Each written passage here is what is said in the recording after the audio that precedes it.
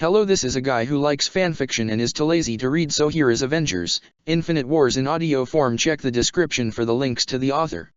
Avengers Infinite Wars Chapter 66, Mandalorians in Motion. The planet of Concord Dawn. It has long been associated with the history of the Mandalorians, with some of its greatest warriors and leaders originating from this planet. And now it once again served the people of Mandalore as it served as the base of operations for the Protectors. Currently, within the primary base camp of the Protectors, a number of over 6 children were all gathered in one of the many training grounds of said base camp. There were a dozen other adults, all garbed in Mandalorian armor, that surrounded the kids, and everyone had their eyes on one man. He stood at the head of the group with an analytical expression as he took a few seconds to go over each and every child in attendance. They were all relatively within the same age group, ranging from 9 to 12, with a few outliers being younger or older than the majority. Still, they were within a similar age range. That's good. It means that this group will be able to develop a far stronger bond in being around the same starting point. The man that was analyzing them was none other than Spar, better known as Mandalore the Resurrector. He was once meant to be an ARC trooper, bred to serve in the Grand Army of the Republic. But something had changed with him at the onset of the war. He was always an outsider, so to speak, amongst his clone brethren for one distinct reason. Spar somehow retained the memories of their donor, Jango Fett. Call it a 1 in a trillion chance or something else entirely. That meant that rather than being raised with memories being formed as he grew up on Kamino, Spar had to deal with the fact that he had the mind of a man that wasn't his own despite him being his clone. It was quite the dilemma, to say the least, and one that led him to desert from Kamino and make his way to the many planets and locations Jango Fett once went to. Concordia, Ordo, Tatooine, Concord Dawn, and eventually, Mandalore itself. It was there that he had met and befriended 3 other Mandalorians who went on to become his closest friends and companions. Fen Shissa, Tab Idala, and Dax Ordo. It was with them that he had found his purpose, taking on the knowledge that his predecessor had held, and went on to take up the mantle of Mandalore. And what a time he had chosen to do such a thing, with the Galactic War in full swing. The Mandalorian people needed a leader to guide them through these tumultuous times whilst helping rebuild what had been lost in their own civil wars. Spar would do just that with his closest companions at his side. Being Mandalore was a strange sensation, as at one point, Jango held this title years ago before his imprisonment and loss of his original army.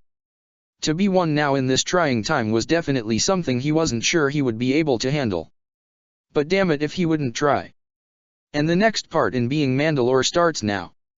Mandalorians. Spar said aloud, causing many who were whispering and talking to one another to quiet down as he began to speak. We are not a singular race or people, but a culture. An idea. He stated, beginning to walk back and forth in front of the foundlings. We are a people that date back to the start of recorded history in the galaxy, where we were once a singular race. But that changed over time as our predecessors saw that there is strength in perspective. In seeing the ways of the Mandalorian not through a singular view. It is through Mandalore, the ultimate's decree, that any and all who accepted our martial ways would become a Mandalorian themselves. From then on, the way of our culture would never die. The adult Mandos in attendance held their heads a bit higher as Spar continued to speak.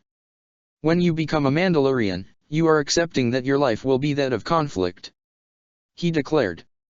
Not just in battle and bounty hunting, but of internal and external factors meant to shape and form you into the man or woman you are to become for the rest of your life. The Mandalorian who will serve their tribe, their clan, their family. The Resurrector gazed intensely at the children. Glory comes to those willing to seize it for themselves. Who are willing to risk it all and show the galaxy that they are to be respected and feared. For thousands of years, the name Mandalorian was meant to instill 2 things, and all just that. Fear and respect. Fear that we know every means of attack, every means of how to kill you, every means of how to break you. But respect that we are not brutal hearts and vile scum who kill for the sake of it and for a demented glee in commerce. We take jobs out of necessity, but only that it abides by the tenets of the Codex and the ways of old. To fight and seek out wealth is not the way of a Mandalorian. The kids all looked upon him with anticipation, nervousness, and confusion. Spotting a young Togrutan girl who shivered under his gaze, Spar went right up to her and kneeled to her position. Tell me, little one, are you scared?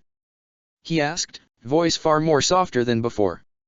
She shuddered a bit but managed to nod out. Why? The Togrutan girl stammered for a few seconds before she managed out her response. This sounds scary. Being a Mandalorian. The child stuttered. Spar arched a brow with a wry smile coming on his face. Is it now? And why is that? Because you said we have to fight. The girl said with a more clear tone now. I don't want to fight. I don't want to hurt anyone. Spar hummed to himself and held out a hand for her to take. She hesitated. Come on. He lightly gestured. I'm not going to hurt you. The Togruta girl slowly placed her hand on top of Spar's much larger one and he gently turned it around. What's your name, young one? Barrow. She answered. Barrow. He parroted, laughing quietly. That's a beautiful name. Barrow smiled slightly, her tension lessening somewhat at hearing him say that. Tell me, Barrow, where were you found? The Togruta girl tilted her head, unsure as to why he asked, but she mumbled out. I saw the men with the helmets take out the men who hurt my family. Who took them away and I. She choked up as the memories came rushing back to her and tears began to freely fall from her eyes. Spar didn't hesitate in pulling her into his arms and held her as she wept on his shoulder, with all present silently watching the two. Nobody moved or made a sound, with the only thing being heard were Barrow's soft cries. After several minutes, the child slowly hiccuped her tears away and had her eyes dried by a cloth Spar had pulled out from his belt. I'm sorry I had to remind you of that, young one. He earnestly said, placing a hand on her cheek in order to make her face him. But it's in that it is why you have been brought here. You may never see your original family again. And I'm sorry I had to tell you that. Barrow sniffled, more tears threatening to spill out. But it is also why here, you have a chance to start anew. Spar went on, moving to take her hand with his other arm. To find and make yourself a new family. To become something more and find the strength in yourself and in others to keep safe what you will grow to love. She was clearly unsure, but Spar was undeterred. You have a kind heart. I can see that, as do others. And we will turn that kindness into strength that will help guide the future of the Mandalorians to a better tomorrow. You need us to keep you safe, no? Well, one day, we will look to you and will know you will be able to do the same. Can you at least try, not just for me, but for your brothers and sisters around you? Barrow rubbed her eyes, not entirely sure of herself until she looked around at the other kids surrounding her. Some had neutral expressions, some had sad frowns, others tried smiling in an attempt to cheer her up. But one thing that she saw that they all had was something Barrow had seen when she looked at herself in the mirror. Loneliness. A place of loss. She lost everything she knew, and a majority of the kids here had also suffered the same fate. Sure, there were some kids that were children of Mandalorians, but a majority of the kids here were orphans of war, crime, and other horrendous circumstances. All of whom were saved by the protectors. Seeing them around her gave Barrow a feeling of want in finding her place here. She doesn't know what happened to her family, but this new one that had saved her and taken her in. Barrow refused to let anything happen to them. Spar didn't need her to say anything as he saw a resolve appear and harden in her eyes. The Mandalore grinned widely and lightly nudged her cheek with his knuckles, making her look back at him. Atta girl. He praised, patting her head now. You're on your way, little one. Barrow blinked for a moment until she puffed her chest up and quickly wiped away any other tears she may have had and smiled at Spar, who returned the gesture as he stood back up. He walked back to where he had initially begun addressing the foundlings and turned back to them all. Education and armor, self-defense, our tribe, our language, our leader, all help us survive. He said aloud. That is what you will be learning in your time here. You will strengthen your bodies, your minds, your wills, and your bonds. You will forge your own means of fighting, your own armor and weapons, whilst learning the language and songs that unite us all. Listen carefully to your instructors, do not hesitate to ask questions, because challenging yourself is as important as challenging others.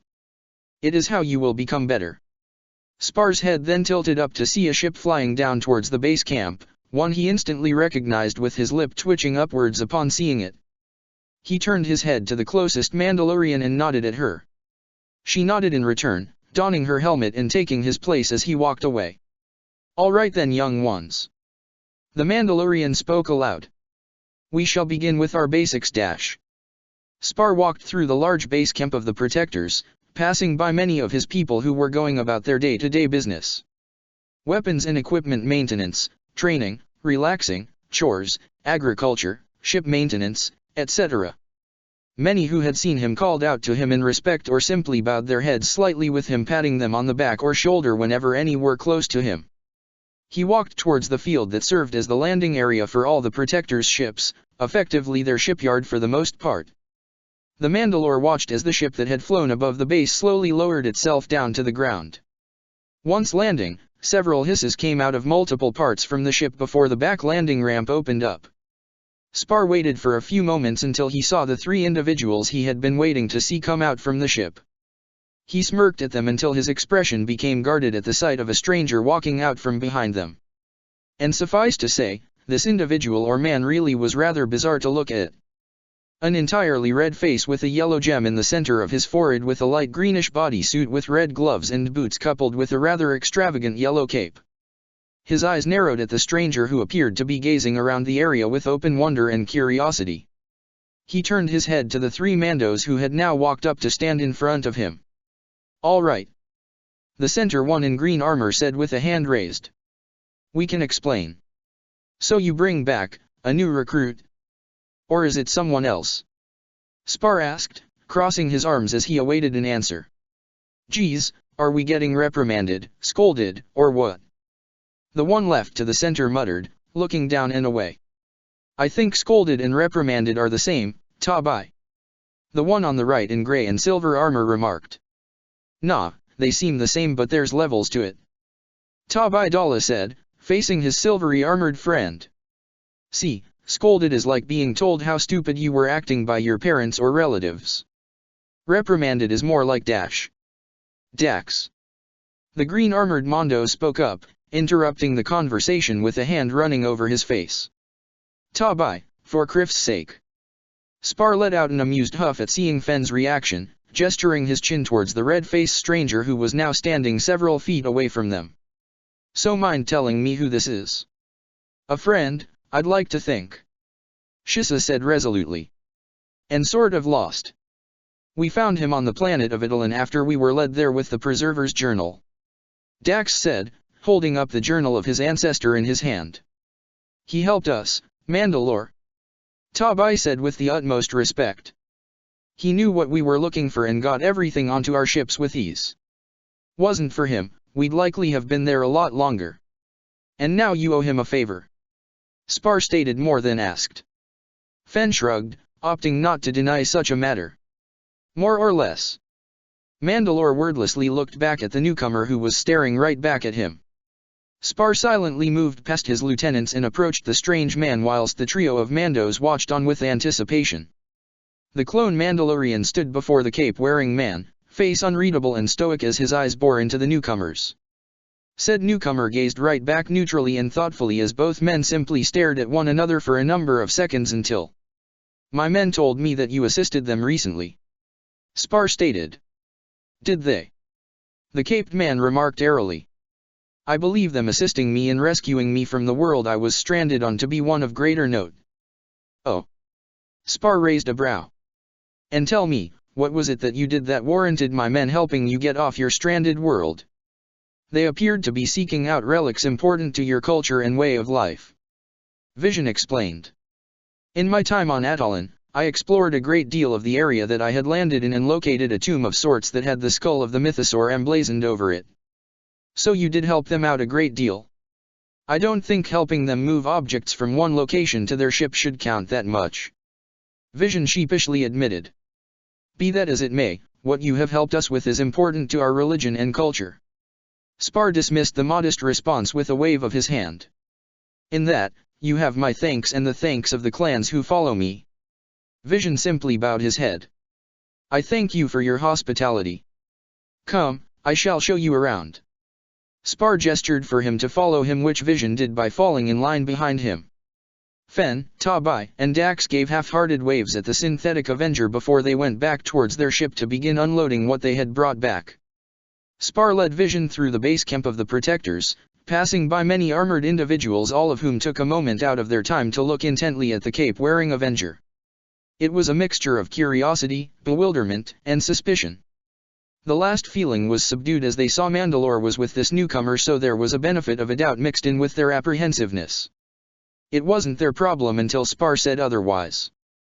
Vision watched on in open interest, taking in the many sights of just the simple goings-on of what was happening around him. After being on Atollon for so long without that many species to see and converse with in his own way, being here now was a breath of fresh air. There were some children here and there, and Vision looked on in bemusement at seeing them either playing about innocently, or comparing armor and weapons that they had on them. But seeing other species was also a highlight. There were many humans, but also races called Twi'leks and Togruttons, Rodians, and Zabraks, Durosi and Trandoshans, and even several large furry creatures called Wookiees. To be exposed to so many new alien species at once was incredible for Vision to see, and he knew from his mentor Benda that this was just the tip of the iceberg. He was at the forefront of a new frontier to learn more about life outside of Earth. And he has been given this chance in doing so. Vision would not waste it. Eventually, Spar led Vision to the biggest tent that was in the center of the base camp, and both walked into it. There were a number of other Mandalorians in there who were promptly instructed to vacate the entire tent and leave him and Vision alone. Spar walked to the center chair situated in the tent and sat down as he gazed intently at the Avenger. "Answer me this, my boys told me you requested something in return for their troubles. What was it?" The Resurrected demanded. "A means of leaving Atollon so I could be on my way." "And where would you be going?" Vision opened his mouth only to close it a moment later with a frown on his face. He hadn't really considered what to do now that he was off Atollon. The Avenger knew he needed to find the rest of his friends and allies, but the Mind Stone on his forehead warned him of an old enemy that was well and alive. He just didn't know where. Perhaps a tactful approach is needed here, as he had been told of in the past. "No need to be so blunt. I'm searching for my friends who I've been separated from, nothing more." Spar raised a single brow, looking into the eyes of Vision and trying to discern whether these intentions were false. "And where do you assume your friends could be?" Vision raised both his hands. "I can only hazard a guess. Let us just say that we were all likely separated in the situation we found ourselves in." "What situation would this be?" "Trying to bring down an organization that wished to inflict harm upon many people," Vision said in an enigmatic fashion. Mandalore the Resurrector hummed to himself. "So you are familiar with combat, then?" "My occupation would be one that requires the ability to fight." "This occupation being?" "A superhero, by all accounts." That got quite the reaction out of Spar, who couldn't help but guffaw aloud. "A superhero, you say?" Spar chuckled, armor shaking slightly. "Well, you do have the cape for it." "And the capabilities," Vision said, and without needing any prompt, levitated into the air, effectively silencing the Mandalorian as he stood from his seat. Spar stared with great intrigue but slight trepidation as he inspected Vision from head to toe as he tried to figure out just how he was doing this. "How are you able to do this?" "It's a natural ability I have," Vision plainly stated. "It just came to me naturally." The Mandalorian narrowed his eyes. "Are you a Force user?" Vision shook his head immediately. "No, what I have, my abilities and my powers are not associated or come from the Force." "Yet you display them." "I do," Vision said. "But believe me when I tell you that this isn't a Force-related ability. Where my power stems from is from my own being to a degree. The Force is not associated with it." Spar appeared to be skeptical but opted not to question it any further. He only knew so much about the Force, so who was he to question things he himself didn't understand? "Well then, you are welcome to stay here for the time being," Spar said. "Perhaps with your abilities, you can assist around the camp, helping us if need be. Do you require someone with flight? Because it seems to be the jetpacks you all wear cover that field." Spar snorted. "If you have more abilities that can come of use, I'm sure we'll find a way to exploit it. You are rather forward with your forthcomings and intentions. I'm just an honest man, trying to make his way across the galaxy for his people." Vision gave a nod of understanding.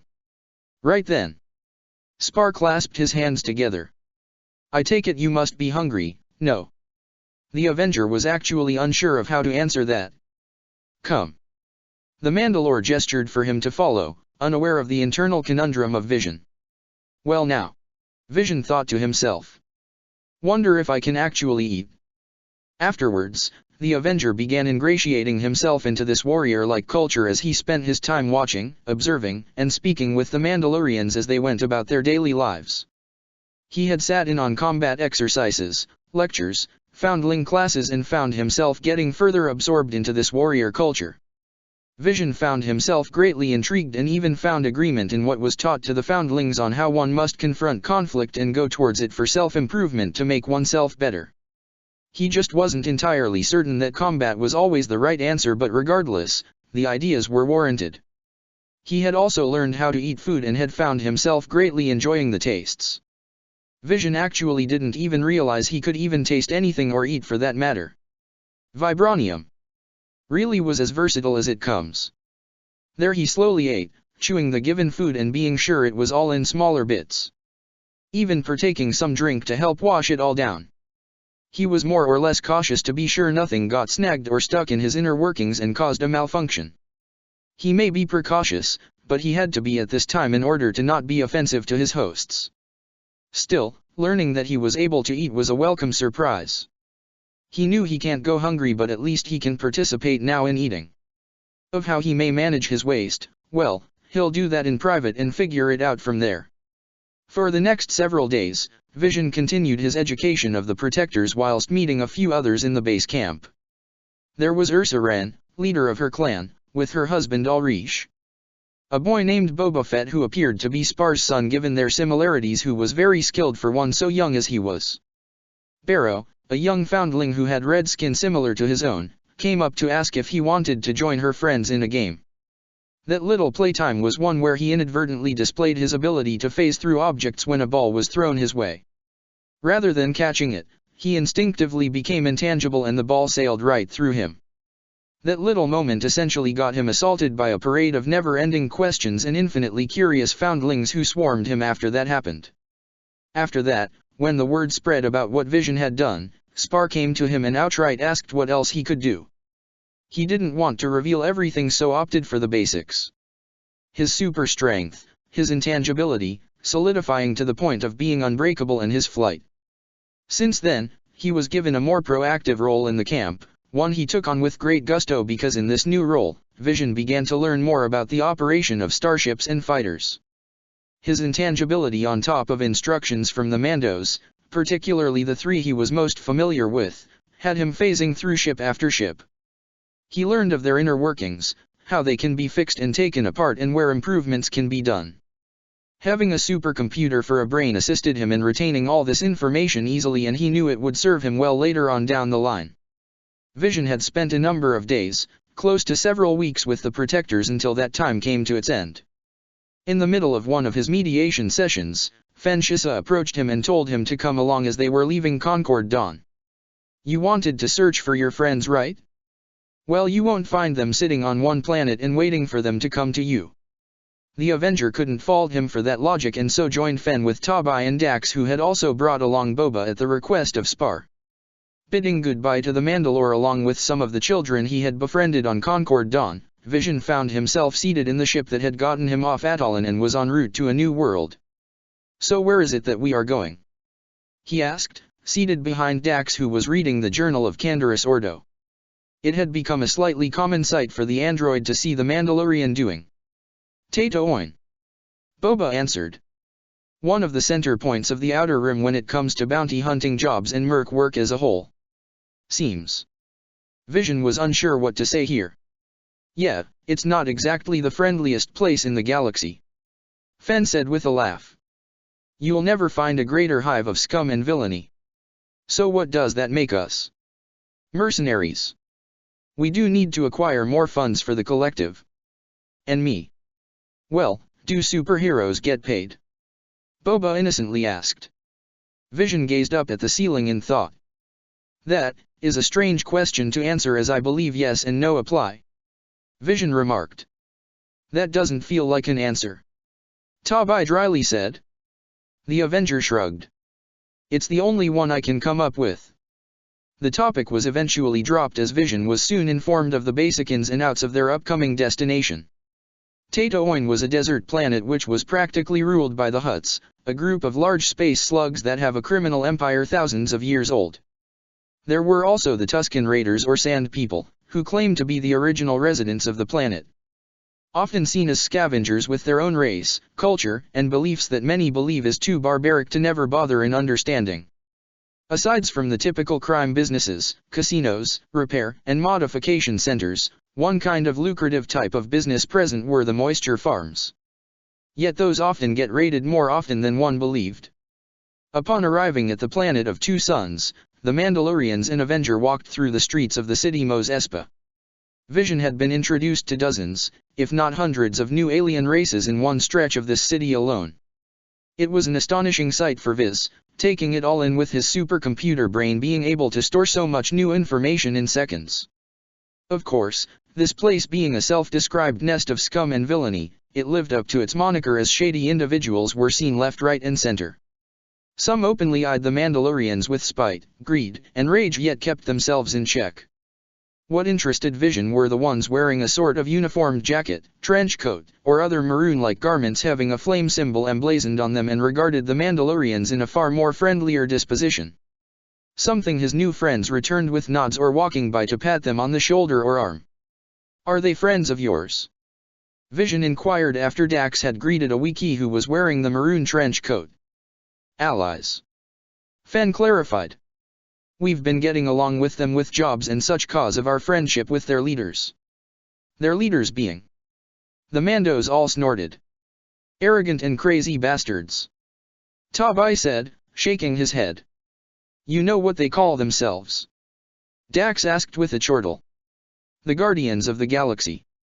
"Can you believe these schmucks? Guardians of the Galaxy?" Vision parried with a thoughtful frown. "Yeah, weird right?" Dala shook with laughter. "They're the furthest thing you'd think of when it comes to Guardians. They ain't no Jedi, can tell ya that much." The cantina that they were approaching had one of the windows abruptly shattered as a body was thrown through it with a boisterous loud laugh being heard from within. "Ah, looks like they're in," Fen idly commented, passing by the unfortunate soul that had been tossed out of the cantina. Vision was slightly wary though still trusted his new friends enough to follow them into the bar where there was clearly a fight going down. Walking in, the Avenger jolted a bit when a body collided against him and dropped down to the ground. He looked down at a Nikto female that moaned in pain at being thrown at a being made of vibranium. Viz turned his attention to the brawl going on in the center of the bar with a number of notably unique participants. There was a gray-skinned humanoid with what appears to be red tattoos, but they were in fact natural markings holding a human by the neck before tossing him away. A large tree-like entity having ensnared a Quarren with what appeared to be a raccoon of all things running up to punch the squid-like face in the eye. There was one Kyuzo fighting alongside this bizarre trio with a large circular hat that he used as a blunt instrument to knock out one of the other patrons. "Keep at it, Drax," Dax said over the commotion. "You got him. Come on," Fen said, nudging Vision. "Our friends are back there." Arriving back to the table with several drinks was a green-skinned woman with long dark maroon-colored hair. A Zabrak female took one of the offered drinks as she laughed alongside a peculiar rustic-colored assassin droid who was cheering on the fight in the middle of the cantina. Amongst the group was someone Fen spotted quite easily. "Yo, Mantis." The wide-eyed woman in green with a pair of antennae smiled as she practically bounded towards the Mandalorian. "Fen. It's so good to see you," she exclaimed happily, throwing her arms around him in a tight hug. Shissa stumbled back a bit though he smiled a second later, hugging the Guardian back. When she pulled away, she instantly surprised the Mandalorian with a passionate kiss that completely took him off guard and appeared to have shut down his brain function. The green-skinned woman hung her head though a smile was easily seen despite this. The Zabrak raised her cup up to cheer the gesture and the droid let out retching noises. Dax and Tabai Wolf whistled and cheered whilst Boba hid an amused grin since Fen appeared to be completely frozen over. Eventually, Mantis pulled away from the utterly flabbergasted Fen who appeared to be unable to comprehend what just happened. "Well, look at that, he's absolutely speechless," Dax chuckled out. Tabai smirked at the scene. Now we know a way to finally make it happen again and again. Mantis. Fen croaked out. Not that I don't love what you just did. The wide-eyed woman giggled with red dusting her cheeks. But what brought this about? Mantis pointed behind her to the Zabrak grinning madly. Shuji told me that you're my man and I needed to claim my territory. She innocently revealed. And I think you've done an exceptional job of doing so, Mantis. Shuji proudly said, raising her cup once more before downing its contents. It was then did Drax notice this, looking away from his fight and spoke aloud. Now you must slay any woman who threatens to steal what is yours. That will be a sight to see, said the talking raccoon. I am Groot. Can you all stop beating everyone up for 5 minutes and get back here? The green-skinned woman said. Our friends are here for us. No, finish what you were doing. Tabai encouraged. Don't wanna interrupt. Meh, these clowns were easy to beat the shit out of. The raccoon declared, going over to the table they had all gathered around. This was just to help Groot out with catching dips hits like these bozos. I am Groot. So where's Peter and Kraglin? Dax inquired. They said they had something special for us. Finishing up whatever it is they wanted to talk about. Shuji said with a frown. They're being awfully secretive about it. Peter mentioned that it's something that'll benefit both Ravagers and Protectors. Mantis said. Did Peter tell you anything, Gamera? The green-skinned woman named Gamera shook her head. Nada, same thing he told all of us. It is unlike Peter to be so secretive and withholding information like this. Drax said with his arms crossed. The hat-wearing Kyozo spoke in a language Vision was unable to discern. You tell me, Imbo. The raccoon sarcastically said. Does Quill or Kraglin come across to you as guys who have a plan? 11% is a good indicator. Drax spoke in defense of these two individuals Vision had yet to meet. Just trust Peter, Rocket. Gamera chided. Not everything has to be a competition with you. Rocket simply waved her off until his nose perked up and he turned to the ever-silent Vision, something the rest of the Guardians did upon seeing their raccoon comrade do. Who's this clown? Rocket asked. Query, he does not seem like your typical meatbag. Spoke the droid. Relax HK. Fen said, finally recovering from Mantis's actions though he still held her close since she still had her arms around him. This is a friend of ours that we made recently. A friend you say? Shuji said with some suspicion. What kind of friend? Well, if you want to know, he's actually a proper hero. Tabai said, resting an elbow atop Vision's shoulder. Did you not notice the flowing cape? Skeptic looks were seen all around, which was quite reasonable. I am Vision. The Avenger politely said, stepping forward. A pleasure to make your acquaintances. Vision. Several of the Guardians parroted. I am Groot. Does he look blind to you? Rocket rhetorically asked the sentient tree being. Well met, Vision. The gray-skinned, muscled alien said. I am Drax. These are my compatriots Gamera, Shuji, Embo, Rocket, Groot, HK-47 and Mantis who is in the arms of her future husband. Future what now? Squealed Fen. You heard him. I did, but dash. Yay. Mantis hugged him tightly now, rubbing her cheek against his. I knew Shuji was right. Hey, wait a sec. Fen looked to his fellow Mandalorians for assistance. And not that I don't like her but dash. Dax sniffled alongside his blood brother as they continued their teasing. You think Spar would approve? Maybe if we introduce her with the rest of these band of misfits. You guys aren't helping. I don't know Fen. Boba spoke up, a wide smirk in place. She did just mark you as her property. Oh come on. Shissa whined out. I didn't even take her out on a date yet. You mean, you don't want to? Mantis said, antenna and expression wilting slightly. This caused the green-armored Mandalorian to go into a panic. More so when he spotted some of her comrades' reactions. At the moment, he didn't know if they were taking the joke in stride or being outright offended. especially with Drax cracking his fingers with a scowl for added effect. And no, hell no, of course not. Fen quickly said. I really like you, Mantis. It's just I don't want to rush into something that would hurt you. I care too much about you to do that. And like that, Mantis' downer demeanor was dropped and she cheered, pulling him into another kiss that he melted into moments later. Oh my god, can you not suck each other's faces like that? Rocket grunted, looking away. Statement: meatbags have a very unusual means of displaying affection when it boils down to the most primal means of reproduction. HK commented. Can Mantis even have Fen's kids? Shuji asked, appearing genuinely curious. No clue. I am Groot. As this conversation went on, other than Vision, one other individual had not said a word and was instead focused on the aforementioned android. Gamera was remotely silent. She would have added into the conversation but her attention was focused elsewhere. Primarily his forehead. Something about it made her think she knew it somehow. It'll be something that'll clearly bug her for some time. A pleasure to meet you all, Vision said, gaining their attention once more.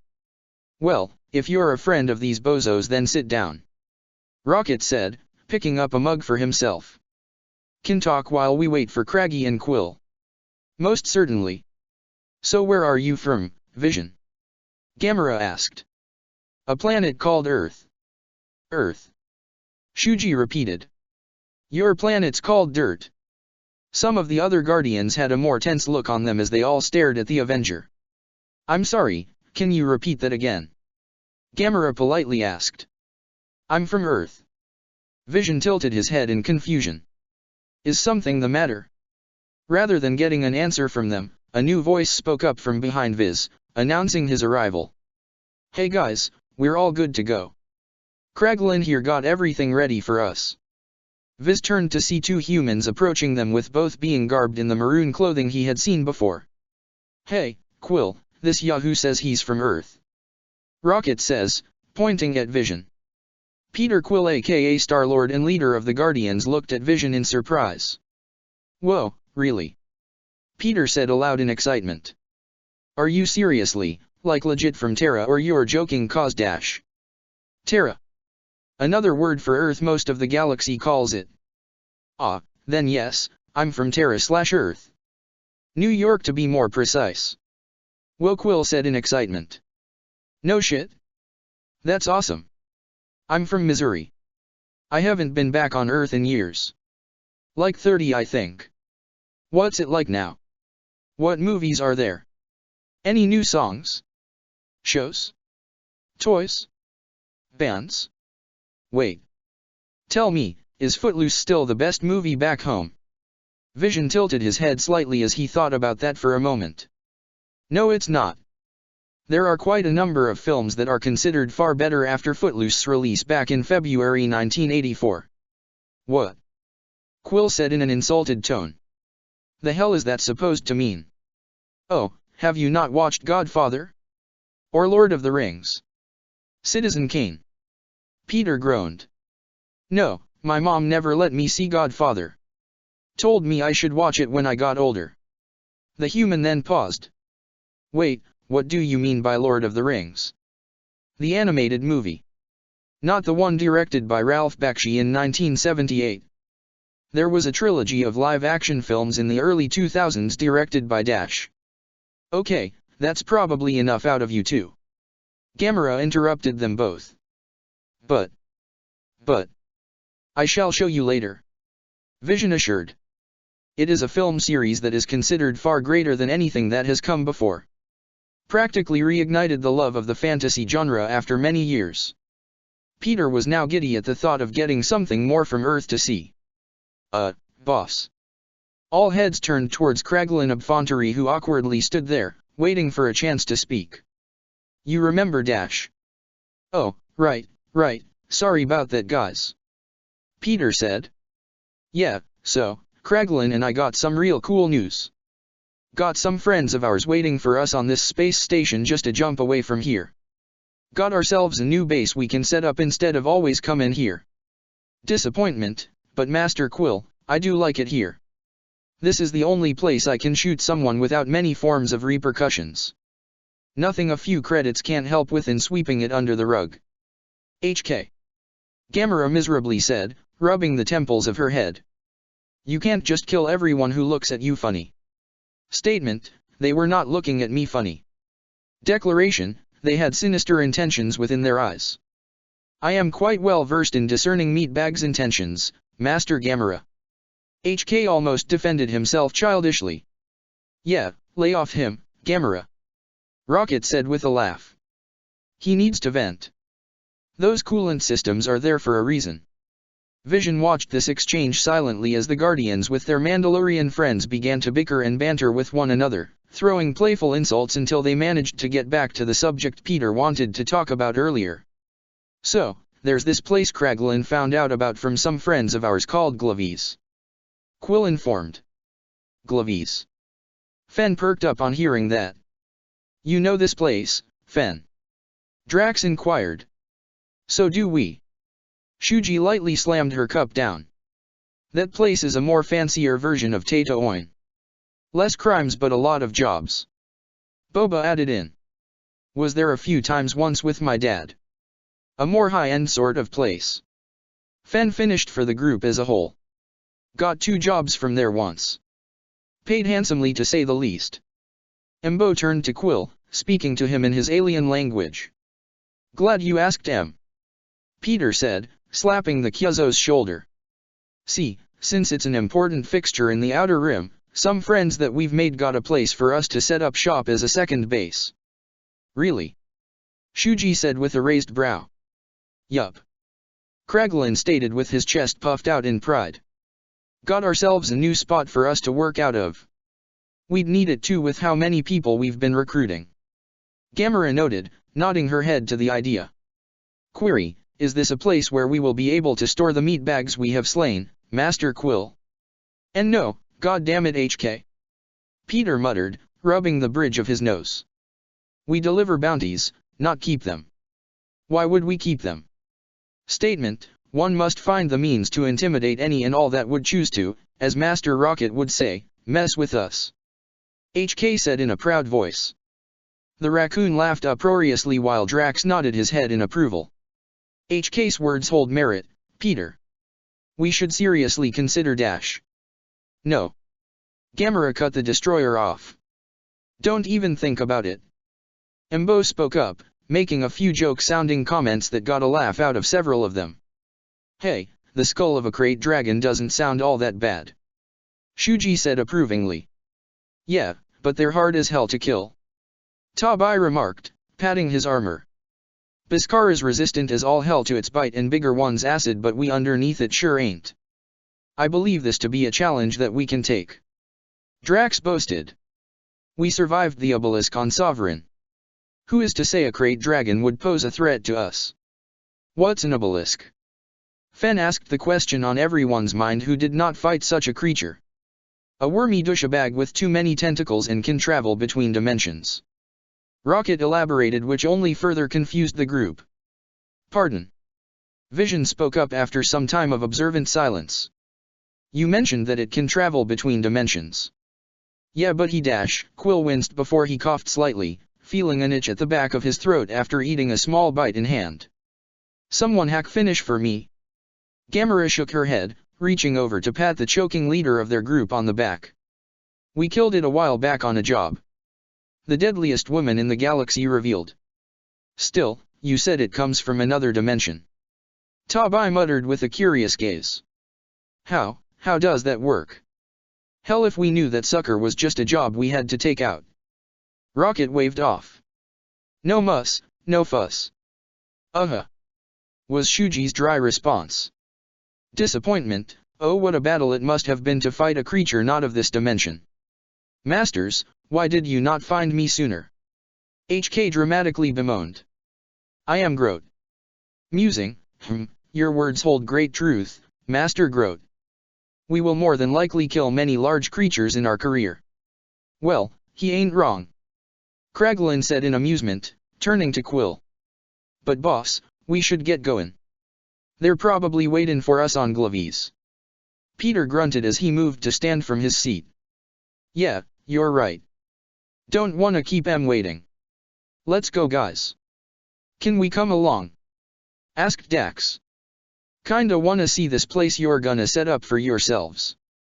Ordo's two Mandalorian friends voiced their agreement in wanting to come along with the Guardians. Actually, we wanted to invite you, Kraglin said, slapping Ordo's back. This place that we got set up can work for the both of us since we're friendly and all. A joint place, really? Peter declared. Mandos and Ravagers alike. So we're basically an inspection team. Fen stated in faux seriousness. Gotta be up to snuff with UT heads. Rocket said, hopping down from the table as the group began to stand and depart from the cantina. Come on, Vision. Tabai said. We're leaving. Already? Viz inquired. What, you wanted to stick around here longer? Dax asked. Vision shook his head. Just surprised at how quick you are all to leave. In our line of work, we often have to move at a moment's notice. Fen informatively stated. Besides, you're looking for your friends, right? Better to keep moving than just sitting and waiting in one place. Vision couldn't really fault the logic considering his own situation in these past few months. The group separated with the Mandalorians going for their ship with the Guardians headed for theirs. It didn't take long for the Mandalorians and their companion to reach their ship and quickly fire it up. Taking off from Tatooine's surface, the Mandalorian ship eventually rendezvoused with the Guardians in the planet's orbit as its hangar began opening up. Eventually they docked their ship inside of the Guardians' large vessel. Inside of its hangar, Vision saw two other ships with the third being where the renegade, misfit heroes walked out of.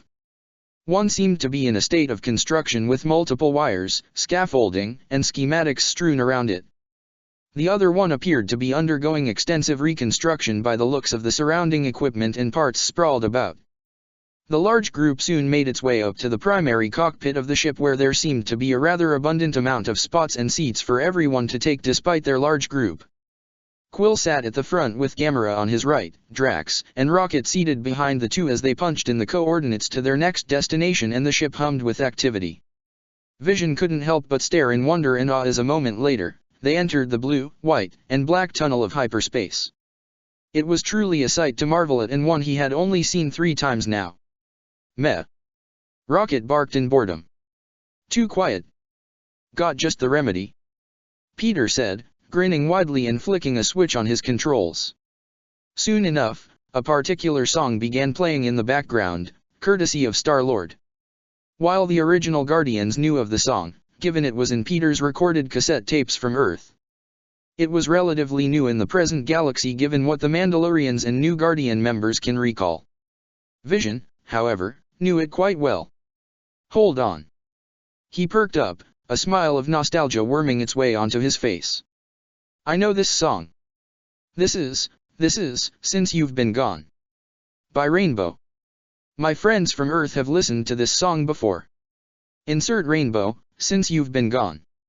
Hey, you know your stuff. Peter said approvingly from the pilot's chair. Indeed. A reminiscent gaze was seen in his eyes. I had learned much of Earth music during my time there and found it to be very enjoyable. Kinda curious what sorta music is on Earth now. Peter mused to himself. There have been some changes, but that's par for the course in music. Vision frowned then. What is it? Boba spoke up, confused by the android's sudden silence. I do admit. I had noticed a strange obsession as of late with people and their rears. A number of odd reactions were given out, causing the synthetic Avenger to give a response. Don't look at me. I'm confused as to the reason why. Vision stated, hands raised in surrender. Why would they sing about rears? Dax asked in bewilderment. That sounds like Peter's movie with the people and the sticks up their butts. Gamera shook her head sympathetically. Needlessly cruel.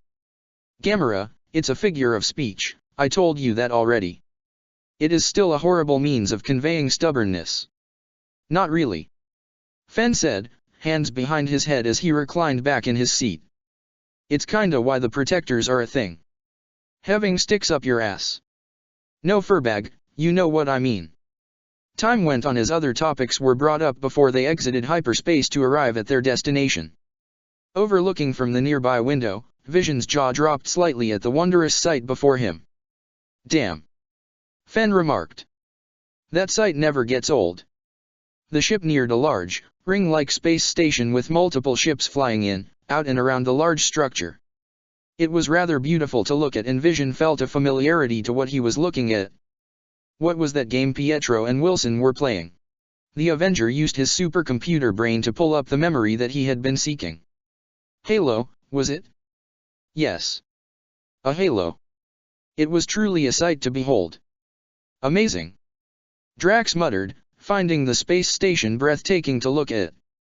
The large ship soon docked at a port that was able to take their ship, and Quill tossed a large amount of credits to make sure there was added security to discourage anyone from trying anything to their ship.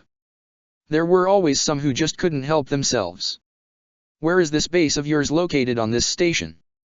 Dax asked, looking up at the ever-changing skies above. Peter reached into his jacket, frowning until Kraglin held out a tracking fob for him. "Thanks, Kraglin," Quill said appreciatively, taking the device from Abfonteri's hand. "If you'll follow us." Traversing through the station in such a big group would have indeed drawn quite the amount of attention. Some of the entourage did have to pay attention to the surroundings in case they were being followed. Going through a number of levels and alleys, they eventually came to their destination.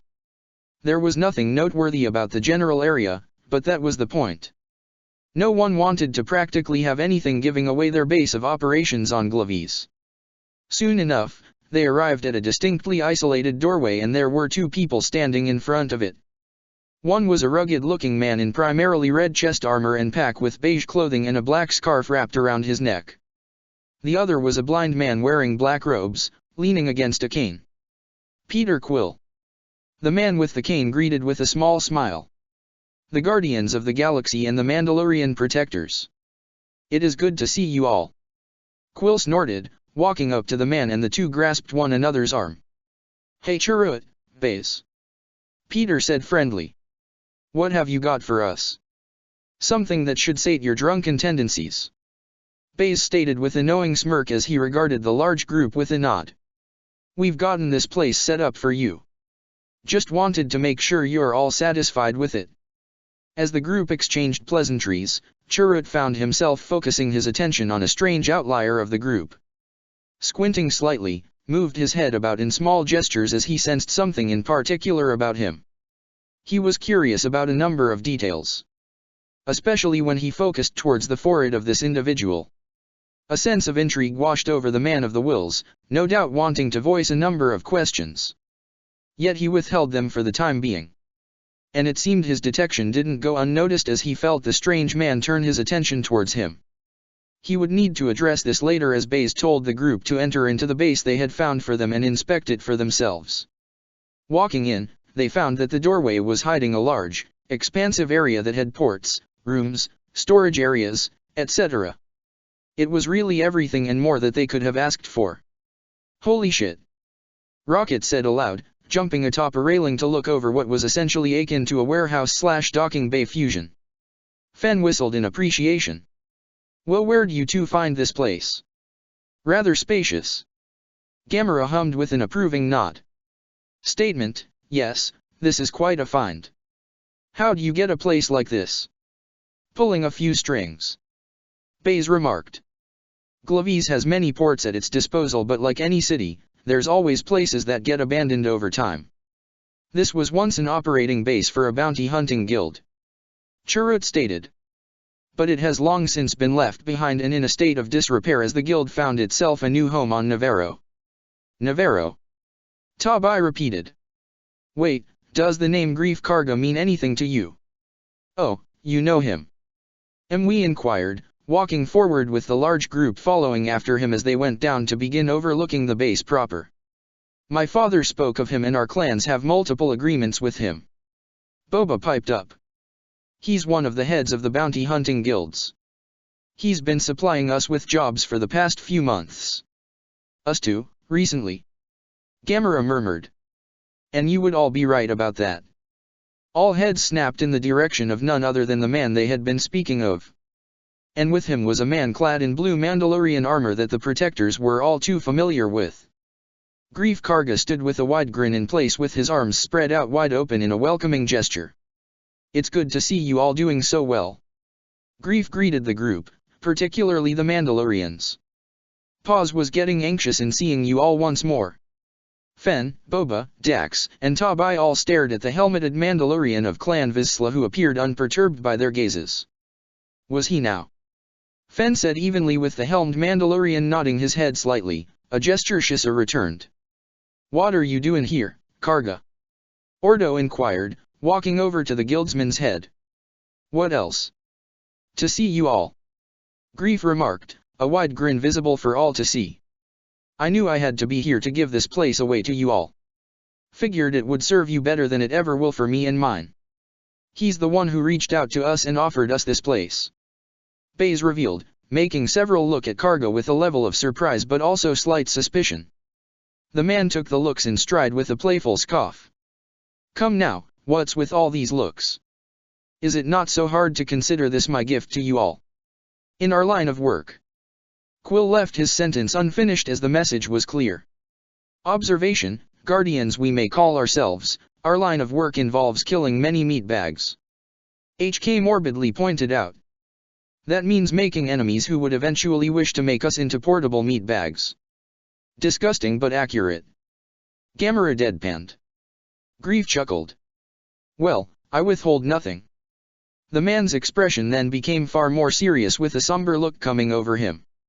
"You see, I understand that with everything hap-dash. Clang. Ah dang it BD.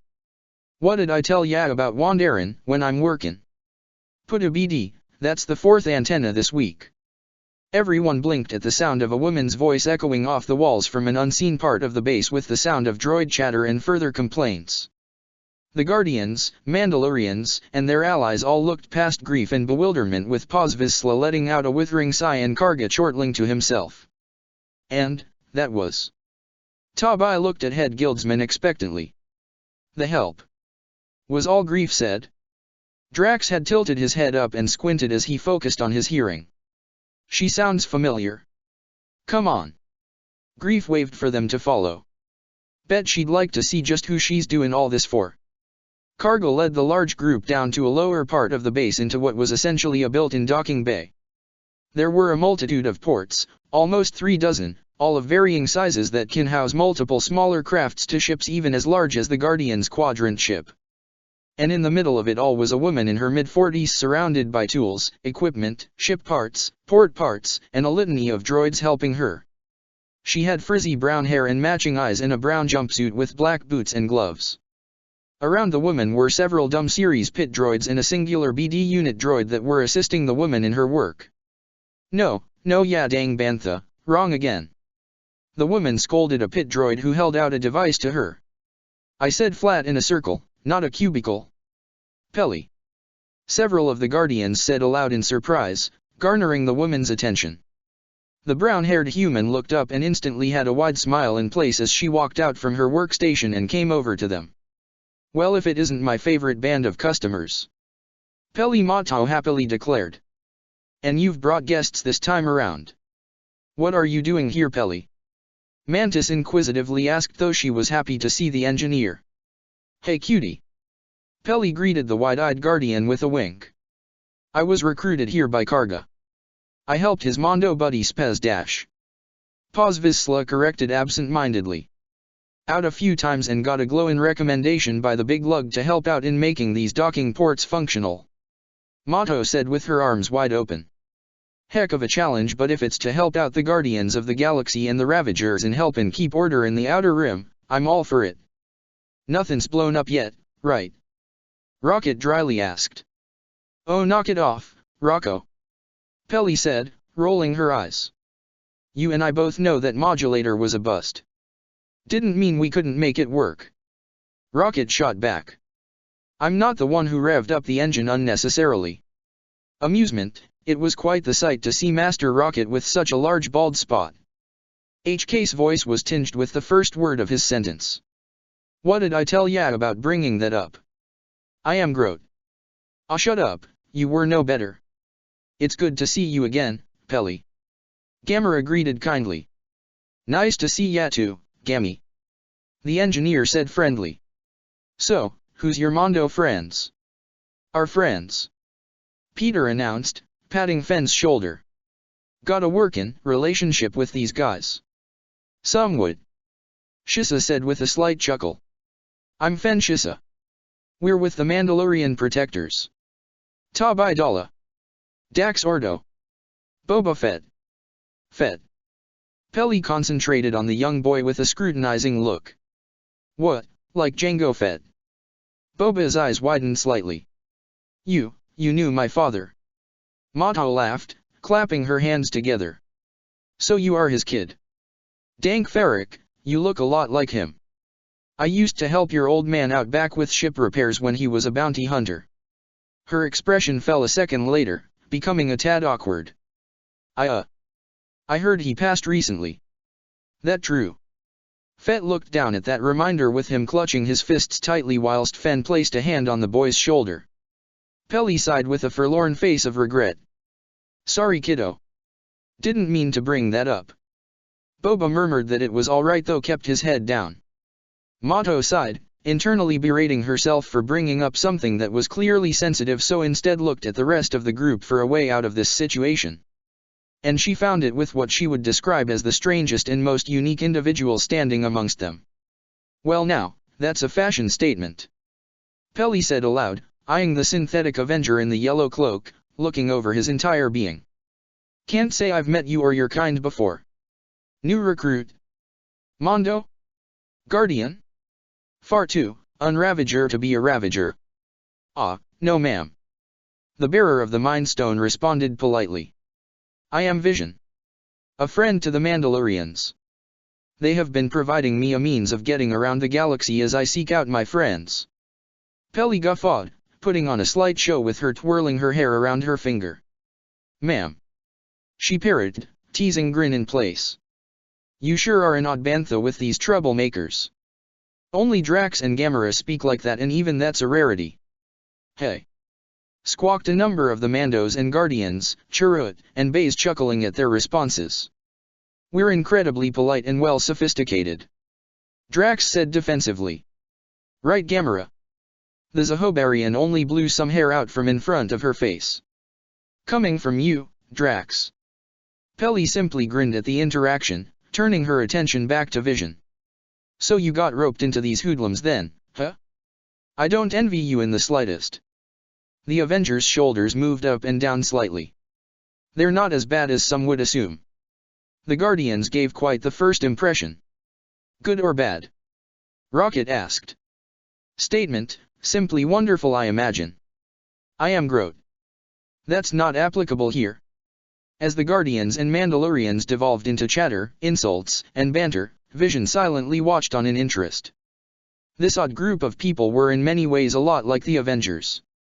Or at the very least reminded him of aspects of his team.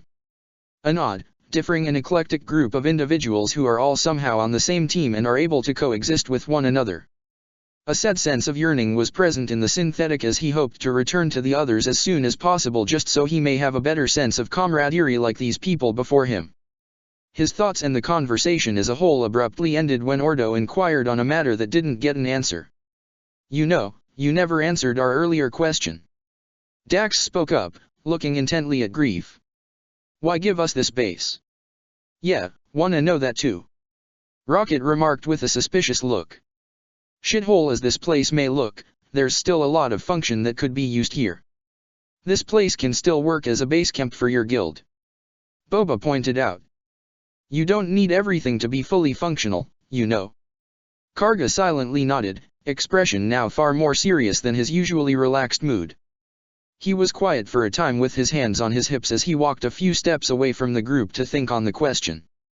I don't need to tell you folks how crazy the galaxy is right now. Grief said with a tired sigh. Systems breaking down into chaos. Social upheaval. Bounty hunters and mercenaries getting far more dangerous work. War encroaching on neutral systems and worse. We thought the Republic and the Separatists were bad enough but then Ultron. Ultron. The entire group practically jolted where they stood upon hearing the normally calm, quiet, and reserved Avenger speak up with a voice conveying clear alarm. They all looked to see Vision being deadly serious as he walked right up to Grief Karga, the man taking a nervous step back from the intense air radiating off the vibranium humanoid. Paz Vizsla stepped in between him and his boss only to get the shock of his life, including several others as Viz simply turned intangible and phased right through the man. The Mandalorian patted himself down, breathing heavily from the sensation before looking back to see Vision standing over Karga. Vision lifted his hands and placed them on Grief's shoulder, ignoring his flinch as his cybernetic eyes bore into the man. "You said Ultron, yes?" Vision asked quietly. "With blue or red eyes, multiple drones and antennae on either side of the foot soldiers." "Why yeah." Karga stammered out. "He attacked the galaxy and is waging war on it all." Vision let the man go and stepped back with a deeply troubled expression for all to see. "What, you didn't know about this?" Rocket asked in disbelief. "The hell is your deal? How long have you been living under a rock?"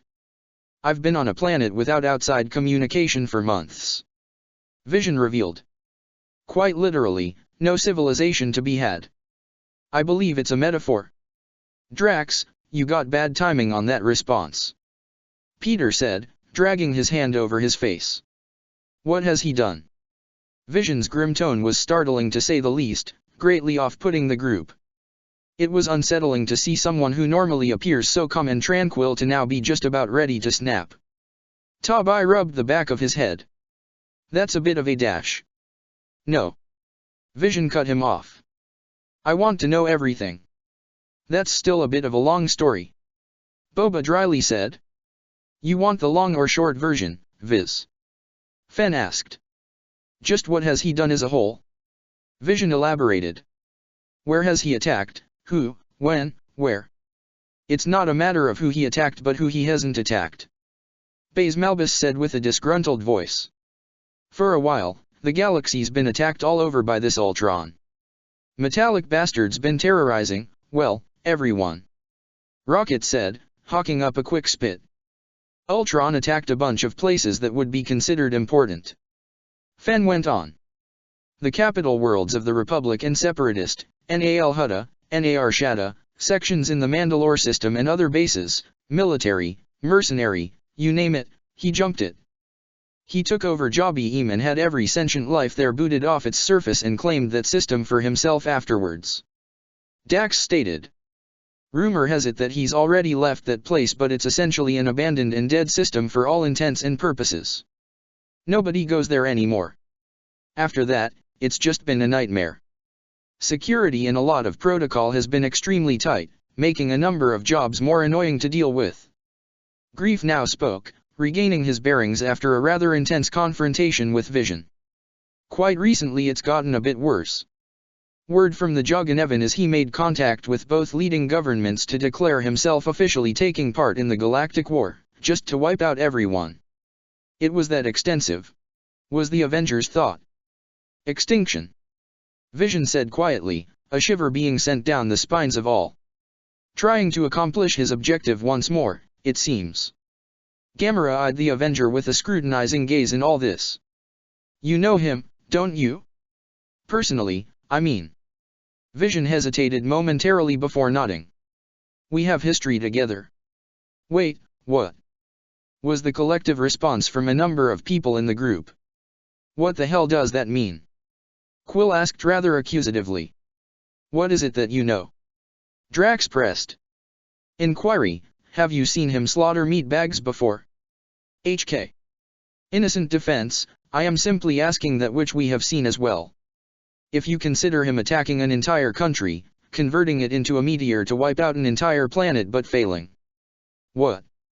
Once more, the group exclaimed in unison, completely thrown off by the declaration, and broke into incoherent speech with Vision looking back and forth between them all as he tried to answer. Tap tap tap. The sharp sound caused everyone to fall silent as they all looked around rather tensely to locate the source of that sound. Chirrut Imwe stepped forward, tapping the ground with his walking stick again, the blind man gazing at Vision. "Allow him to speak," the follower of the Force said quietly. "Vision." What is it that you know of Ultron that we do not? What is your relationship to him? The Avenger sighed aloud. How can I explain our relationship? Vision pondered for a moment. You can say he's both my brother and partial creator. Brother/partial creator. Some had now reached for their weapons and looked at Vision with open suspicion, but Fen gestured his arms up. Hey, let's not get hasty here, people. Shisa said, trying to keep any itchy trigger fingers from going off. He's not our enemy. Chirrut declared. If he was, none of us would have fared long. And how the hell can we trust that? The biomodified raccoon said with a snarl. Do you trust me? Rocket froze up a bit as he glanced at the daughter of the Med Titan out of the corner of his eye. He knew that her eyes were boring into hers and his ears twitched at the sound of a guilty sigh coming from Quill and some of his teammates and friends. Grunting to himself, Rocket lowered his gun, which shrank back to its portable size, and placed it on his back. Gamera's lip twitched upwards at seeing him like that and turned back to Vision. So, you know him? She said as it was obvious. What is he to you? I am a defender of life. Vision said plainly. But he is not, as you already are aware. Enemies then? Baze plainly clarified. The Avenger nodded. What's the story between the two of you, then? Boba asked, still wary but willing to give Viz the benefit of the doubt. The red/green themed hero was silent for a time, thinking over his words carefully. I was meant to be Ultron's vision for his future. He soon gestured towards himself. More specifically, this body. Unfortunately for him, my companions halted this from happening while I took possession of it in the end. Wait, what? Once more, this was blurted out by many. Ultron is not like your typical droid, as you are all well aware of by now. Vision stated. He is an AI, a being composedly based off of a human's brain. Greater capacity for intelligence and evolution in one's function. He was created to be a peacekeeping program back on my home world. Yet an unseen factor during his creation more or less warped the intended goal into what you now know today. Extinction. Rocket sarcastically said. What a lovely evolution of a goal.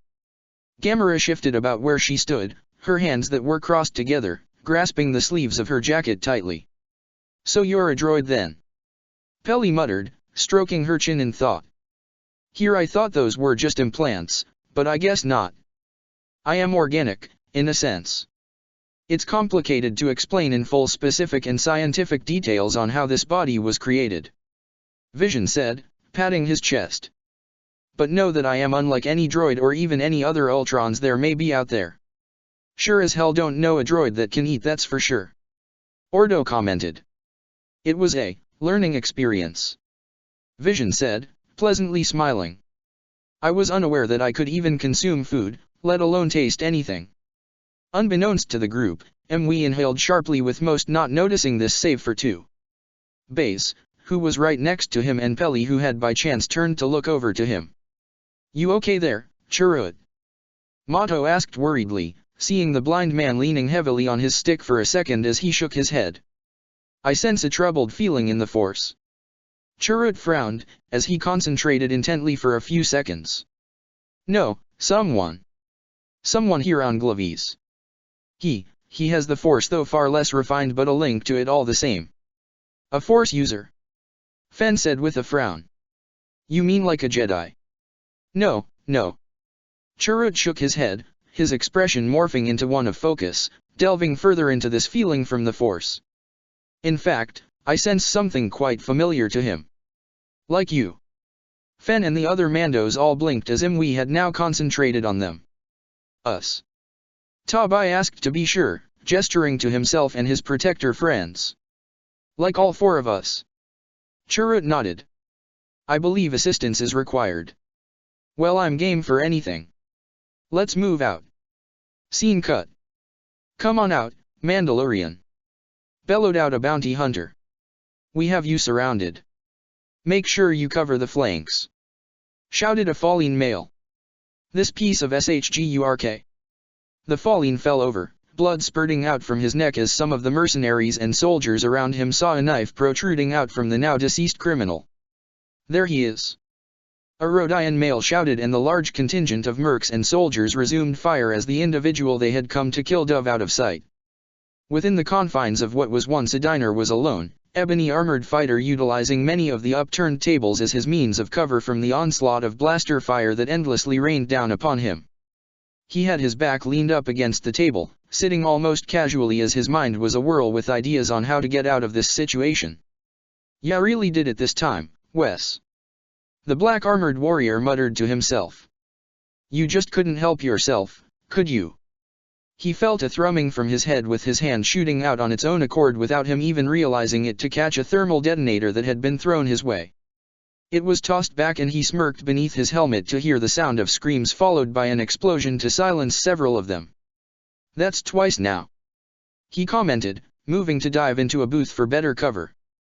"These people never learn, do they?" The man reached up to check on a device attached to his vambrace and gave himself a nod before quickly whipping out of his cover to fire a series of metallic needles.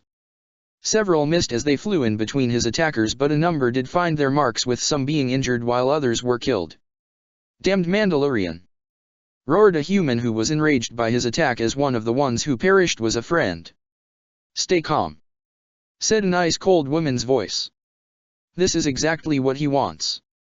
Keep the pressure on him, otherwise you'll wind up like your friend there." The merc grit his teeth, shaking his head to refocus on the objective of killing off the target.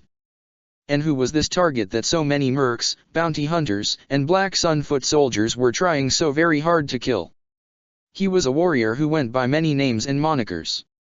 And as of late, the growing consensus was he was the Eclipse of the Black Sun crime syndicate. Wes Jern. Bounty hunter, swordsman, weapons master, and Mandalorian. The last Mandalorian of his clan that was exterminated by the Black Suns, who had been on a bit of a revenge spree as he had recently killed his fifth Vigo of the Suns. Vigo being one of the 12 heads of the Black Suns, and in the past few months, Wes had single-handedly killed nearly half of them. But how did this come about, one may ask? In terms of criminal enterprises, few are as feared and revered as the Black Suns, with only the Hutt Cartels and Pike Syndicate being some of the few that rivaled their empires. It all boils down to one word, or really, one being: Ultron. His galactic attack was a destabilizing agent onto a number of planets, systems, organizations, and galactic stability. Not that the galaxy was stable, what with the war and all going on. No, Ultron's chaos came in the form of utter anarchy and disregard for whoever he attacked. Nobody was excluded in his initial onslaught, and his victory on Jabiim was like the entire galaxy was doused in an ice-cold bath that caused a great deal of panic and fear. It started spreading like wildfire, with any and all factions, sides, and players scrambling to regain a foothold or retaliate. Many of the crime organizations and families were in an uproar and had called for a ceasefire on any hostilities, open engagements, or tensions that were had between them to focus on the bigger problem. There had been many meetings in the underworld since then to discuss what was to be done about this metal menace. The usual sort of ideas were thrown around. Tracking him down, seeking out anyone precious to him, sending a bounty hunter after him, make a threat/statement, etc., etc. But then came the litany of issues with these methods. The one primary being that this was a droid, and this droid wanted to bring about extinction. Not power, not overthrow an established power or take out all the major crime organizations. No, just straight up annihilation of all life on a galactic scale. How does one try to reason or even rationalize a means in fighting back against someone and something like that? Truth is, you can't. So they had to think of other methods. However, aside from Ultron's attack on the galaxy, another problem arose from the many crime syndicates across the galaxy. And that was the opportunist looking to capitalize on the chaos. There were a number of criminals and warlords with a measure of influence that had tried and failed in trying to overthrow the established order. Now, had it been any other era or time, these upstarts would be treated as a nuisance at most and quick examples at the very least. But these weren't normal times. These opportunists were leaving behind visible damage, with every attack showing the growing chinks in the armor of a multitude of syndicates. And that was just them alone. Here comes along this sole Mandalorian with the sole purpose of dismantling the Black Suns, a criminal empire that has stood for thousands of years. And he has already killed 5 of its 12 Vigos, the heads of their organization. So, A panic within the Black Sun crime family would be a mild response. Currently, what could be described to be a small army was assembled to kill this sole Mandalorian. Their leader was a human woman by the name of Guri. She would best be described as a femme fatale with her flowing blonde hair, skin-tight latex suit and multitude of weapons she carried on her being small blasters, knives, and needles. Whilst most would describe to be a stunning beauty, those with the more observant eye would be able to pick on something off about her. There was a cold detachment to this woman in both her gaze, posture, and movements. Something that her target was familiar with by now. From his cover, Western peeked his head out from over the booth and spotted the woman who was leading this charge against him. Guri. Wes muttered to himself, shaking his head. Leave it to that pompous prince to send his best, was the internal thought of the Mandalorian as he ducked back down to avoid getting spotted. Surprised it took me killing half his head honchos for him to send her after me. Wes craned his head around to gauge at his current predicament. He was surrounded for the most part, the diner that he had been cornered in being nothing but rubble now. The back entrance collapsed after getting struck by a rocket launcher and now he was trapped. Dank Ferric. Wes groused out as he jolted at the corner being struck by a large blaster bolt. He was running low on options if he really had any left by this point. His Beskar armor, while durable, only covered so much. One shot to the openings to his legs and knees would immobilize him. One to his neck would be enough to either paralyze or kill him. These morons had the accuracy of a B-1 battle droid on a bad day, but if enough of them were fired, they would undoubtedly hit something that would damage him. Damn it! Wes growled, the booth that he was using at cover shaking violently from a number of blaster bolts hitting it. His cover could only take so much. Wes would need a damn miracle now. Speaking of which. Get him! Shouted a falling male. He can only hide for so long. He's still in there. Who is? That Mandalorian bastard that we're here to kill, you fool. Oh, right, I remember. Wait, is he a protector? No. Death Watch? No. So he's technically a lone wolf and free agent. Why in the galaxy would that matter to ya? Just a skin. And potential recruit after all. Potential what now? The Fallen turned to see a blaster pointed straight at his head being held by a Mandalorian in green armor. And he wasn't alone. We'll take it from here, gentlemen. Fenshisa cheekily said, shooting the Black Sun in the head. Clear them out. 3 more Mandalorians were in the skies above being joined by a raccoon and murderous assassin droid. The 5 rained down fire upon the large group of mercs and soldiers who were completely thrown by this sudden arrival of backup. On the ground where a dozen others rushed right their ranks, blasting and swatting away any and all that were in the way. A Mandalorian with a chain gun slowly trudged forward with his rotating cannon mowing down mercs and bounty hunters left and right. Next to him was a Kyuzo male and his pet Anuba that covered his blind spots, and up ahead was a Zabrak female with a wide-eyed girl with antenna. Blaster fire flew all over the area amongst the chaos. We gotta get to that Mandalorian. Dax shouted. We got it. Peter said through the comms.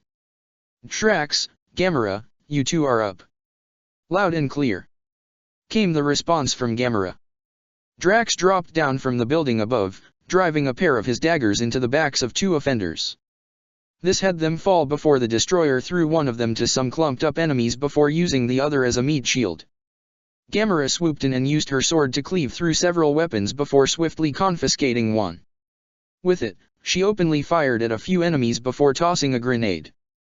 In mere moments, the enemies were thrown about from their previous position from the explosion. Star-Lord flew in from on high, spinning his guns about and fired a triangular device in the center of a group of mercs. Once hitting the ground, it snapped open and sent out electric tethers that stunned and froze a dozen of them in a shocking prison.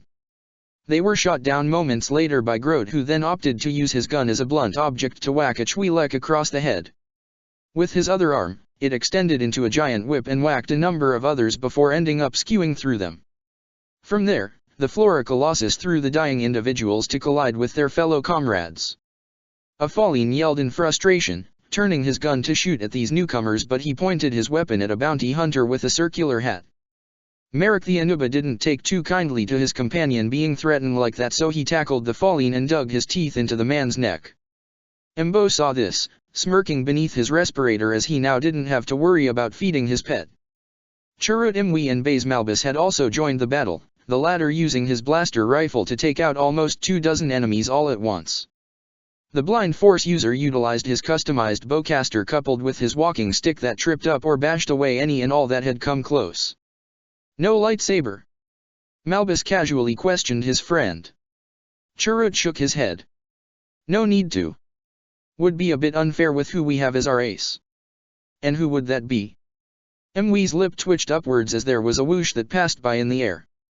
Baze looked up to vision floating above, seemingly doing nothing but watching the battle take place. Yet the man was stunned silent at the yellow beam that shot out from the Avengers' forehead that tore into the Black Sun forces, sending them into further disorganized chaos. Some had tried shooting at him, but he became intangible with every bolt just flying right through him. He landed on the ground and simply punched or kicked, almost lazily so, at any poor soul that tried to run at him or was close by. "Oh, you were talking about him," Malbus murmured, watching Vision quite literally walk through everyone in his path. "The Force is with us today," Chirrut cheekily said. As this went on, Yuri only watched on in silence. These individuals coming in to rescue Jern was certainly something she would never have anticipated. The Mandalorians, perhaps considering there may be a loyalty to their own. But these other strangers were completely unforeseen. She recognized a number of them rather quickly. The one with the red-eyed helmet, the tattooed warrior, the green-skinned assassin, the unidentified furry rodent, the tree-like being, the antennaed girl and the HK assassin droid. From the Jug and Evan, she recalls their group being called the self-professed Guardians of the Galaxy. An arrogant moniker, on face value. Yet it appears they take their title rather seriously. For a price, of course. But there were many instances of this ragtag group of maniacs helping others simply because they were able to. And they had started a new group that had been garnering a rapid rise in reputation called the Ravagers. Her prince had been keeping a close eye on them, but seeing them up close doesn't do the rumors justice. The tattooed brute had strength beyond that of what she had seen, with him literally ragdolling every enemy he encountered. She had seen him throw a human a good distance away and with his knives cleaved through practically everything in his path. He may have appeared to be uncoordinated, but Yuri easily recognized his warrior's prowess. And while he was a warrior, the green-skinned woman was one cut from her cloth. An assassin. A lethal one at that. Her precision and fighting skills were nearly unmatched and effortless with how she weaved about the battlefield. Then there was the rodent-looking creature with his seemingly limitless number of gadgets and weapons on hand that seemed to almost spring out of nowhere. Their anthropomorphic tree was simply wreaking havoc, and their assassin droid took great pleasure in killing every meatbag. That girl with the antenna was also no slouch either, moving about the area and simply touching people to just have them fall over. Pressure points, perhaps? A force ability? She heard the sound of a sharp whistle and a red streak zipped through the area, killing a number of her men. That must be Kraglin Abfonteri, the head of the Ravagers. And now Westjern had joined the fray, running into the midst of battle with his blackened Beskar sword. Yuri simply shook her head, seeing that by now, their mission was a bust. The Guardians and Mandalorians were too much for her forces to bear.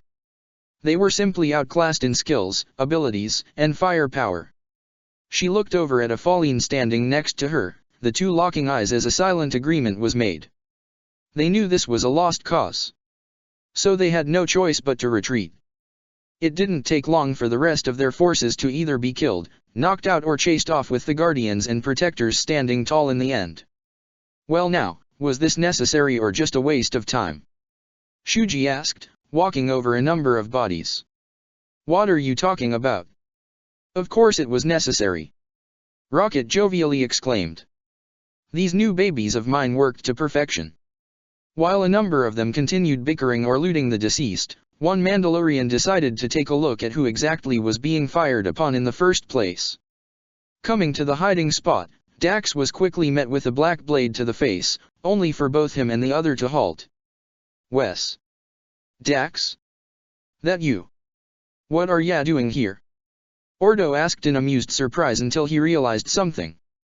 Wait, were you the one these bozos were trying so hard to kill? Wes huffed, lowering his blade. Yeah, basically. Wait. Fen frowned, gazing at the black-armored Mandalorian. So it's been you? Huh. Was Jern's response. You're the rumored crazy bastard that's been waging a one-man war on the Black Suns. Fen stated more than asked. Crazy bastard. Is that it? Wes chuckled to himself. Was honestly expecting something more really. Well, it's good to see ya again, Jern. Ordo cheerfully said. Wes said dismissively, making Dax deflate slightly. Oh come on, really? Dax said, now irritated. We just saved your ass. Least you can do is show some appreciation. I thought I already told you my answer on your Mandalorians, Dax. Wes sharply said. I'm not joining the Protectors. And Death Watch is a better alternative.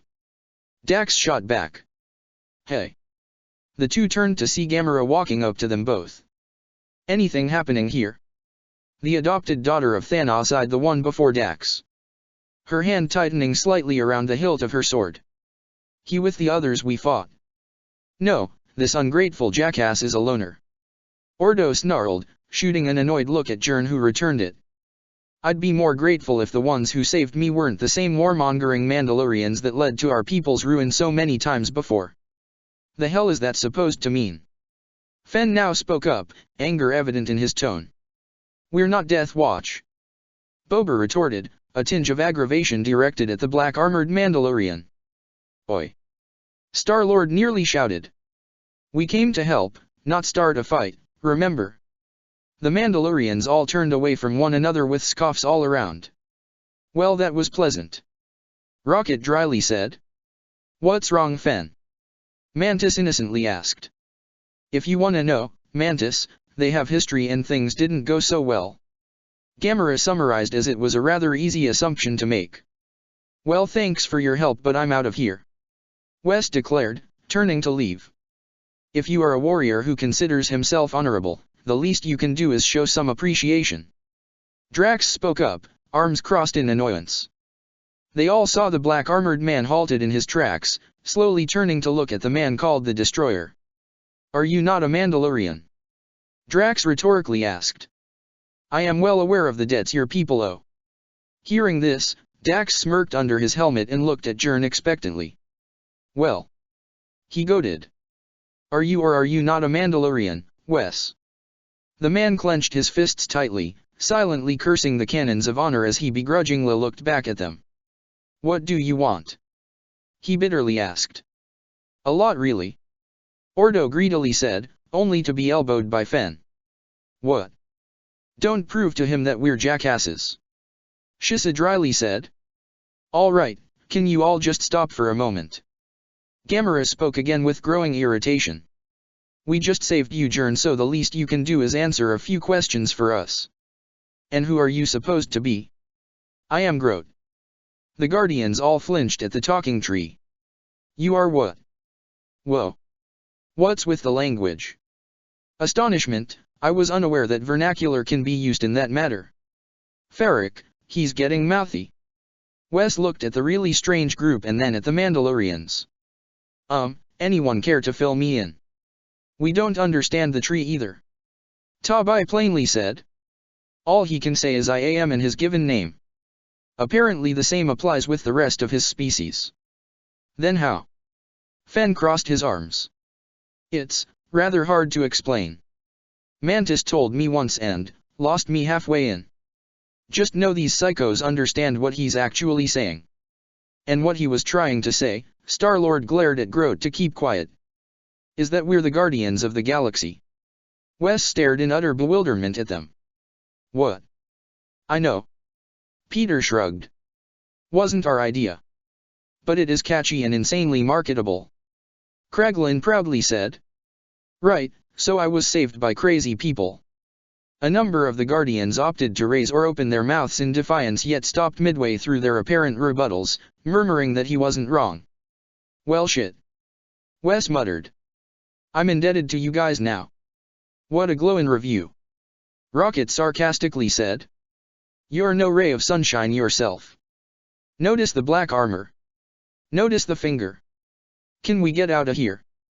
Kraglin abruptly spoke up. I'm getting real peckish.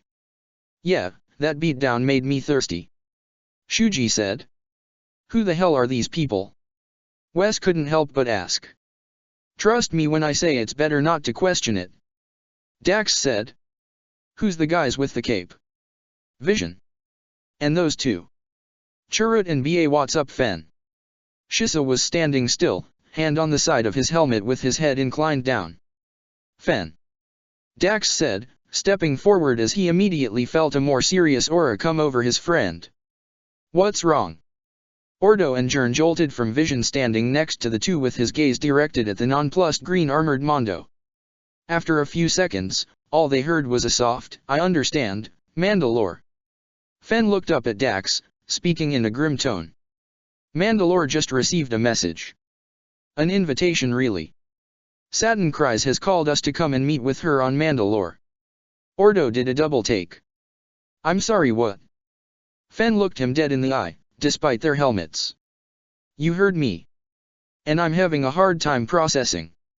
Duchess Satin Cries, a pacifist who hates her warrior heritage, is inviting us for a meeting. Dax stated.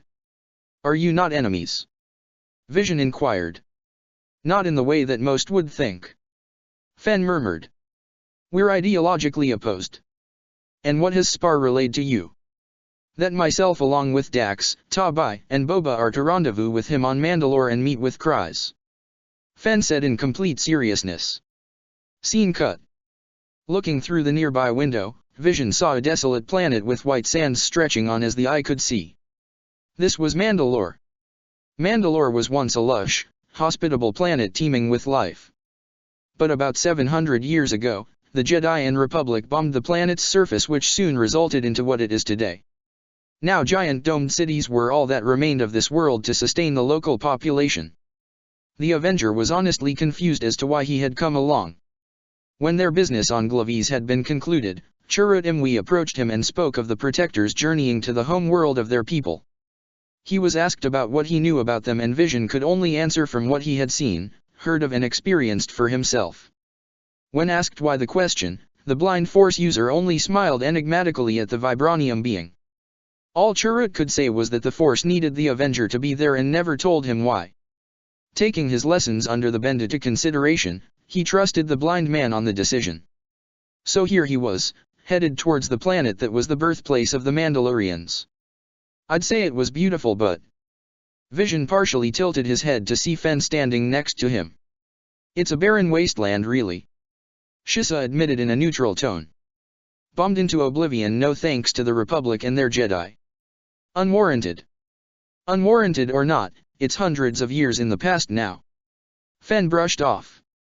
Some of it was needed, others not so much. But we're Mandalorians.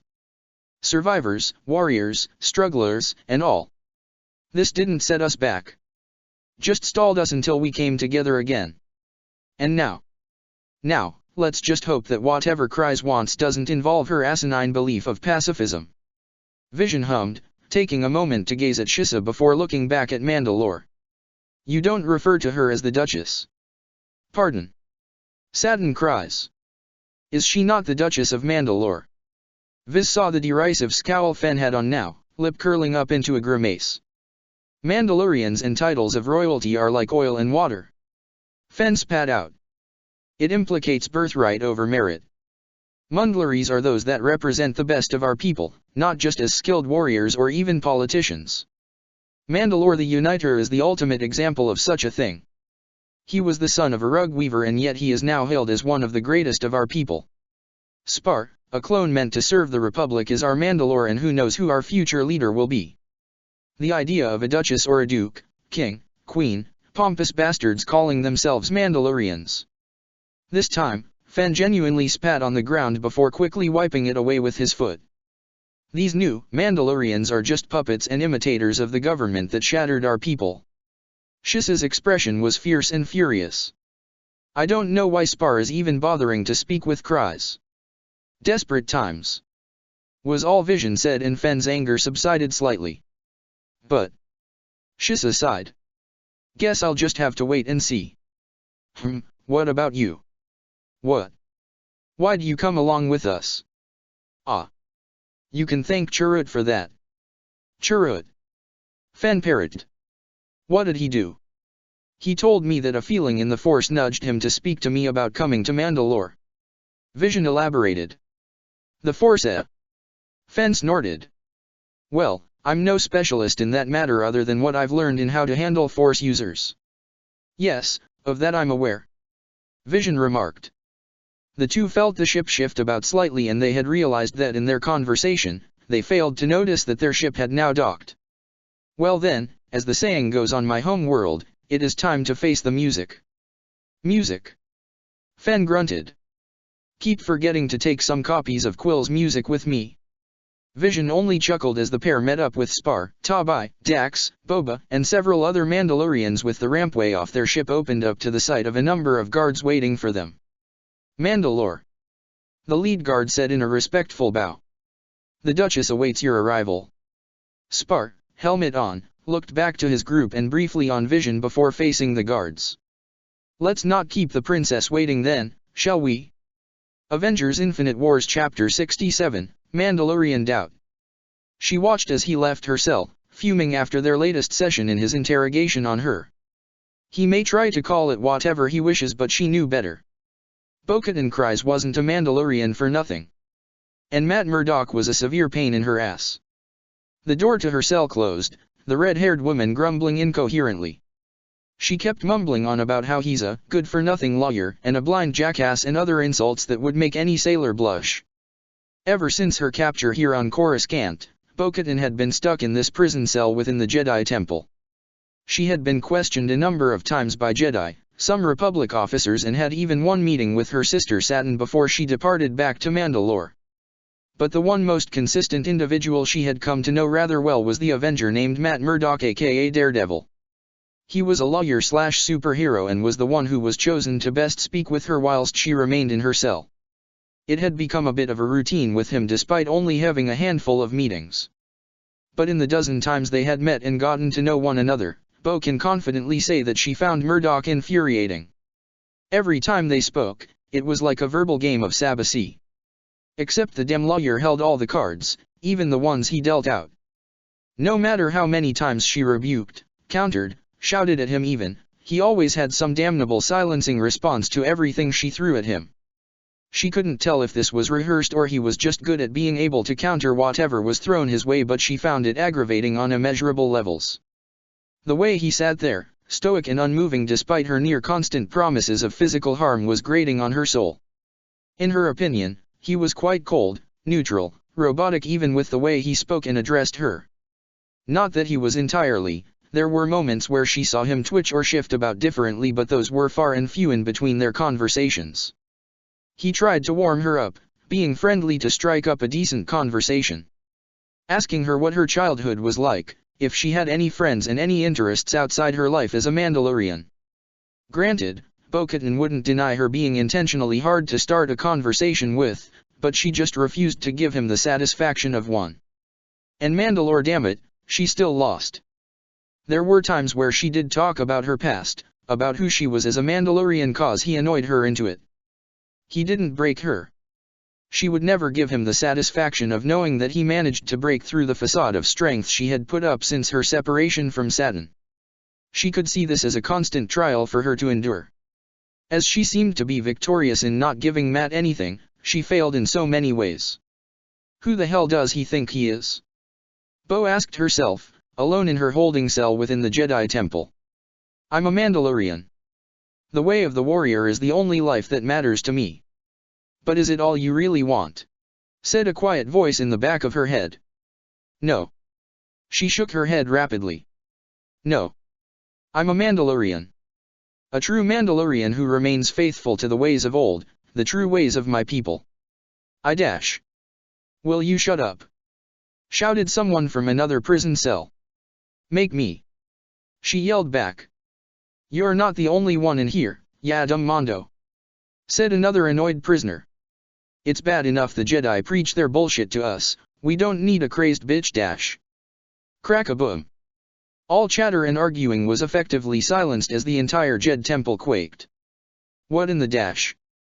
TTHMMM boom boom boom. The prison cells underneath the Jedi temple violently shook about, making her wonder what was going on. Straining her ears, the Death Watch Mandalorian heard the telltale sounds of lightsabers igniting followed by blaster fire. Was the Jedi temple under attack? That was a rather preposterous. Krakuum. Holy shit, it's under attack. Bo-Katan muttered in complete disbelief. There was no way that this was actually happening.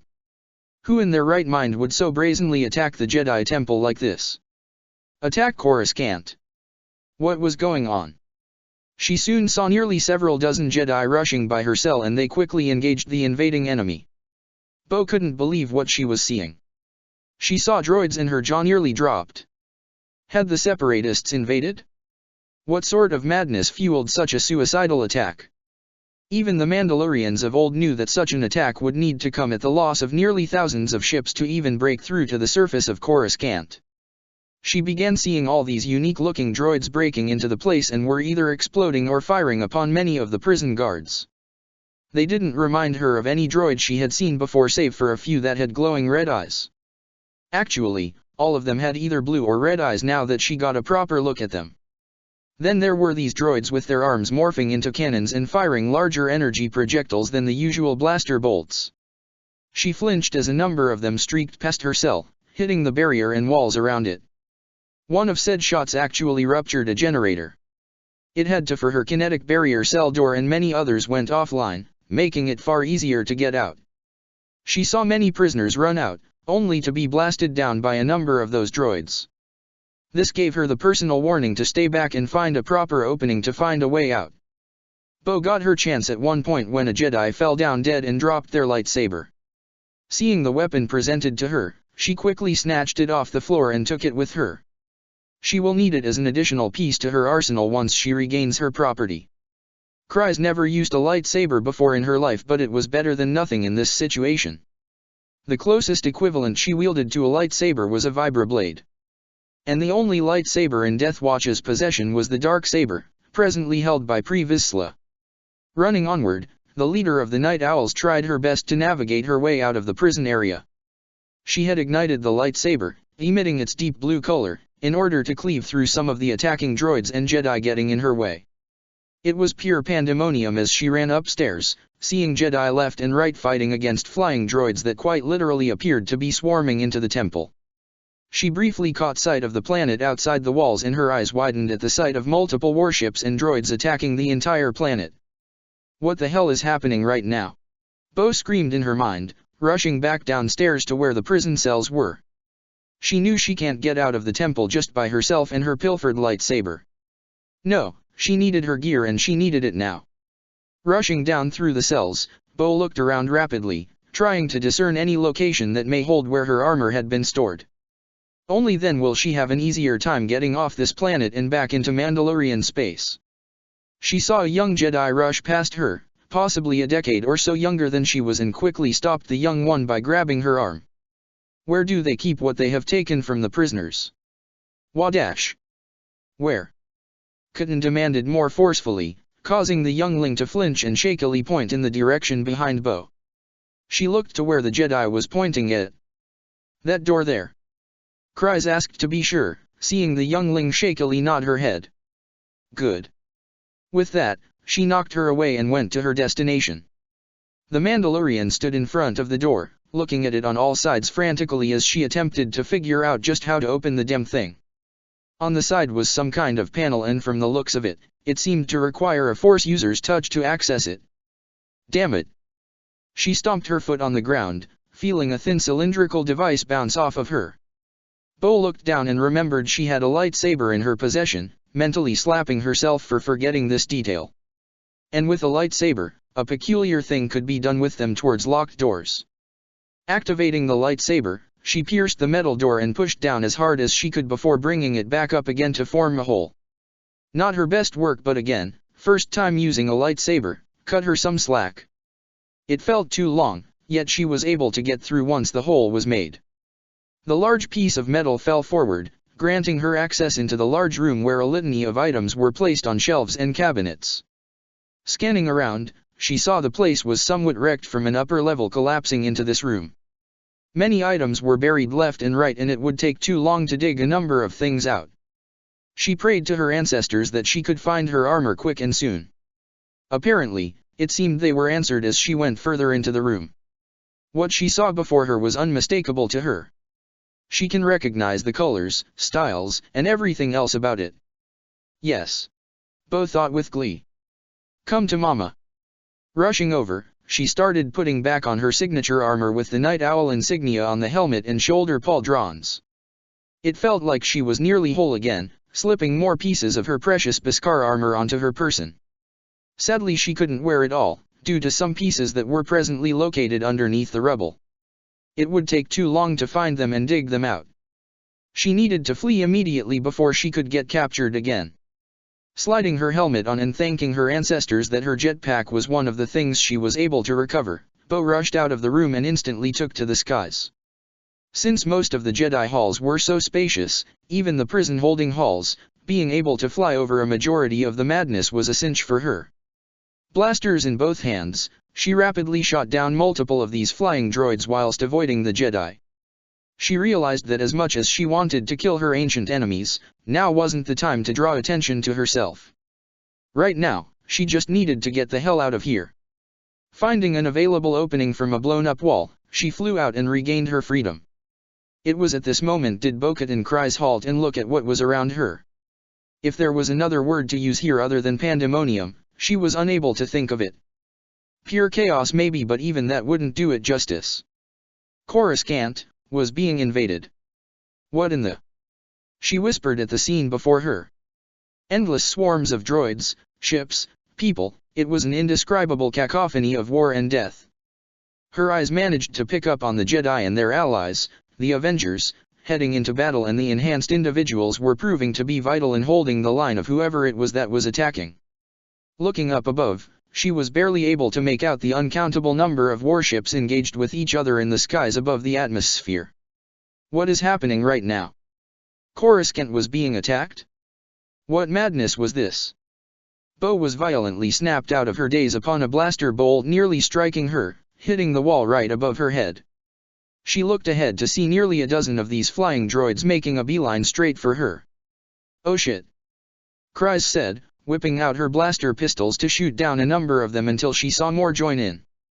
That's just Pudu. Her jetpack deactivated momentarily and she dropped to the ground with the droids following straight after her. The jetpack reignited and she was flying at full speed, as best as she was able to in the midst of all this madness. Flying around, Bo had to lose her pursuers.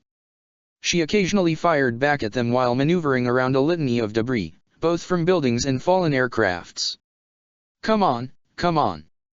She kept whispering to herself, wincing at nearly being shot down several times whilst her Beskar successfully repelled some shots that grazed her. She had let them get close to her, all before she stopped her jetpack from propelling her. She was able to fall back before she went on with the attack. Lightsaber ignited, she cleaved through the other droids once igniting her jetpack to get back to them. With them out of the way, she began flying around in order to find something usable for her to get to space. Easier said than done when everything was basically blowing up or taking flight or both all around her. She couldn't make heads or tails of what was happening or where she even was. Did she fall into the lower levels? No, the skies above were still clear. Was she far from the Jedi Temple? Seems like it really. Did she lose her pursuers? She got her answer in the form of a droid tackling her mid-flight and aggressively shoving its hands against her helmet. Nope, she didn't lose them yet. Bo struggled, angling her newly acquired lightsaber. Off. She sliced the droid in half, spinning around in time to cut through several more, flying off a moment later as more droids replaced those she had just destroyed. Relentless metal bastards. Bo-Katan grit through her teeth, once again fleeing these freaky-looking clankers. More and more kept coming her way, making her ever more frustrated as she blasted and cut down them all. She grunted in pain when some blasts hit her unprotected areas of her body. She yelped from them, yet persevered as she continued the fight for survival. Some of these droids managed to latch onto her, an arm wrapped around one of her injuries. The Mondo screamed out in pain, desperately flailing about to get these freaks off of her. Bo hadn't realized where she had been flying, being so focused on getting these clingy droids off of her. Kicking the last one off her leg, Kryze looked up in time to see a window of a building she was flying right towards her. Katan's eyes widened in horror and she could only throw her arms up in an instinctive defense before she crashed through the window. Her jetpack got damaged, thrusters dying out instantly, and she fell to the ground. Her body bounced against the floor a number of times, head smacking against it once rather hard to the point that it rattled her brain. She finally stopped, colliding into a wall and slumping down on her stomach with her sprawled out on the floor. Bo could only moan in pain, vision becoming blurry at the sight of the ongoing battle outside the building she crashed into. The droids appeared to no longer be chasing her, leaving the Mandalorian alone in relative peace as unconsciousness claimed her. Scene cut. So you're sticking with the group that has such a lovely title that wishes to bring death upon your own family. You were doing what was right for your people and serving your nation, but was that in fact the reality of the situation? Shut up. I might be blind, but I can probably see that you were being led astray. Shut up. Throwing your life away where it might turn out to be a total waste. No honor, no glory, no respect. Shut up. Deny all you want, Ms. Kryze, but you'll need to pull your head out of whatever hole you have it buried in sooner than later. You think you're so smart, don't ya? Acting as if you know all the answers. I can say I'm quite dumb and idiotic on a number of fields. A couple of friends of mine can attest to that. Bo-Katan's eyes snapped open, inhaling sharply as the memory she was dreaming of instantly faded from her eyes. The Mandalorian coughed, a throaty dry one at that, serving her a bout of pain that racked her whole body. What happened? She hazily thought to herself as she slowly regained her bearings. Forcibly sitting up, she looked around to see debris was littering the immediate vicinity. Bo looked at her person and saw much of her was all right. Well, she still had those blast marks on her exposed areas, which will most certainly scar since she doesn't have any Bacta spray on hand. And placed some feet away was her lightsaber. Crawling over, she took back her new weapon before clipping it to her belt. Getting up from the floor, she shakily balanced herself before dragging herself to parts unknown. She exited the building and saw only ruin and destruction on a scale she couldn't properly quantify. Smoke and fire emanated from all over, with sirens of all kinds being heard in every direction. This devastation was indescribable. Gods of Mandalore above. Bo whispered. What happened here? Was it the Separatists? It had to be. Only they, as far as she knew, had such a droid army of such a capacity. But, no, something felt off about this. They wanted to win against the Republic, yes, but this was a battle that didn't fit their MO. From what she had heard and gathered in terms of the battles waged between the two factions, neither side was this destructive. Okay, they kind of were, but there was a different feeling to this one. From what she was able to gather, there was no rhyme or reason to this attack. It was just shooting everyone and everything that they saw and damn the consequences. The attack was it was indiscriminate. Was it really the Separatists? Or was it something or someone else? Bo-Katan Kryze looked back at what lay before her. Smoke, fire, and bodies were everywhere amongst the destruction. She rolled her shoulders, trying to get her jetpack to get her into the skies, only for it to be letting out sparks of clear damage. If my jetpack wasn't wrecked, it would be easier to get down to the base areas. Now I gotta walk down so many stairs. Let alone the fact finding transport after all this. This was clearly going to suck. Cautiously, Bo began her trek through the damaged and ruined streets of Coruscant. She passed by many collapsed homes and establishments, bodies that were being picked up by guards, clones and people alike. All didn't even bother to give Bo a glance as they had their attention focused solely on the fallout. The Mondo watched as multiple stretchers with tarps over them were carried away, AT-TEs being fashioned as debris removers and everyone just trying to clean up. It was just pure devastation.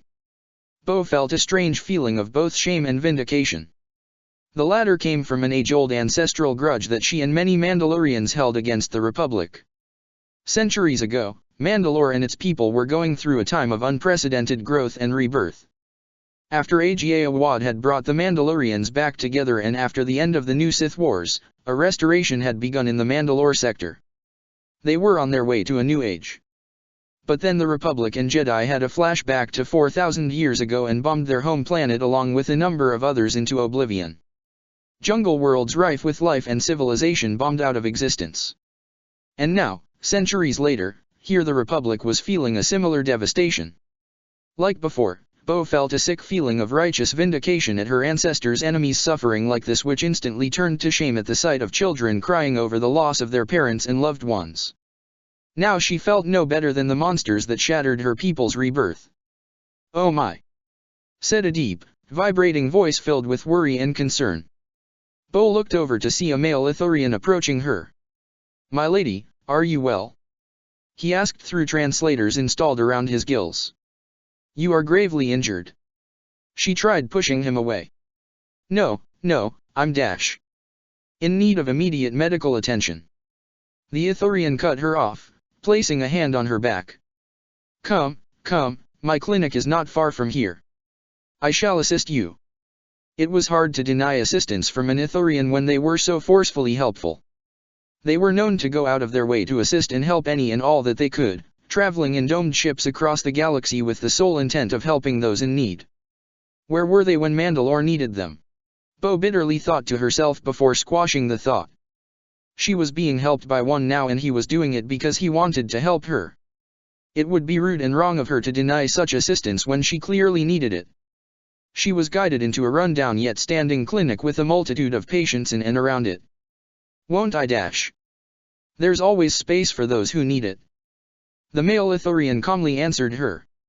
Many who saw the Ithorian quickly began showering him with praise and gratitude, though he waved it all off, calmly telling him he had another patient with him.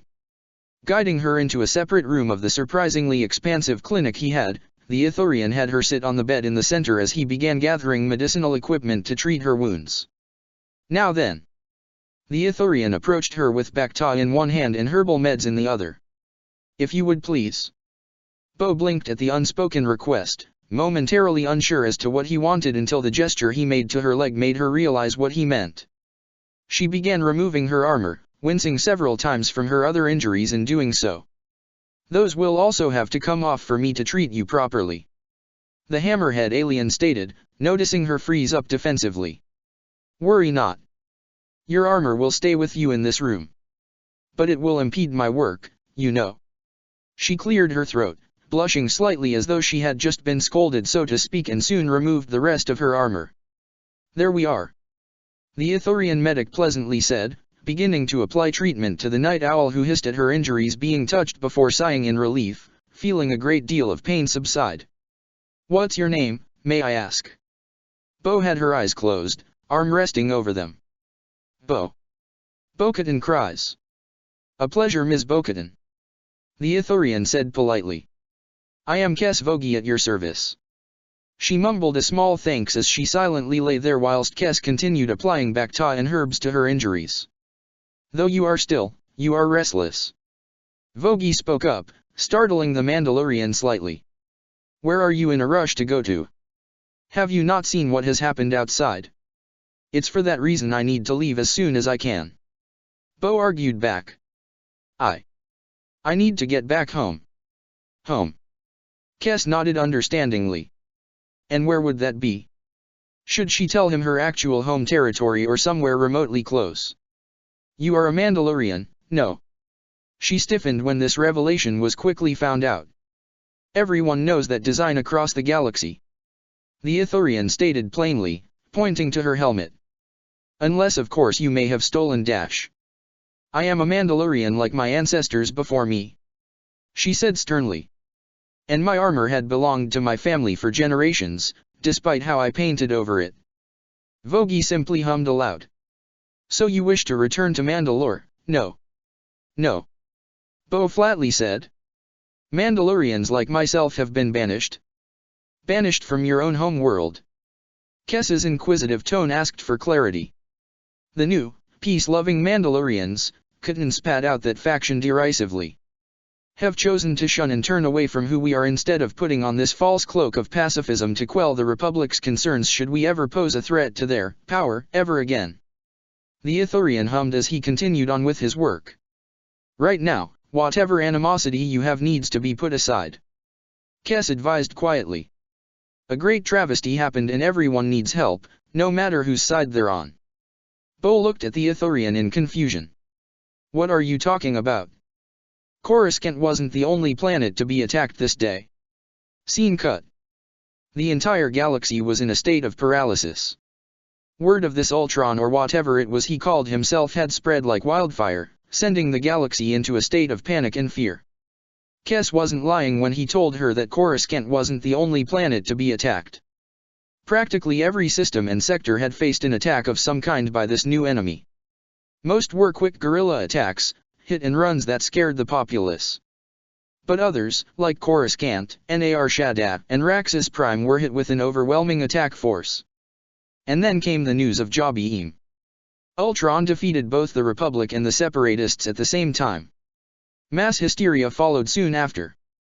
It had gotten so bad that Bo had actually stepped up to becoming a temporary peacekeeper in the area that Kes Clinic resided in. That was a rather bizarre turn of events, with her taking up the role of a marshal of sorts in order to keep a semblance of order whilst Kes continued his continuous treatment of those who came to his clinic.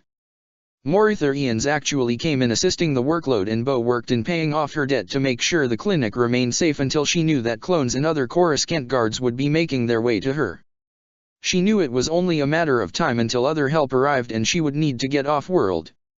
But her pride, her honor in being a Mandalorian demanded she watch over this clinic and Kes until she was certain he was in safe hands. On top of being a peacekeeper, Kryze had struck up a strange friendship with Vogie and found herself ending her days with just talking with him. She didn't understand where or why she was doing this at first, but then Bo thought of her time speaking with Murdoch and how much he challenged her notion of what it meant to be a Mandalorian and really challenged who she was as a person. Who was she, Bo-Katan Kryze? She didn't realize that she had asked that to Kes, and she found him standing in front of her when she did so. He simply took her hand into his own, placing his other hand over hers. You are a woman brave enough to question herself and her purpose, and one who will find her path in time. Kes' sage words echoed in her mind. You mustn't rush or run, Bo. Simply allow life to flow, act and react when you understand to. And in that, you will find yourself. Your true self. She didn't know if his words would bother her more than Murdoch's. Yet they seemed to affect her as time went on by. Eventually, she had a strange, sentimental goodbye between herself and Vogie. The wide-eyed bastard provided her with his own starfighter that would take her back home. She was practically ready to reject the offer outright, but he would hear none of it and told her to take it and return to her people. He knew he would not be going anywhere anytime soon, as he still had a mission to do on Coruscant, but her people needed her. So, with a heartfelt goodbye that she would deny to her grave, Katan boarded the ship and departed from Coruscant. Bo was practically quiet on her trip back to friendly territories. From her time spent imprisoned to recovering on Coruscant, a great deal of tumultuous events transpired in rapid succession. Her processing everything that befell the galaxy with many worries filling her very being. Were the Mandalorians attacked? Death Watch? Was the rest of her companions safe? What happened to Mandalore? Were Satin and her nephew Korki safe and sound? It felt like days had passed by on the ride back to the nearest Death Watch outpost. Upon landing and exiting the ship, she was greeted to the sight of several tense Mandalorians who instantly dropped their weapons upon seeing who it was. Bo? You're alive. Koshor Reeves, one of her ardent followers and friends, exclaimed in relief, pouncing on her leader in a bone-crushing hug. It's good to see you too, Koshor. Bo said with a laugh, holding her friend close. Pulling away from Reeves, the rest of the night owls swarmed around her, all chattering excitedly in contentment at their leader being alive. How'd you escape? Asked a broad-shouldered Mandalorian. And when? When Coruscant was attacked. I escaped during the chaos and was lying low until I could find a way back. Bo said. I owe a debt to someone who saved my life and intend to repay it in full when the time comes. It was going to be the best excuse she could work with. A partial lie being covered by a believable truth. Bo. The red-haired Mandalorian turned to see another one of her most trusted lieutenants. Axe. She said with a smile. What is it? Lord Vizsla has heard of your return. Axwove stated, thumbing behind him. He wants to talk to you immediately. An exhaled sigh escaped Bo's lips as she nodded soon after. She then went to the console over yonder to talk with the leader of their organization. Once approaching the hollow table, she saw the hollow image of Pre Vizsla, who soon regarded her with a pleased expression. It is good to know one of our best warriors survived the onslaught of Ultron. Pre said straight away. Welcome back, Katan. Were our people attacked? Bo asked straight away. Ultron attacked all over the galaxy, did he not? Pre scowled at the mention of Ultron, a glare that would have melted Beskar. Not one was spared from his attacks. There were many casualties from all sides. Did our clans dash? We still stand, do we not? Pre cockily interrupted, though becoming serious a moment later. At least 300 of our numbers fell in battle. Bo's jaw dropped, stunned at the number. Of the 3 Mandalorian factions currently in play at this time, Death Watch was the one with the fewest number of members in total. Wherein the new Mandalorians under Satin hold Mandalore and the few million on their ancient home world, it was the Protectors that had the most amount of occupied planets and territories, with the most number of Mandalorians following their way. Death Watch only numbered a few thousand at most. Such a sizable loss of 300 of their kin was not something to dismiss out of hand. Where are you now? Karlak. Vizsla revealed. Regrouping and recuperating our losses. Not to mention rebuilding our strength. You were clearly busy while I was gone. She said to her esteemed leader. So what now? Now? Now we prepare for war. Pre said as though it was the most obvious thing in the galaxy.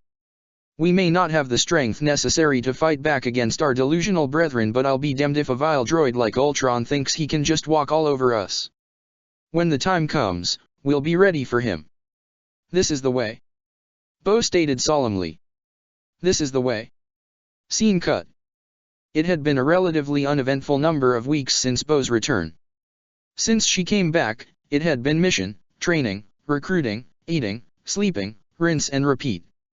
They've been working on missions non-stop, earning credits left and right to fuel their organization. It had been both difficult and not so difficult in getting jobs at this time due to the chaos that had been unfolding in these last few weeks. Really, it was a matter of just rushing to get one because there were so many being taken at such a rapid pace, damn near impossible to get jobs consistently. It didn't help that a majority of the jobs Death Watch was after or had been offered were being taken by their sworn rivals and enemies, that being the Protectors. On top of that, their allies the Ravagers were getting equally as much clout and repertoire, so they had them to contend with as well. So they had to resort to the more dirty, unsavory jobs that few were willing to touch. They paid well and handsomely, but after the first 2 jobs involved assassinating a governor who just wanted to keep the Pike Syndicate's spice out of his territory, a pit of guilt was planted in Bo's gut. She actually felt rather sick in conducting these missions, thinking back to her time with Matt and especially now, her time with Kesvogi. Yet desperate times called for desperate measures. That being unsavory jobs. But these missions were starting to bother her like no tomorrow. Why did she have to have the images of both Matt and Kes giving her looks of disapproval? Seriously, they were starting to annoy her. More the former than the latter. Granted, Matt and Murdoch has been plaguing her mind for a while now, but now they've been amplified. One topic of discussion they have had was the matter of her allegiance and loyalty to Death Watch. With that annoying dilemma on her mind, Bo had been conducting research on her own accord. A means of either distracting herself or settling these annoying hallucinations of hers.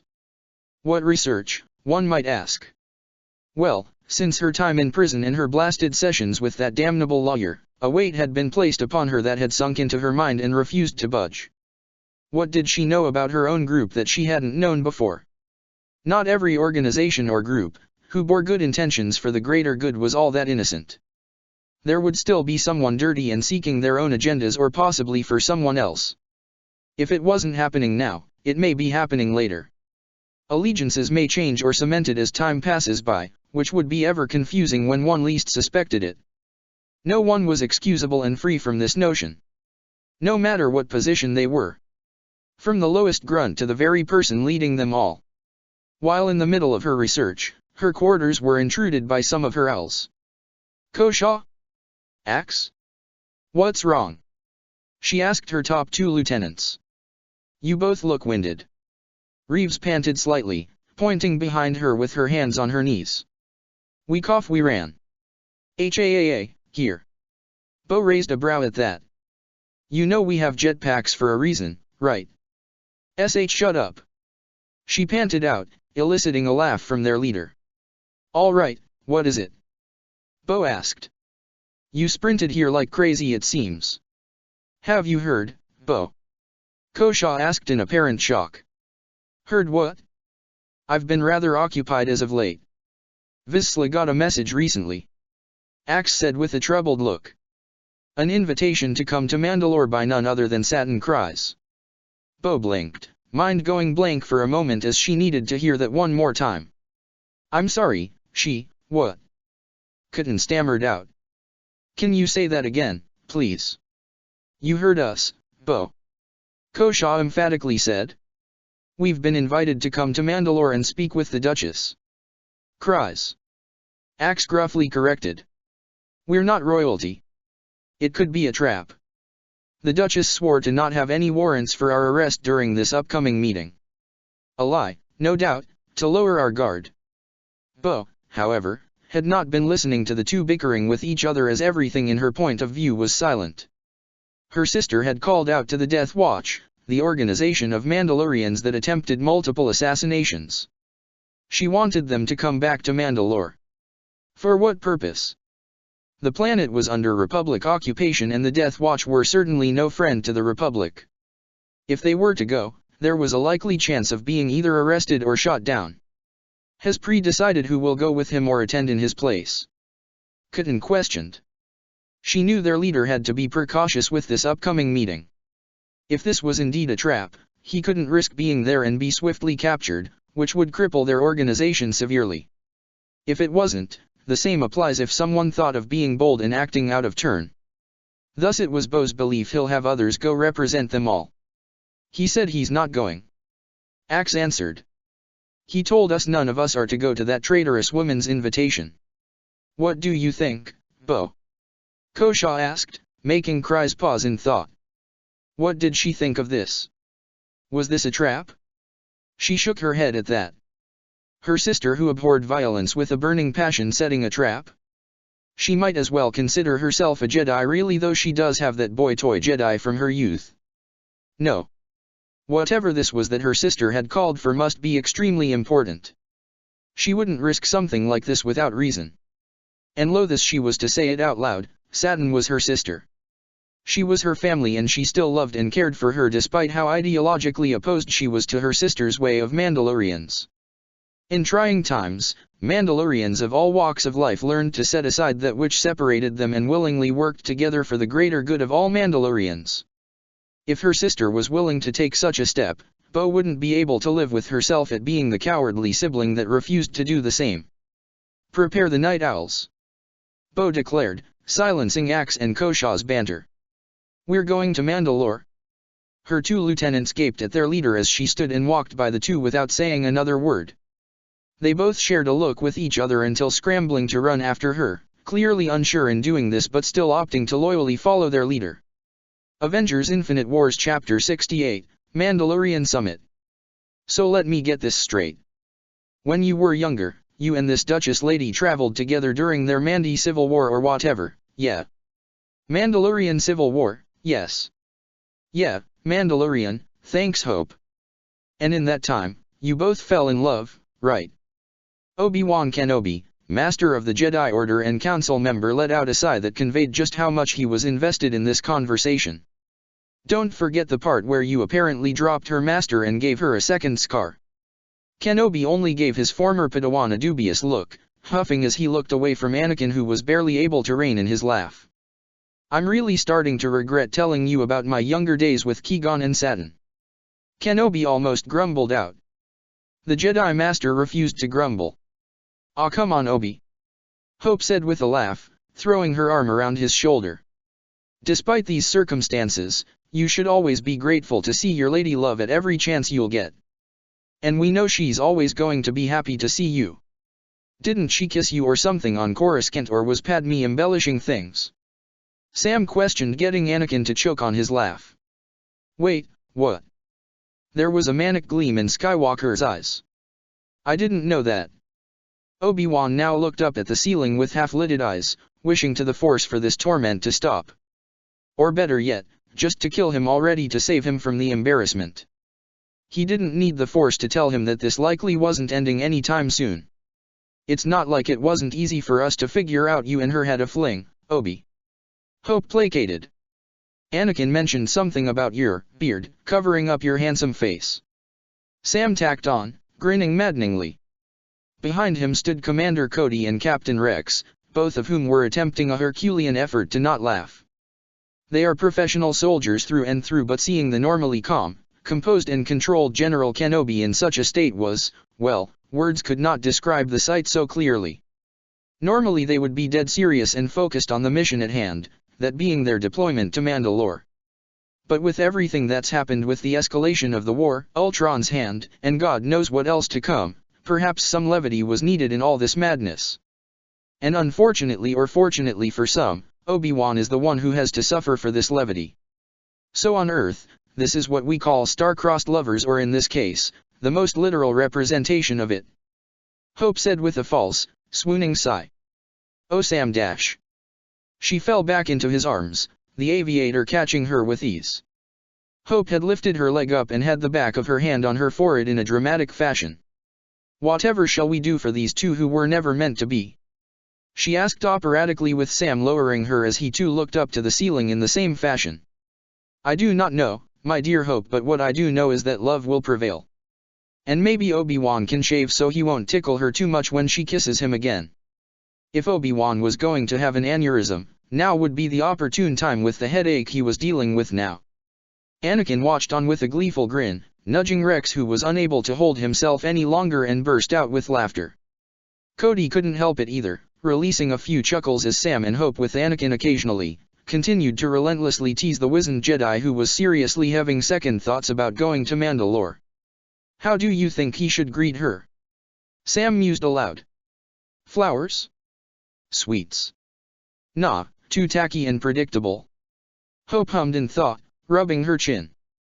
"Poetry? That often helps. Yet I haven't done such a thing since we've been together." "Probably because you never bothered to." "Was I supposed to?" Hope's look was all the answer he needed. "Attachment dash is what helped you through that mission long ago, right?" Sam cut him off before he had a chance to continue that statement. "So this time around, you'll be the man Saturn needs to lean her shoulder against in her time of need. This ain't about Jedi code and Mandalorian culture, Kenobi. It's about strutting your stuff and being the man for your woman." "She's not my woman," Obi-Wan muttered, brow twitching. "Not with that attitude," Hope reprimanded. Kenobi was a man of great patience and endurance. It was something that even reflected in the form that he utilized when wielding his lightsaber. But these two were determined to get him to break. They continued rambling on, with the Jedi trying his best to remain unaffected by their comments. "I'm not a man who would ever say I hate something or someone," Obi-Wan stated. Anakin clapped him heartily on the shoulder. "And you wouldn't, cause as you know, hate leads to the dark side, remember? Fairly certain that would disappoint Duchess Saturn." Rex spoke up. "With respect, General." "No need to fret, Rex," Cody assured.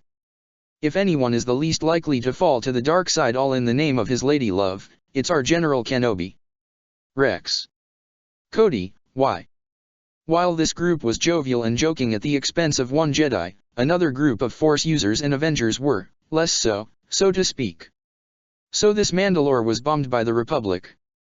T'Challa inquired with a disapproving frown.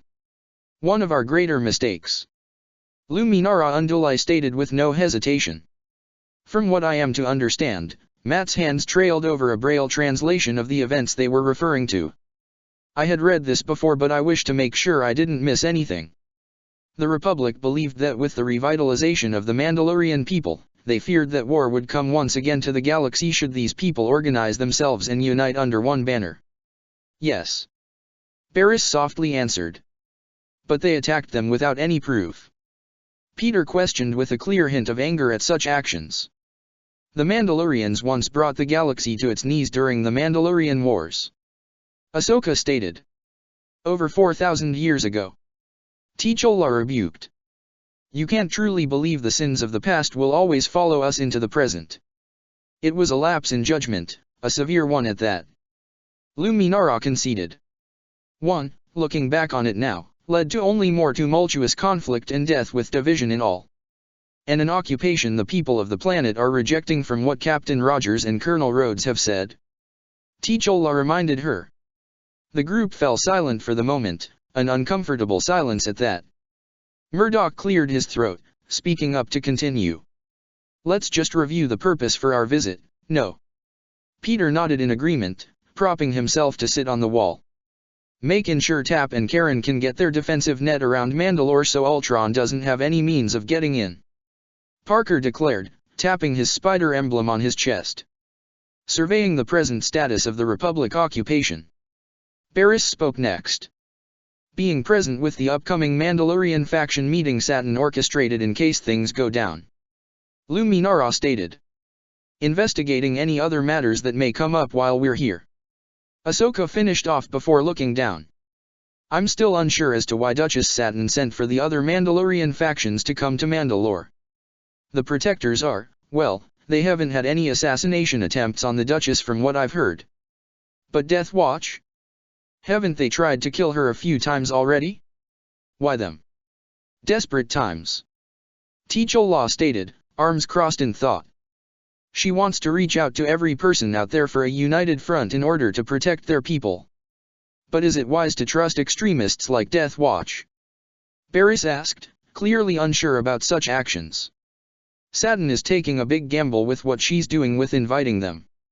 That is likely the case, but at the very least, if one shows up and some accord is struck, two known factions of Mandalorians can present a united front for their people.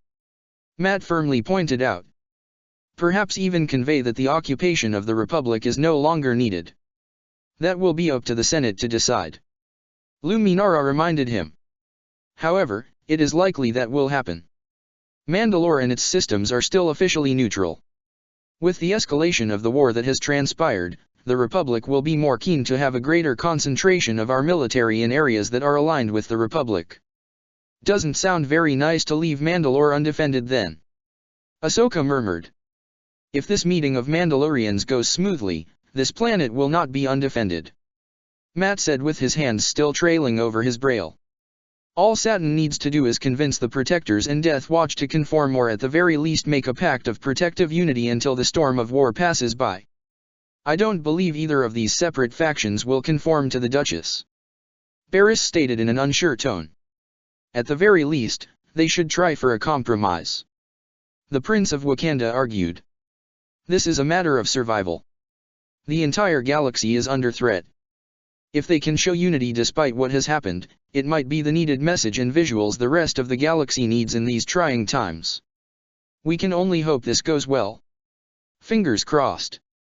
Peter said, holding up one hand with his index and middle fingers crossed together whilst knocking on the metal wall he was sitting on. Why do you knock? Ahsoka asked. Peter shrugged. We usually knock on wood for luck, but we don't have any metal. Barriss and Ahsoka only stared at their friend in confusion whilst Matt humphed with a small smirk in place. Attention all hands. Spoke a clone pilot over the comms. We're now exiting hyperspace over Mandalore. All parties make their way over to the hangar bay for departure. That's our cue, I believe. T'Challa said, his panther habit forming around his body save for his head as the rest of the group he was with all nodded. The Avengers, Jedi, and clones from 3 different legions and corps soon gathered at the hangar bay of the ship leading this mission, the Negotiator. All boarded on LAAT gunships as the small fleet exited hyperspace not far from the planet of Mandalore. The gunships flew out of the hangar, flying right past a number of Venators that was the occupational fleet of the planet and went down through the atmosphere. The large group of exceptional individuals soon arrived at one of the many docking bays of the capital city of Mandalore, Sundari. Exiting the gunships, many from the Republic were greeted with the sight of Duchess Satin and Prime Minister Almec being present with a dozen guards behind them standing at the entrance into the domed city. The newly arrived group walked towards the Mandalorians awaiting their arrival, Satin stepping forward with a pleasant smile. Matt Murdock stepped forward as he had been asked to speak first on the behalf of the group. Duchess Satin. Prime Minister Almec. He greeted them cordially, inclining his head forward slightly. Mr. Murdock. Good to see you again, said the Prime Minister. Likewise. I wished it was in better circumstances. The galaxy seldom ever operates under our whims and desires, Matthew. Satin replied with a strained smile. It's how we hold strong that allows us to overcome such endeavors. Matt politely remarked. Well said. Almec said in approval, eyeing the rest of the contingent behind Murdock, particularly 4 individuals. Ah, so these are more of the Avengers that have become famous across the galaxy. Pleasure to meet you all, and let me be the first to say, late as it is, to personally thank you for keeping Duchess Satin safe during her time on Coruscant. Just doing our job. Peter Parker said with a thumbs up. But it does come at a cost. Sam spoke up in grave seriousness, laughing upon getting elbowed in the arm by Hope. He's fooling around. Wasp quickly said.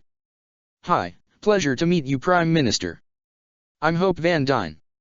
Hope or Wasp if you prefer. A pleasure. Peter Parker, Prime Minister. Or Spider-Man. Sam Wilson, Falcon. T'Challa. I am the Prince of Wakanda and the current Black Panther. Almec's brow rose upon hearing this. A prince, you say? Gallivanting across the galaxy as a hero. What of your people? Satin queried, looking upon the prince with great intrigue. So long as my father remains king, I have nothing to fear. T'Challa assured. Satin nodded until she turned her head to the Jedi contingent in this group, focusing on one in particular. Quite the large entourage you brought with, Master Kenobi. She stated. Obi-Wan stepped forward, shooting a small smirk at the Duchess. Given the circumstances with the upcoming assembly, we need as much as we can possibly muster. And once again, my Jedi Knight comes to my aid. Satin said with a fond smile. Kenobi lightly cleared his throat, simply bowing his head to avert her eyes. I live to help where I can. He heard some kissing sounds followed by a grunting laugh from the Avengers, the Jedi Master really wanting to force push them off the platform. Consequences be damned.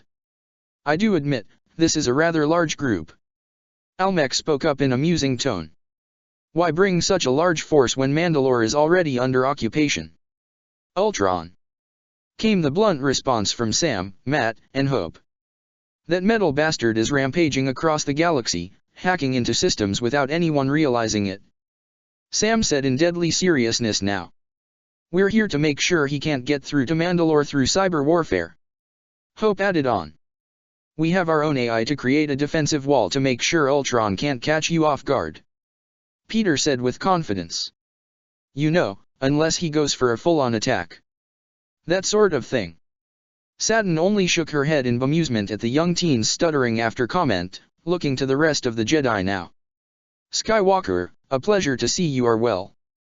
Kryze greeted. And this is Luminara Unduli. Spoke the Miri Allen Jedi Master. And my Padawan Barisifi. Here to serve you, my lady. Barris said almost regally. And this here is my Padawan.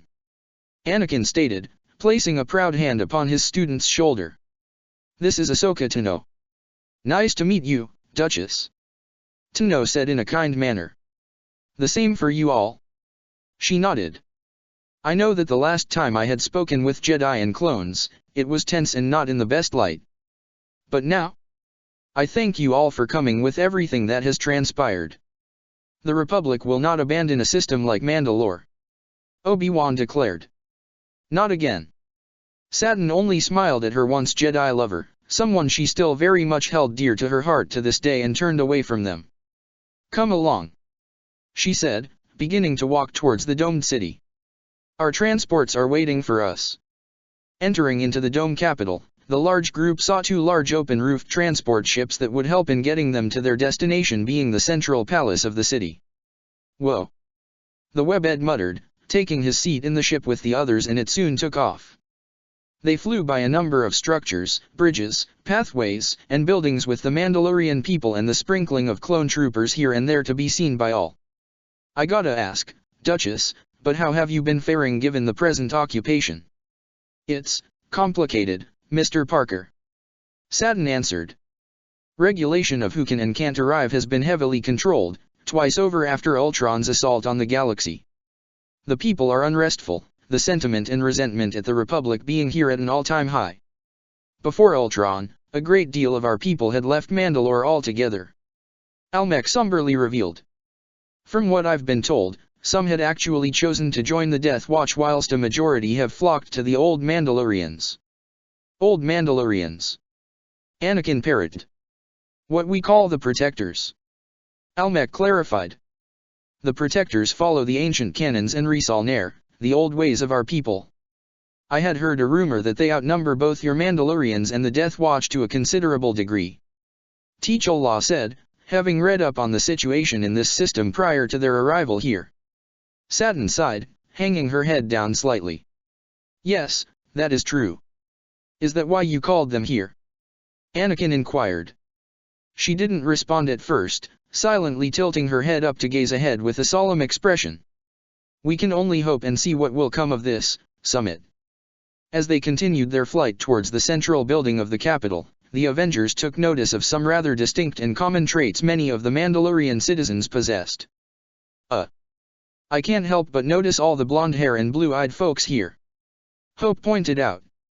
"Very Aryan," Sam commented, getting a dirty look from Van Dyne. "What? You were thinking it?" "Just saying." "Aryan," several people from the group repeated in confusion. "It's a description that comes from a very dark place in our planet's history," Matt vaguely answered. "One that would require a great deal of time and effort in explaining." Noted.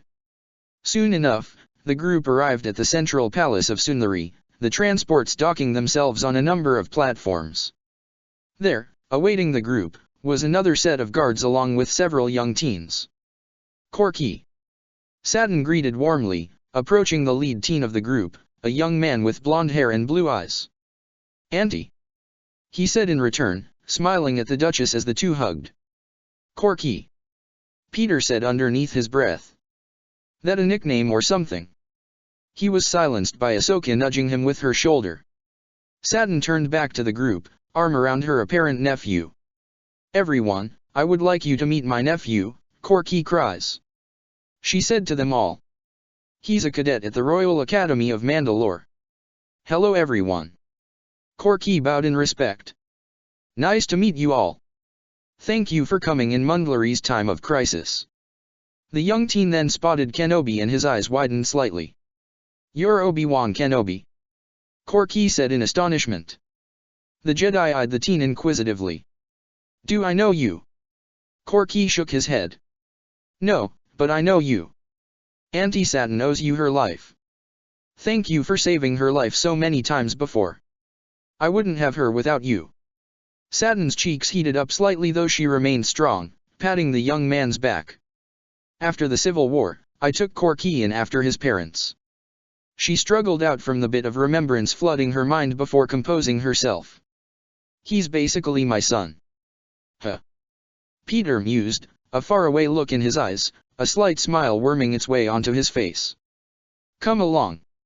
Satin gestured for the large group to follow her. "We have dinner prepared for your arrival. I imagine you may have worked up an appetite on your journey here." Not seeing a reason to decline, the group walked after Satin whilst the clone officers opted to separate themselves and get an idea of how the occupation had been going for the past few months. They all sat in the main hall of the palace, eating some rather exotic-looking food with some familiarity to the Avengers by this point. "Hey," Peter said, holding up a slice of heaven. "I didn't realize pizza made its way over to Mandalore." "Oh." Corky, sitting adjacent to Peter, perked up. "You eat that too?" "Eat it." Parker snorted. Corky, My planet is the place that invented this slice made from the gods. Really? The young Mandalorian teen asked in astonishment. Glad to see some foods of home found their way here. Sam remarked, holding up the closest galactic equivalent of chicken Alfredo pasta. Begging your pardon, Almec spoke up now. But are you telling me the litany of new dishes and foods sweeping across the galaxy that originate from Coruscant were done by the Avengers? Well, not exactly. Peter said. More like we took what we knew from our home planet and brought it to the rest of the galaxy. Hope explained.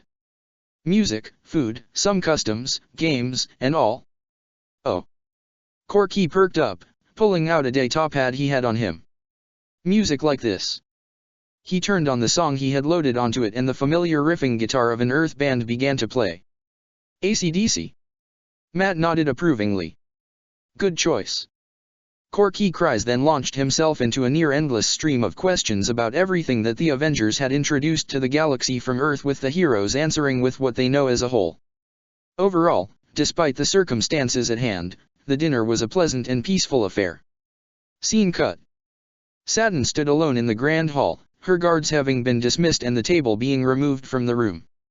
The Duchess gazed out at the capital city from the furthest window from her throne, a forlorn expression on her face.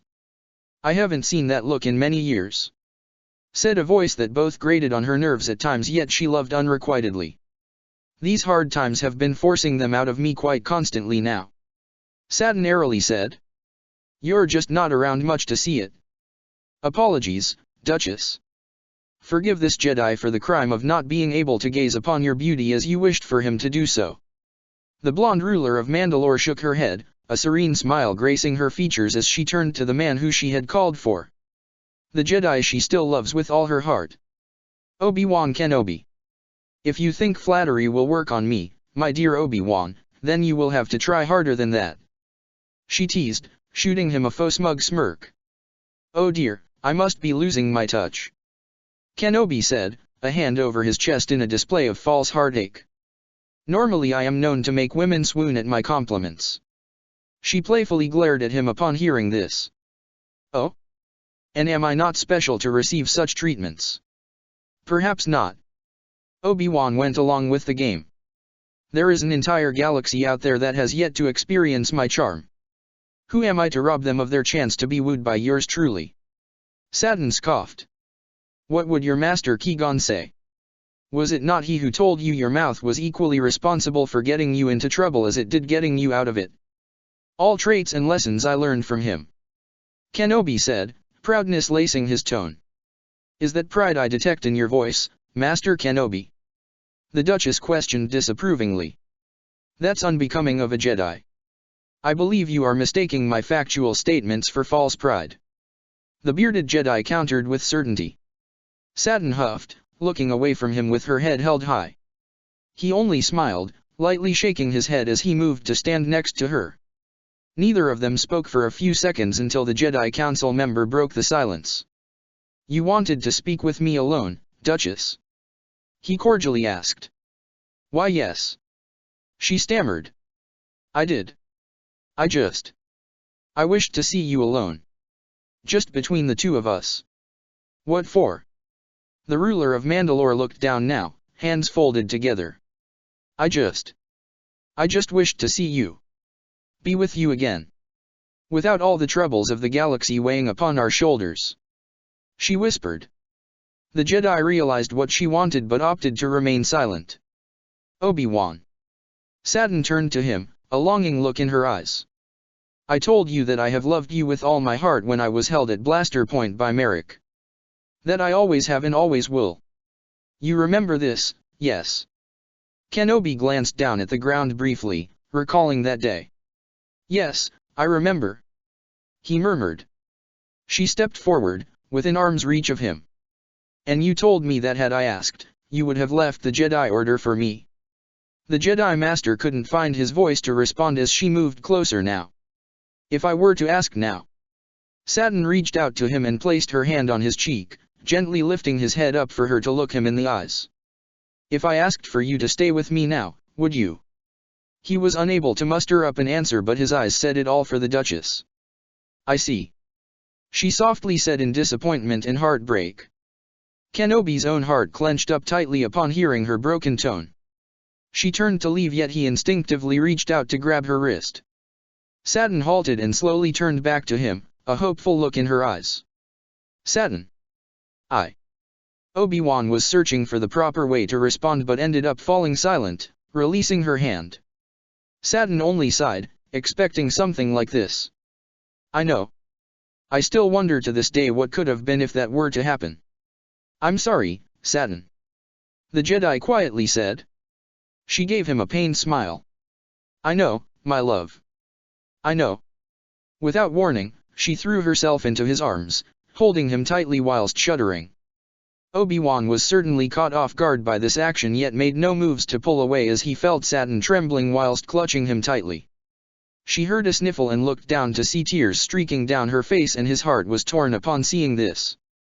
Without any prompt, Obi-Wan wrapped his arms around the woman he had fallen in love with many years ago and held her close. The Jedi Master felt her tightening her grasp upon him, almost desperately, as he felt some dampness on his robes. I'm terrified, Obi-Wan. She whispered, tone practically broken. You and I both saw what devastated my people in our youth, and I wanted to make sure something like that would never rear its head at my people once more. But now, not only is it still happening, I'm welcoming the prospect of war with this summit. I've failed my people. No.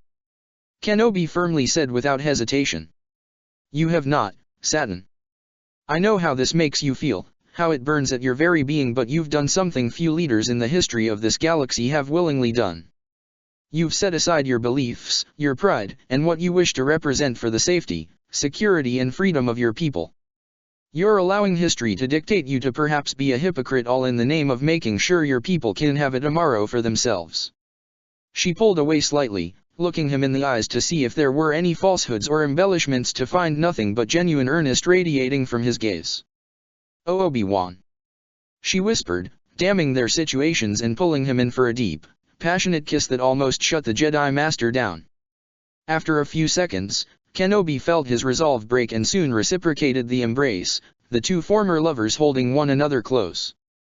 They broke after a few minutes of a rather intense session with each other, gasping for air. Satin, while red-faced, gained a glow around her as she smiled sensually at the Jedi, who only looked down in shame at his lack of control yet made no moves in pulling himself away from her. She continued smiling, reaching up to cup his face with both her hands, caressing his beard and cheeks lovingly before wrapping her arms around his neck and laying her head against his chest. Obi-Wan simply placed his hands on her lower back and remained where he stood, his head gently leaning against hers. No matter how much I try to turn away from it, my heart will only ever be yours, my love. Satin quietly said. Now and always. Though he didn't vocalize, Kenobi could never truly deny it, much as he had wanted to. And you will always have mine. He internally said to himself, the two simply standing there in each other's arms, simply relishing in their embrace and doing nothing else but that. Scene cut. Several days had passed since the arrival of the Avengers and Jedi on Mandalore. In these last few days, it was mostly a waiting game for the eventual coming of the Protectors and Death Watch, and that's really if any of them even appear.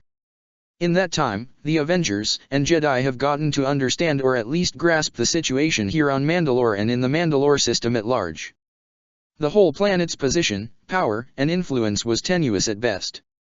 After the apparent Mandalorian civil war, Satin's faction was one of the only ones left standing on the planet, as they were amongst the few that didn't actually participate in the war. They attained power simply from survival and installed a new form of government that was a drastic change in the ways the Mandalorians usually governed themselves. An aristocratic government was a far cry from the warrior culture that has defined the Mandalorians for thousands upon thousands of years. And one not universally accepted by all Mandalorians. So it's just Mandalore that follows Duchess Satin's government? Barrisafi inquired, sitting in an empty classroom with Ahsoka, Peter, and their new group of friends. Corky Kryze had taken a liking to them, primarily through the earth foods, culture, and music he had been taking in via Peter, and had introduced them to his friends. Amos, Sony, and Lagos found themselves deeply enraptured by this new culture, while also excited in speaking with Jedi around their own age, learning a great deal from the three extraordinary teens. Both Mandalore and the systems our people reside in, even if it's difficult at best with what my aunt manages," said Corky. "Yet not everyone views the Duchess as their sovereign ruler," spoke Lagos. "Death Watch being an example. The Protectors too." Sonii tacked on, hand rubbing her personalized display visor on her head. "From what I hear, they actually follow a proper Mandalore as opposed to a monarch or elected official." "Isn't a Mandalore technically elected?" Ahsoka inquired, not fully familiar with the Mandalorian culture. "They're chosen, technically, by popular choice," Corky stated. "Sort of like an election, except there aren't many campaign speeches or funds. It's more like on the battlefield and earning it through battle and respect from the people. I do admit, there is value in the old ways of the Mandalore," Lagos admitted. "Lagos, how can you believe that?" Amos asked. "Has it not been due to that method that our people were led into countless wars that drove our numbers down? It's the idea of it," she stated. "Earning the right to lead over being chosen over it. If there's one thing I know from my experience, ideas are often the hardest to kill." Uffy spoke up in a sage-like manner. "They branch off to ideals and philosophies, which in turn inspire groups and governments. And in a way, it's often a double-edged sword which can either strengthen or topple them. My aunt feels that way with our way of life," Corky admitted, slightly downtrodden by this. She knew that not every Mandalorian would accept this change, and now more so than ever. It's something she had long since accepted, yet wishes they could be open-minded to the idea. Introducing new ideas and new ways of life isn't always going to go over well with a culture that is thousands of years old, Ahsoka said. "Even the Jedi are no stranger to this topic. We actually almost had one. A Mandalore who could have led us into a better future," Sonii revealed, making a few look at her in surprise. "On my mother's side, my grandfather, he fought in the Mandalorian Civil War. He was on the side of the proclaimed true Mandalorians, following a man named Jastar Muriel. They called him Mandalore the Reformer. He wanted to bring about a new age for our people but was betrayed and killed by the overlord of House Vizsla at the time. Speaking of House Vizsla, I do remember one Mandalore, who apparently was once in our order," the Mirialan Padawan brought up, eliciting surprise from the present Avenger and the 4 Mandalorian Academy cadets. "Wait, what?" Amos blurted out. "Who is it? I never heard of such a thing," Lagos asked, leaning forward in anticipation. "Tar Vizsla, the Knight." The Padawan elaborated a little. "Found this out through my studies. He was the only Mandalorian inducted in our order, and at one point he left to lead your people until his death. It was afterwards did his lightsaber be brought back into the temple to be buried with his remains, yet those of his house broken by his followers and took both body and lightsaber to give him proper burial rites, not as a Jedi but as a Mandalorian. How is it we didn't know of this?" Corky asked in bewilderment. "This feels like something all Mandalorians, new and old, should be aware of. Cover UPS, most likely, and being hush-hush about it," came Peter's guess. "I mean, I don't know my history, but that's probably the option most people would have tried to make people forget he existed. Or possibly it's only known to those who are willing to look," Ahsoka said. "If Barriss was able to find out about it, who's to say others can't?" "And how was it you heard about this in the first place?" Corky inquired, looking at the hooded Padawan. "Hearing things from Obi-Wan on fighting Pre-Vizsla who wielded his ancestor's lightsaber. I simply took some time to research this on my own after hearing about our assignment here on Mandalore. I did see a lot of paintings about your people fighting against Jedi," Peter noted. "Our people and yours have a complicated history," Corky said, specifically towards the 2 Padawans who simply nodded. Though they were not as familiar with the Mandalorians as some Jedi were in their order, the history they had with this warrior culture is well documented and taught on both sides. "Have you ever thought about being a Mandalorian?" Ahsoka suddenly asked, making the 4 natives of the planet look at her in bewilderment. "What do you mean by dash?" "Oops, sorry." Ahsoka realized her mistake, shaking her head at her blunder. "I mean, have you 4 ever considered learning the traditional ways of the Mandalorians?" "Oh." Corky nodded his head in understanding, bobbing his head from side to side a bit. I actually haven't considered it at all. I've looked up more on my aunt's actions and wished to follow in her footsteps. I kind of have. Sonii admitted, sheepishly rubbing the back of her head. Really? Amos said in surprise. You never came across like that. I was a little girl, fantasizing about such things before I grew up. Sonii stated. My grandfather's armor is still in my household, you know. He always spoke of the old ways and always stayed true to them. And what about now? Peter asked.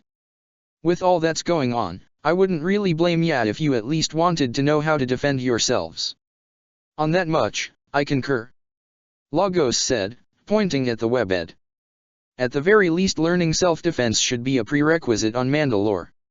It can be our way of honoring what has come before.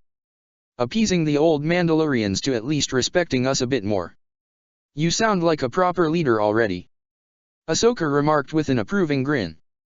Knowing how to find compromise and all.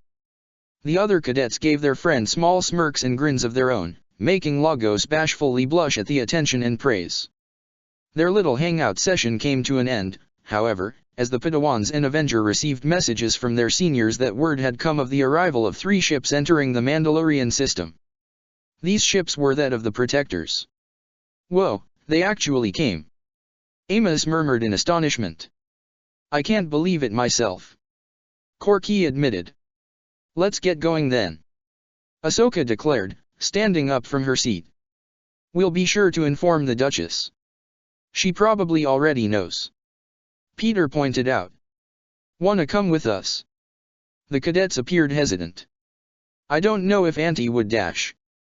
I believe that if they represent the old Mandalorians, you should all be there to represent the new. Barris cut Corky off. You're considered future leaders of your people. Think of this as a learning experience. She's not wrong. What are we waiting for then? Scene cut. Upon the same platform that they had arrived upon, the 5 Avengers that had come with the Republic forces all stood by Satan's faction of Mandalorians. With the Duchess was her nephew and his 3 friends, Prime Minister Almec and a number of guards and high-ranking Mandalorian aristocrats. The Jedi and their clone officers with a select number of their best troops stood behind them were to the left of the Duchess whilst the 5 Avengers were to the right. All had eyes on the skies above, awaiting the arrival of the Protectors. Soon enough, 7 ships were seen coming down from the clouds above. 3 were of the Fire Spray 31 attack class interceptor with the other 4 being the Com-RK class transport. That's a lot of ships for just one meeting. Sam noted, frowning slightly at seeing them. A show of strength. T'Challa remarked. One meant to convey that they are here for peace yet ready for war. Let us hope it will not come to that. Matt plainly said, grasping his walking stick tightly. The ships began to land one by one with the ramps opening up to reveal well-armored men and women, a number of them humans with a mixture of other species coming out from the ship. The lead fire spray, named the Slave One, landed closest to the greeting party and it opened to reveal a Mandalorian in fresh-coated green armor, being flanked by a number of other Mandalorians, a droid, a green-skinned woman, a woman with large eyes and antennas. And the last person who came out from behind the group was. Sam and Hope walked forward in disbelief, jaws dropping with Peter also taking a moment to squint at the person in the back before he too had his mouth gaping. The others were confused by this action as the 2 wing-based Avengers walked ahead of the Duchess and appeared to be ignoring everything and everyone else. Holy shit! Is that Dash? Oh my god! Vision! The 2 Avengers rushed towards the Mandalorian Protectors, some of which all tensed at the 2 running at them. However, the one they had shouted for walked forward, phasing through some of them and stood in front of the Protectors in wide-eyed astonishment. Sam, Hope. Vision, the artificially created Avenger said aloud in disbelief and complete relief at the sight of friendly faces he hadn't seen in a very long time. I can't believe how good it is to see you. Oof. Hope and Sam nearly tackled the synthetic being in a vibranium-crushing hug, one which the Mind Stone-bearing Avenger reciprocated. I can't believe it's you. Hope shouted joyfully, pulling away from him. I can't believe this is happening. You basically came gift-wrapped to us, man. Sam said, patting the synthetic on the back. And I never would have expected to meet you all at a place like this. Vision said, a grateful smile as he had a hand on both their shoulders. "Oh my God, Cap is gonna have a field day when he hears about this." Sam guffawed. "So will the rest of the team," Hope added on, nearly jumping in place. "We've almost got the whole gang back together now." "Oh, you haven't found the rest of the team," Viz said in slight concern. "Who else is missing?" "Wanda's the only one left to find," Sam revealed. "Other than that, everyone is accounted for." Vision gave them an even smile with a brief nod. "She's no doubt out there. I can feel it." "Wow, I can't believe how lucky we are," said a young voice from behind Sam and Hope, and they turned to see Spider-Man, Daredevil and Black Panther having come up to them. Vision tilted his head at these heroes, feeling an odd familiarity to them as they reminded him of home. The black-suited one, especially as the synthetic Avenger, immediately recognized the material that this man wore. "And who are these three?" Wilson stepped back with a wide grin. "This here is Peter Parker. Tony recruited him after our sudden departure," Sam said, patting the young teen on the back. He then nudged his head to the Wakandan. "T'Challa, however, we inducted him, given he got roped along for the ride when he, Peter and another found themselves in this galaxy." "The other being Matt Murdock." The blind lawyer stepped forward, hand offered, which Vision accepted. "Lawyer and new Avenger." "A lawyer, you say?" Vision said in surprise. "Is this due to Mr. Stark's dash?" "We had the exact same thought," Hope interrupted with a laugh. "But no, he has his own special abilities and skills that Tony and Barton saw and brought him on board." Vision simply nodded his head, a friendly smile in place. "It is good to hear that the Avengers are always open to more defenders of our home. Pleasure to meet you three." "Nice to meet you," Peter said, almost giddy at shaking Vision's hand before T'Challa did the same soon after. Ahem. It was at this point that the Avengers realized that they had essentially hijacked what was supposed to happen and now found themselves surrounded on both sides by Mandalorians and Jedi. "Hey, Viz," spoke up a green-armored Mondo with Jay eyes on his helmet. "Mind telling us what we just watched?" "Oh, forgive us," spoke the Mind Stone bearer. "We ended up derailing this planned meeting. I'm merely greeting some old friends and comrades." "We can see that," spoke the lead Mandalorian of the Protectors and the Clones. Jedi and even some of the Avengers turned their heads in his direction. "So these are your friends that you've been looking for all this time?" "Yes, Spar," Vision confirmed. "These are my friends and allies, the Avengers." "The Avengers?" The green-skinned woman in the group of Protectors spoke up now. "The ones that we've been hearing about all over the HoloNet news? You didn't tell us you were part of them." "It never came up." "A clone cadet." Captain Rex's voice was heard in the crowd, cutting through the chatter. Everyone's heads turned to a young boy standing amongst the Protectors who was indeed a clone cadet. "Hello, Rex. Long time," the boy said with a huff. "What are you doing off Kamino, cadet?" Cody now asked. "Moreover, with these Mandalorians." "I'm not a cadet," the boy rebuked. "I'm Jango's son. Alpha. Boba Fett," stressed out the young clone. "Be sure to remember that." "Fett," Kenobi muttered, looking at the young Mandalorian in astonishment. Boba looked at the Jedi and glared at him slightly. "Yeah, I knew you would remember, Kenobi." Boba spat out the name. All right, enough." Anakin stepped forward, voice sharp and authoritative. "Let's not start up a fight here. Duchess Satin invited the Protectors for a talk, so let's do just that." "Really?" The green-armored Mandalorian now walked forward. "Us being here makes sense, but this is a bit of an excessive force on the Republic's part if you ask me. It was necessary in the event that violence were to break out." Luminara Unduli cut in her calm voice. "That and other motives." "That being?" Boba said, crossing his arms with a distrustful gaze thrown at the Republic representatives. "Ultron," Sam grimly said. "We're here as insurance so Ultron doesn't catch anyone here flat-footed." "So he really has returned?" Vision whispered, a forlorn and remorseful expression now plain to see. "Mandalore Spar," Saturn now had stepped forward, standing directly in front of the leader of the Protectors. If you would please. Accommodations have been prepared for this meeting. Spar looked between her, the Jedi, clones and then the Avengers, looking back at his people and then at Vision before turning back to Saturn. He silently nodded and they all followed after her. All but the Avengers, who stayed at the back of the group as they conversed with each other. So how in the hell did you wind up with Mandalorians? Hope asked straight away. Yeah, never really would have guessed that's how we would have found you. Sam murmured. I met some of them on the planet I was stranded on. The rest came afterwards. That's not really much of an answer. T'Challa remarked. It is a rather abridged answer. Vision conceded. One can't be choiceful with one's encounters.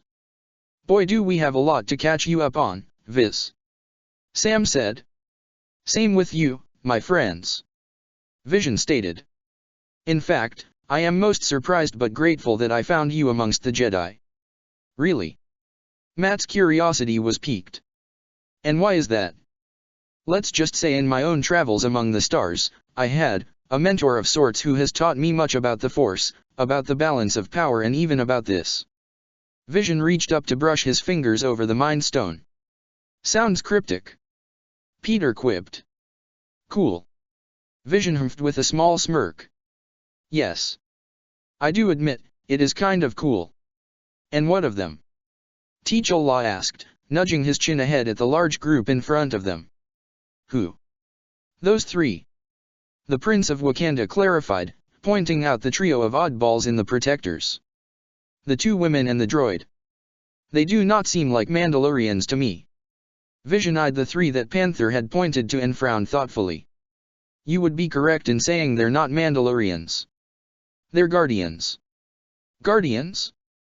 Like the Protectors. Not exactly. They're allies. The rest of them are elsewhere at this time. Come on, let me introduce you. Vision said. Gamera, Mantis, HK. The three in question turned to the synthetic humanoid who was waving them over. Curious, they separated themselves from the Protectors, not before Mantis kissed the green-armored Mandalorian's helmet, flustering the man and eliciting teasing laughs at his expense. They came up to the Avengers, eyeing them momentarily before looking upon Vision. What is it? The green-skinned woman asked. Gamera. Viz said, nodding at her. Mantis, HK, I would like for you to meet my friends and comrades, the Avengers. Everyone, these are the Guardians of the Galaxy. Guardians of the Galaxy? Several of the heroes parroted. That's a hell of a moniker. Sam said in bemusement. Statement, from what Master Quill and Mistress Gamera have told me, it was given to us in an ironic fashion from their first outing together as a team. The droid spoke up. The outing in question was that of killing a genocidal meatbag. Sadness, oh the sorrow of being unable to meet someone of that caliber. The Avengers stared blankly at the bloodthirsty droid. What? Peter said. Don't mind him, he has a few screws loose Rocket refuses to fix. Said Gamera. Hi everyone. The large-eyed woman spoke next, giving them an awkward smile. What's she doing? Sam asked, leaning his head back. Smiling. She said happily. It is said that's what you must do to convey joy when meeting new people. Well, aren't you just a big ball of sunshine? Hope couldn't help but say, shaking her head with a smile of her own. And you are? Mantis. She said, it's a pleasure to meet people who are also from Earth. Whoa, wait a minute. Peter held up his hands in a T-shape. Time out. Also from Earth? Wait, are you guys from Earth too? Gamera shook her head. No, but Peter is. Me. You. Yeah, I'm Peter. Peter Parker. Oh, no, I'm referring to our team leader Peter Quill. Gamera clarified. Peter Quill is also from Terra or Earth, as you all call it. Feels like there's a story we're missing here. Wilson spoke up. Let's have it after the meeting then. Vision said. We need to catch up to the group anyhow. Scene cut. Rather than having the meeting done in the main palace as one may usually have one, the large assemblage of people were led to a different part of Sundari. It was a circular arena-like place, almost gladiatorial really, with multiple statues, paintings, and murals decorating the area. "What is this place?" Ahsoka asked, looking upon all the art pieces that were all over the place. "An ancient Mandalorian training ground and ritualistic site," spoke a silver-armored Mondo. "This is also the rumored location of the burial ground of the first ever Mandalore, though that claim is disputed as it is over 7,000 years old." They all filed into the open arena, finding multiple seats and tables already set up, signifying this to be the planned meeting spot. Upon entering, a number of the protectors split off from the large group, some in groups of 2, 3, or more, and went over to specific locations within the arena. They all went towards either a slab with inscriptions on it, a painting of an ancient battle, a statue, or even a spot in the arena, and all bowed their heads, hands placed upon where they stood. "What are they doing?" Peter asked. "It looks like they're praying," Anakin murmured. "This site holds great significance to all Mandalorians," Satin explained. "A majority of the clans were formed here when the ancient Mandalorians first came to this planet. Some new ones were formed outside the planet, but every single one made a journey here at some point to mark their clan upon one of the stone slabs here. Kryze, Ren, Ordo, Awad, Vizsla, and countless others. You can say this is a holy, neutral ground where no violence is to be enacted lest they invoke the wrath of the fallen. So this is why you chose this place." Obi-Wan mused, nodding in agreement at the location. "Yes." Satin looked over to a statue of an armored Mandalorian that held the crest of her clan. "This is a holy site, and if anyone were to act in violence here, they would no longer be called Mandalorians for defiling such an important site." "Quite the gamble, but one well played. If either of these other factions choose to try to kill the Duchess here, they would be branded as the worst of our people. Demigoals, as they are called. Those who commit atrocities." Prime Minister Almec informed the group. "At least our history has not been forgotten by you," the Jade-eyed Mandalorian remarked. "That's good to see. And you are?" "Fen Shissa." The Mandalorian removed his helmet to reveal a young man with blonde hair and blue eyes. "Lieutenant to the true Mandalore of the Mandalorians." There wasn't anyone who responded to that claim. Many were moving about to take their seats save for the Jedi, clones and Avengers, opting to stand to the side and observe. "Obi-Wan, Luminara, do you feel it?" Anakin quietly asked the two Jedi Masters, both of whom nodded. "Feel what?" Sam looked at them. "Is there like a force presence here or something?" "There is," Obi-Wan confirmed, stroking his beard. "It's an old one at that. Perhaps the spirits and echoes of past Mandalorians." Luminara mused. "I feel it too," Ahsoka whispered. "As do I," Barriss affirmed for them. "Huh." Peter raised a hand to his head, rubbing the side of it. "Are you all right, Peter?" Matt asked. "Don't tell me you have the Force too now." Hope jokingly threw it out there.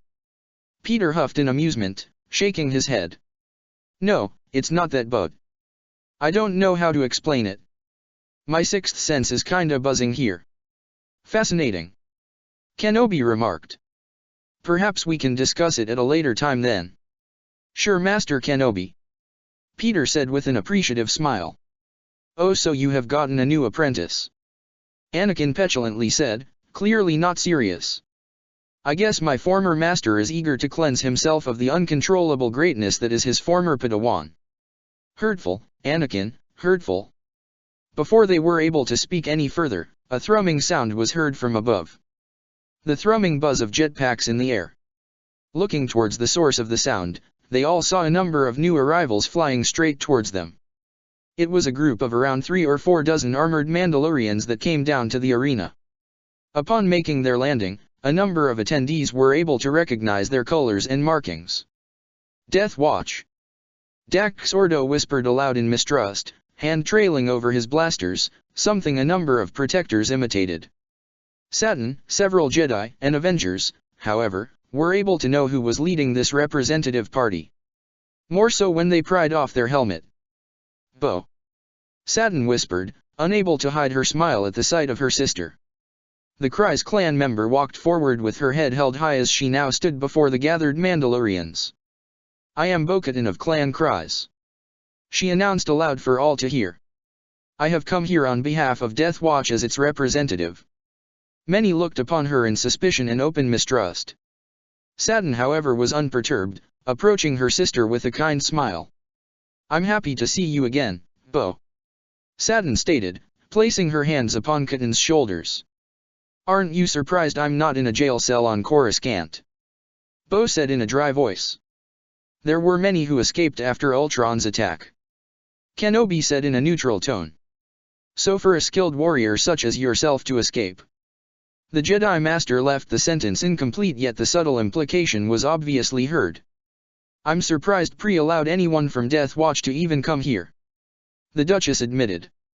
Bo coughed into her hand, looking away from her sister. Yes, he was difficult to convince in the beginning, but we talked some sense into him in the end," she said stoically. Matt, however, spotted something amiss when he sensed her heartbeat and breathing pattern. "You're lying." Bo-Katan whipped her head around at the voice and visibly cringed in agitation as to who she had just spotted. "Excuse me? Lying? Better yet, why are you here?" "Intermediary moderator," Matt smoothly said. "And you aren't here to really represent Death Watch, are you, Ms. Kryze?" She sent him a glare. Not really happy at all in seeing him here. "Bo," she heard her sister next to her whisper softly. "Is this true? Are you not here on behalf of Death Watch?" Bo looked at her sibling to try and deny this, but found her voice being caught in her throat.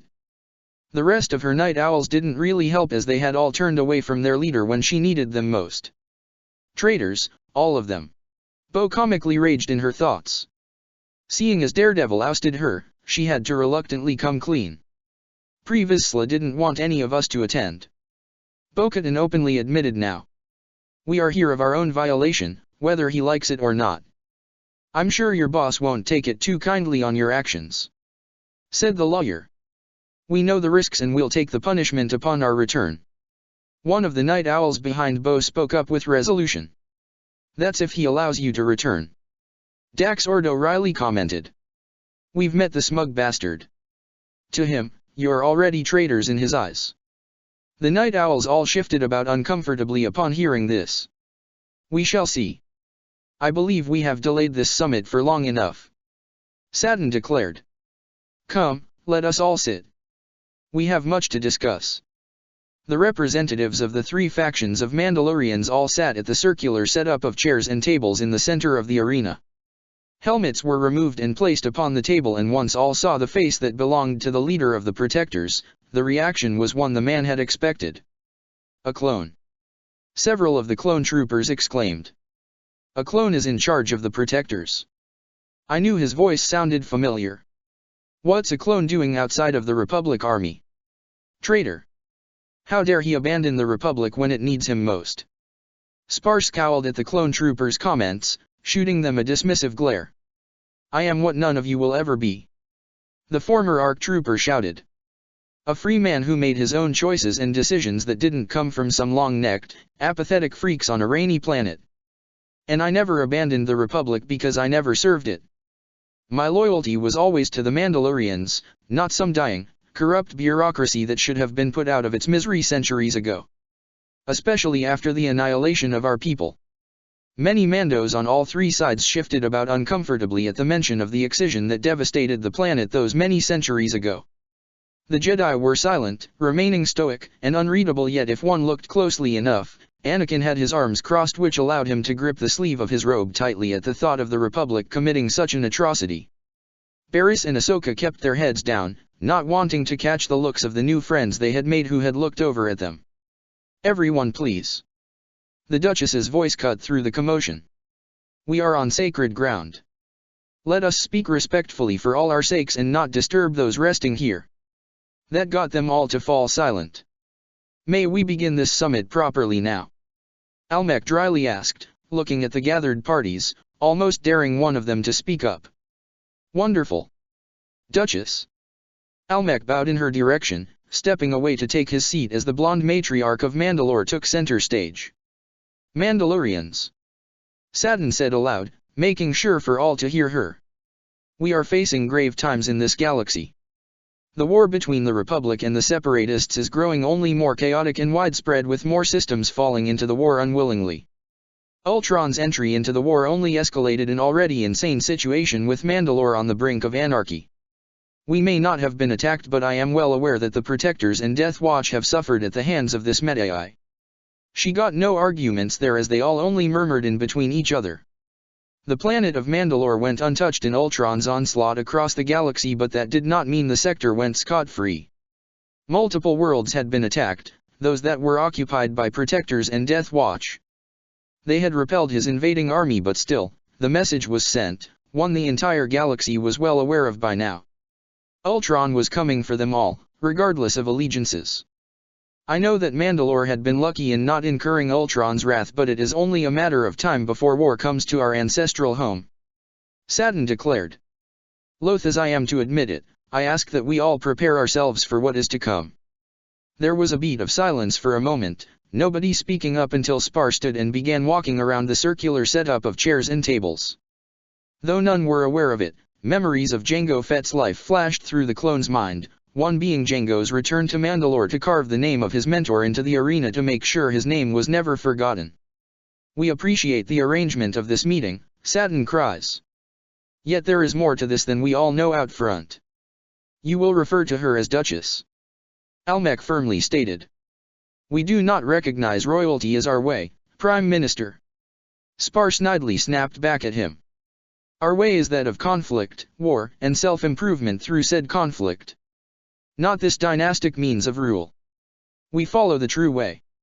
The way of the Mandalore, the canons of honor and Risalnair.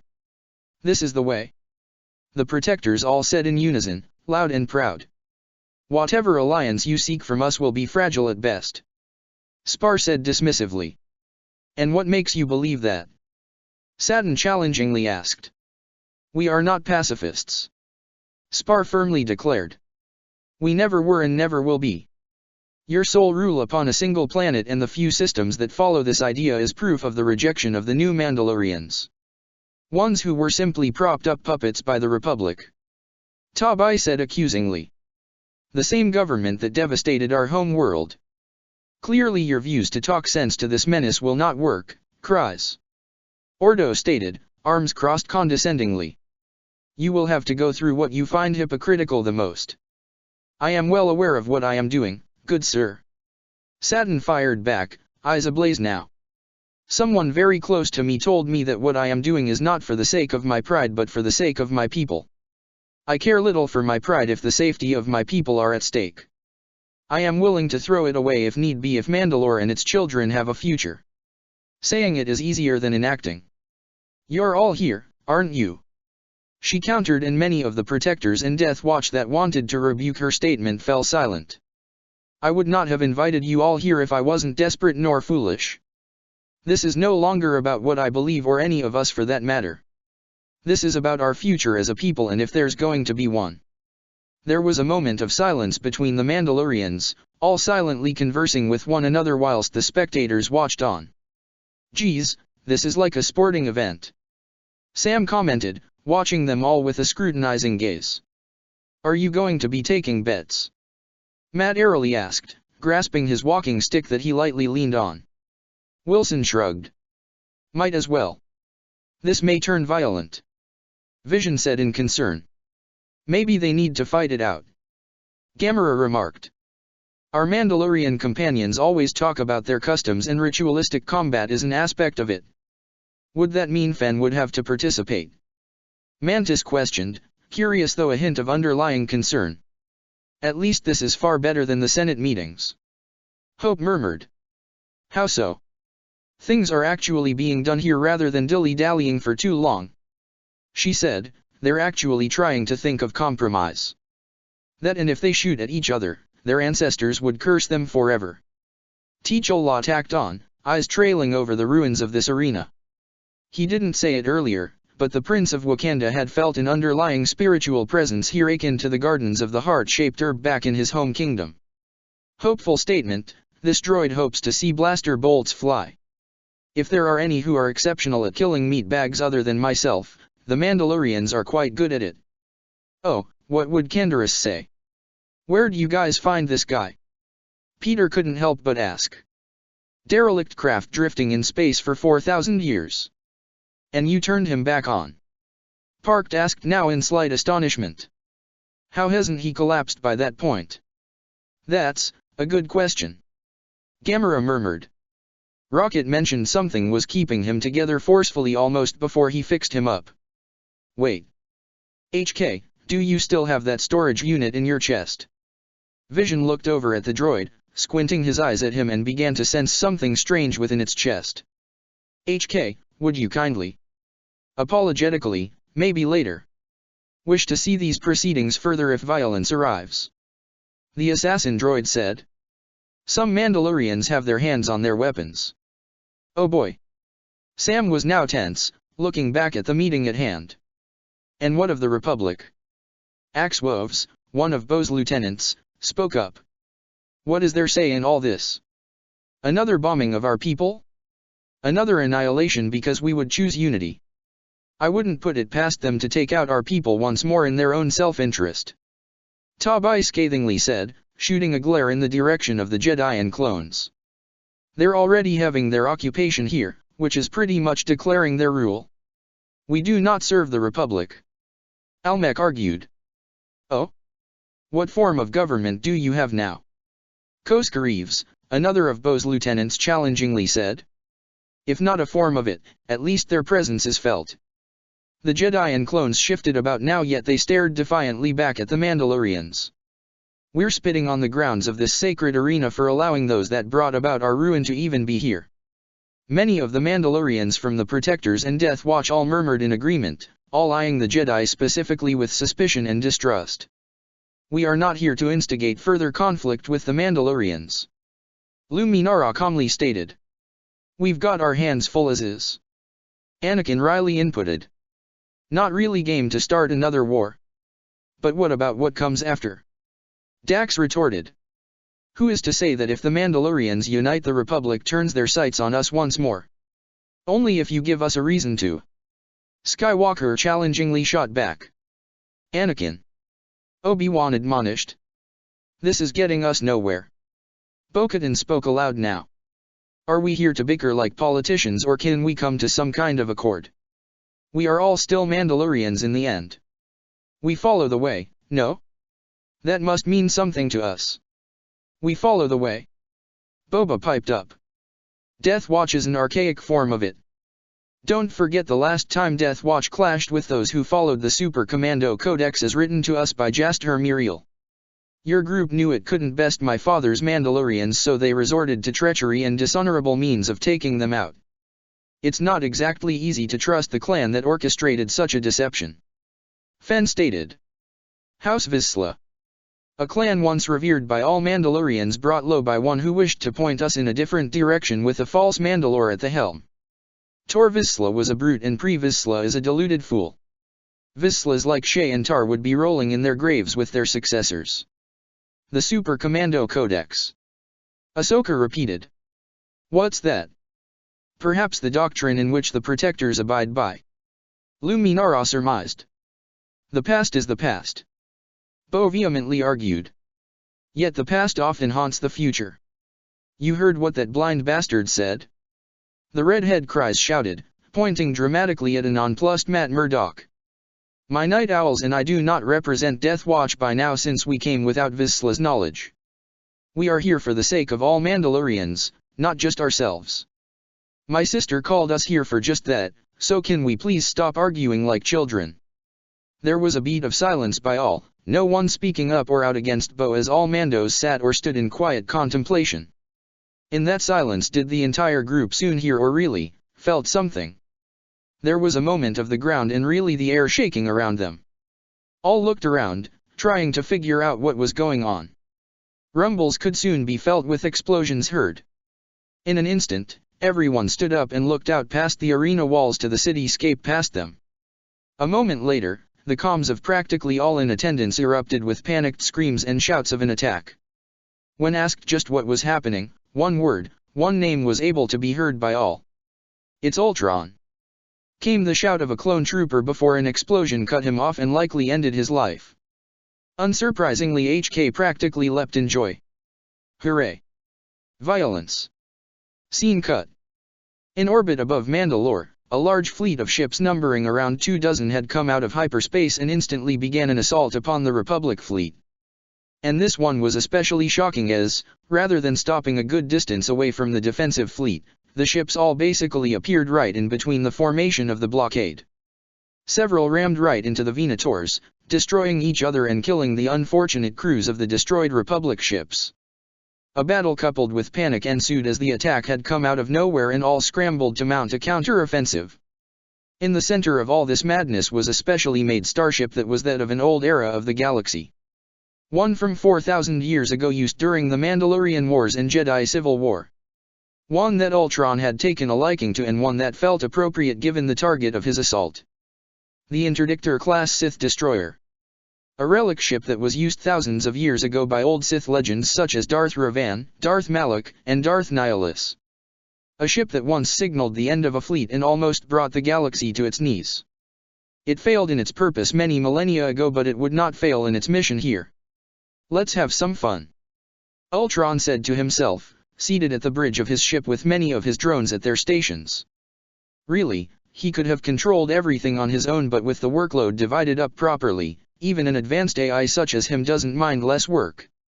It helped him to focus on much more important matters like leading this attack and killing more sentient life in his mission. He sought to invade their servers, yet he met with numerous firewalls. It was a clear sign he was met with Avenger interference. Thus he had to come to the planet to acquire the Beskar personally. The home of the greatest warriors in the galaxy. Ultron mockingly mused.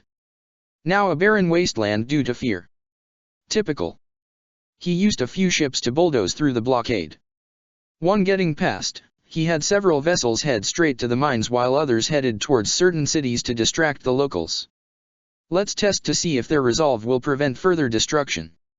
Scene cut. Chaos reigned upon the capital city of Mandalore as civilians ran for their lives whilst clones rushed headfirst into the oncoming attack. They weren't alone, as Mandalorian protectors and Bo-Katan's night owls were flying overhead along with the Avengers Falcon, Wasp, and the Vision. Spider-Man and Daredevil swung overhead and Black Panther ran alongside Gamora, Mantis, HK-47, Anakin, Ahsoka, Obi-Wan, Luminara and Barriss as they led the charge against Ultron's invading army. The two forces collided and pandemonium simply escalated with explosions, beams, lightsabers, blaster bolts, vibranium shockwaves, webbing, and all went off in every direction. We gotta focus on getting the civilians out of harm's way. Sam shouted through the comms. Fen, right. The Mandalorian in question was flying by the Avenger, looking up at him. Yeah. Are you from here? Born and raised. So you know your way around this place. Fen nodded, dodging a blast of energy from an Ultron drone, shooting it down with his blaster bolt a moment later. Get a squadron of your protectors to get the people out of the way.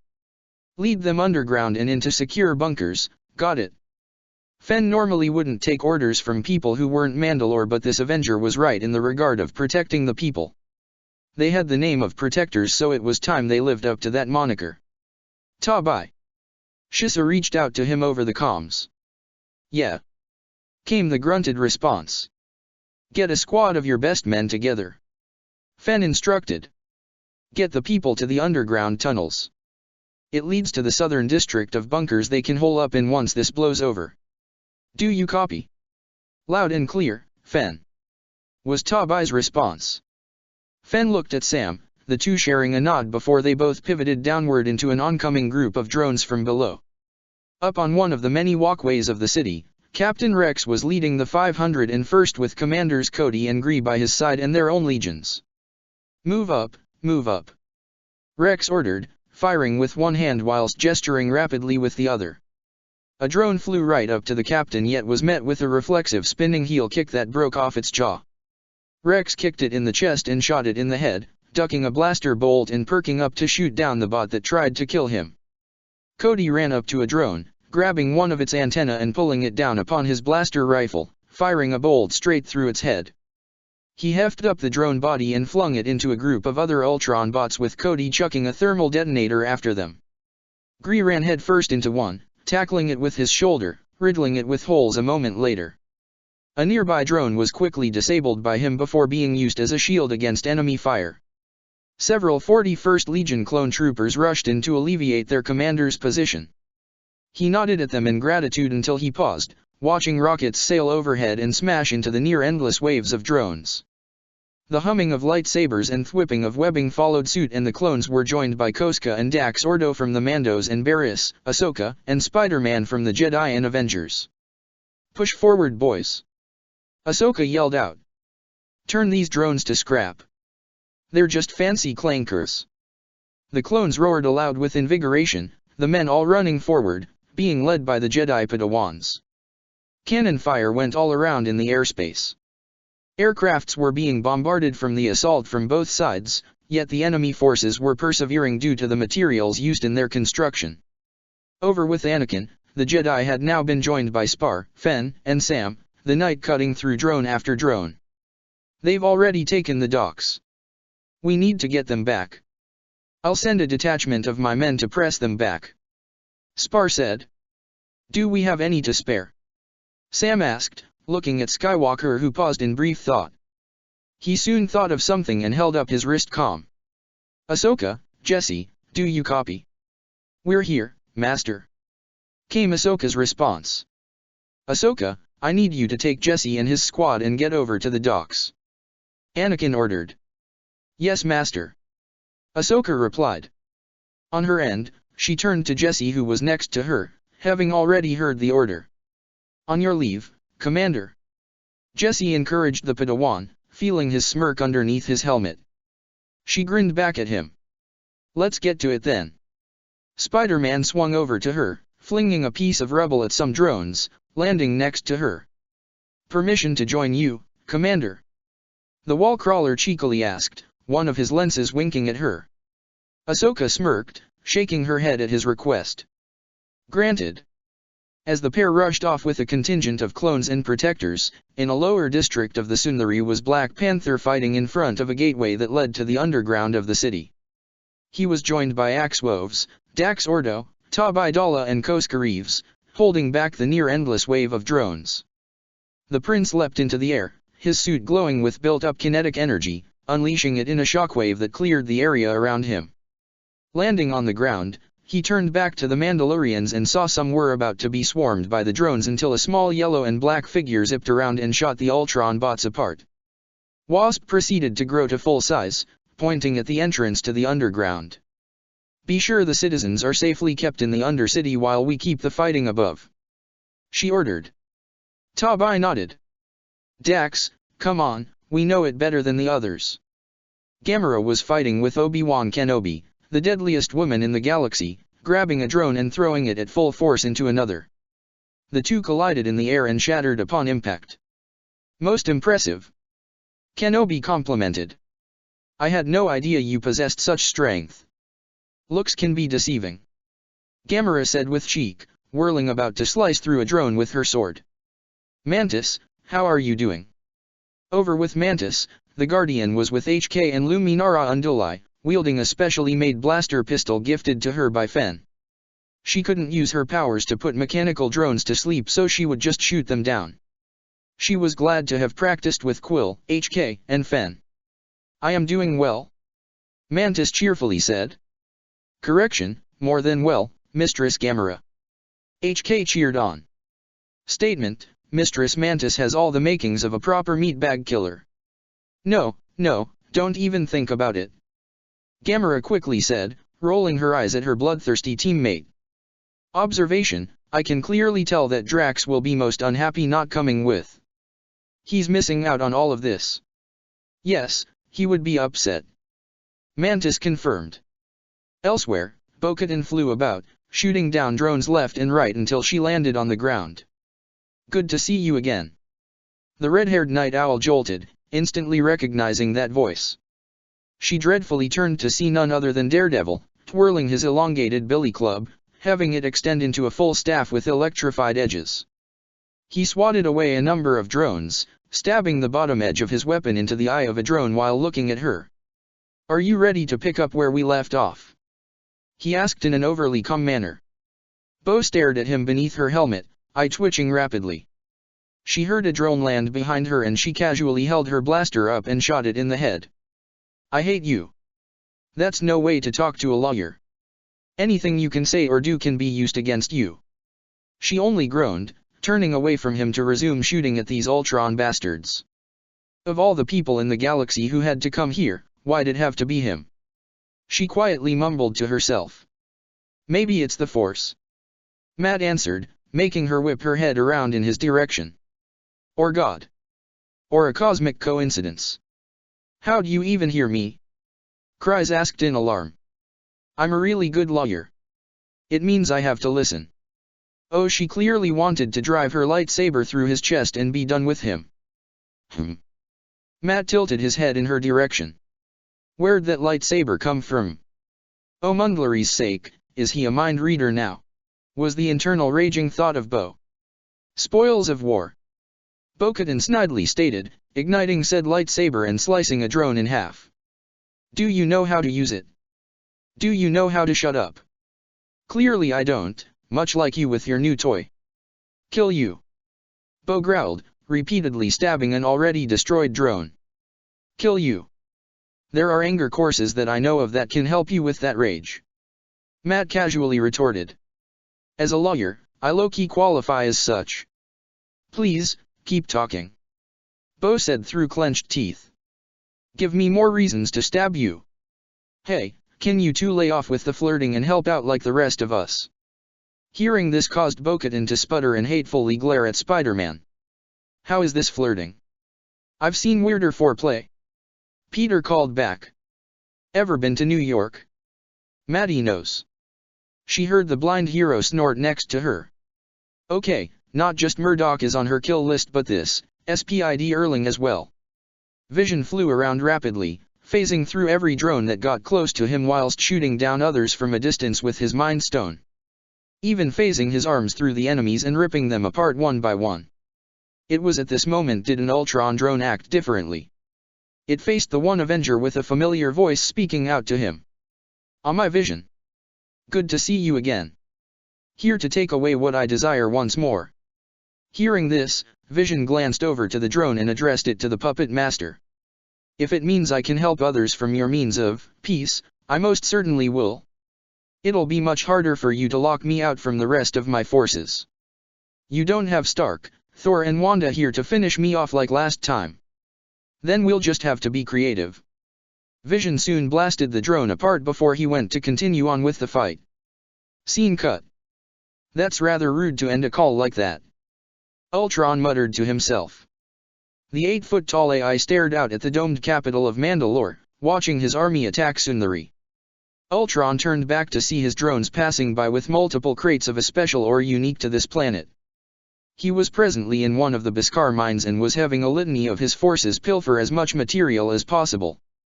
He didn't know how long he could properly distract them before they realized he had a different agenda in invading Mandalore, not like it would matter at this time. Picking a piece of unrefined Beskar up, he analyzed the metal at an atomic level, smiling to himself as he figured out the means needed to melt and shape this metal to his designs. "Oh, all the wonders I can work with you," he muttered in satisfaction. If he really wanted to go big, he needed far more Beskar than this simple raid. He then recalled there was a Beskar deposit on the local moon of Concordia. He should definitely have his forces take that either immediately or a later time and run it as low as possible. Still, what he initially wanted to achieve has been done by now. Though it was only a single mine, Ultron had acquired a substantial amount of Beskar for himself.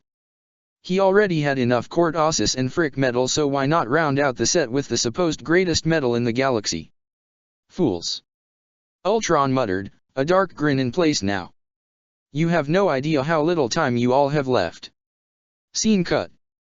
The battle raged on for nearly an hour until all the drones were either shot down or destroyed altogether. Ultron's fleet that had come in suffered the same fate or were now in retreat. The abrupt and sudden fleeing of the drones certainly came as a shock to the Republic, Mandalorian, and Avengers present in the city. "They're retreating," Fen said in slight disbelief. We won. Doesn't feel like we won. Dax muttered, looking ahead at the ships and drones moving to escape the Mandalore system. There was a regrouping of the collective forces, gathering on the docks of the capital. The Avengers, Jedi, and heads of the Mandalorian factions were all assembled to discuss the recent attack on the home world. Spider-Man was the first to speak up. So does this count as a victory or? We didn't win, we only survived. Vision stated firmly. Ultron came here for a reason. We need to find out the reason why.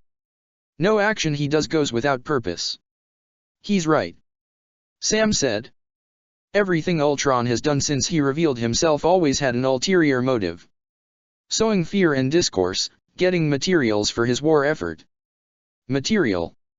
Satin said in dread, looking out at the barren landscape of Mandalore. No.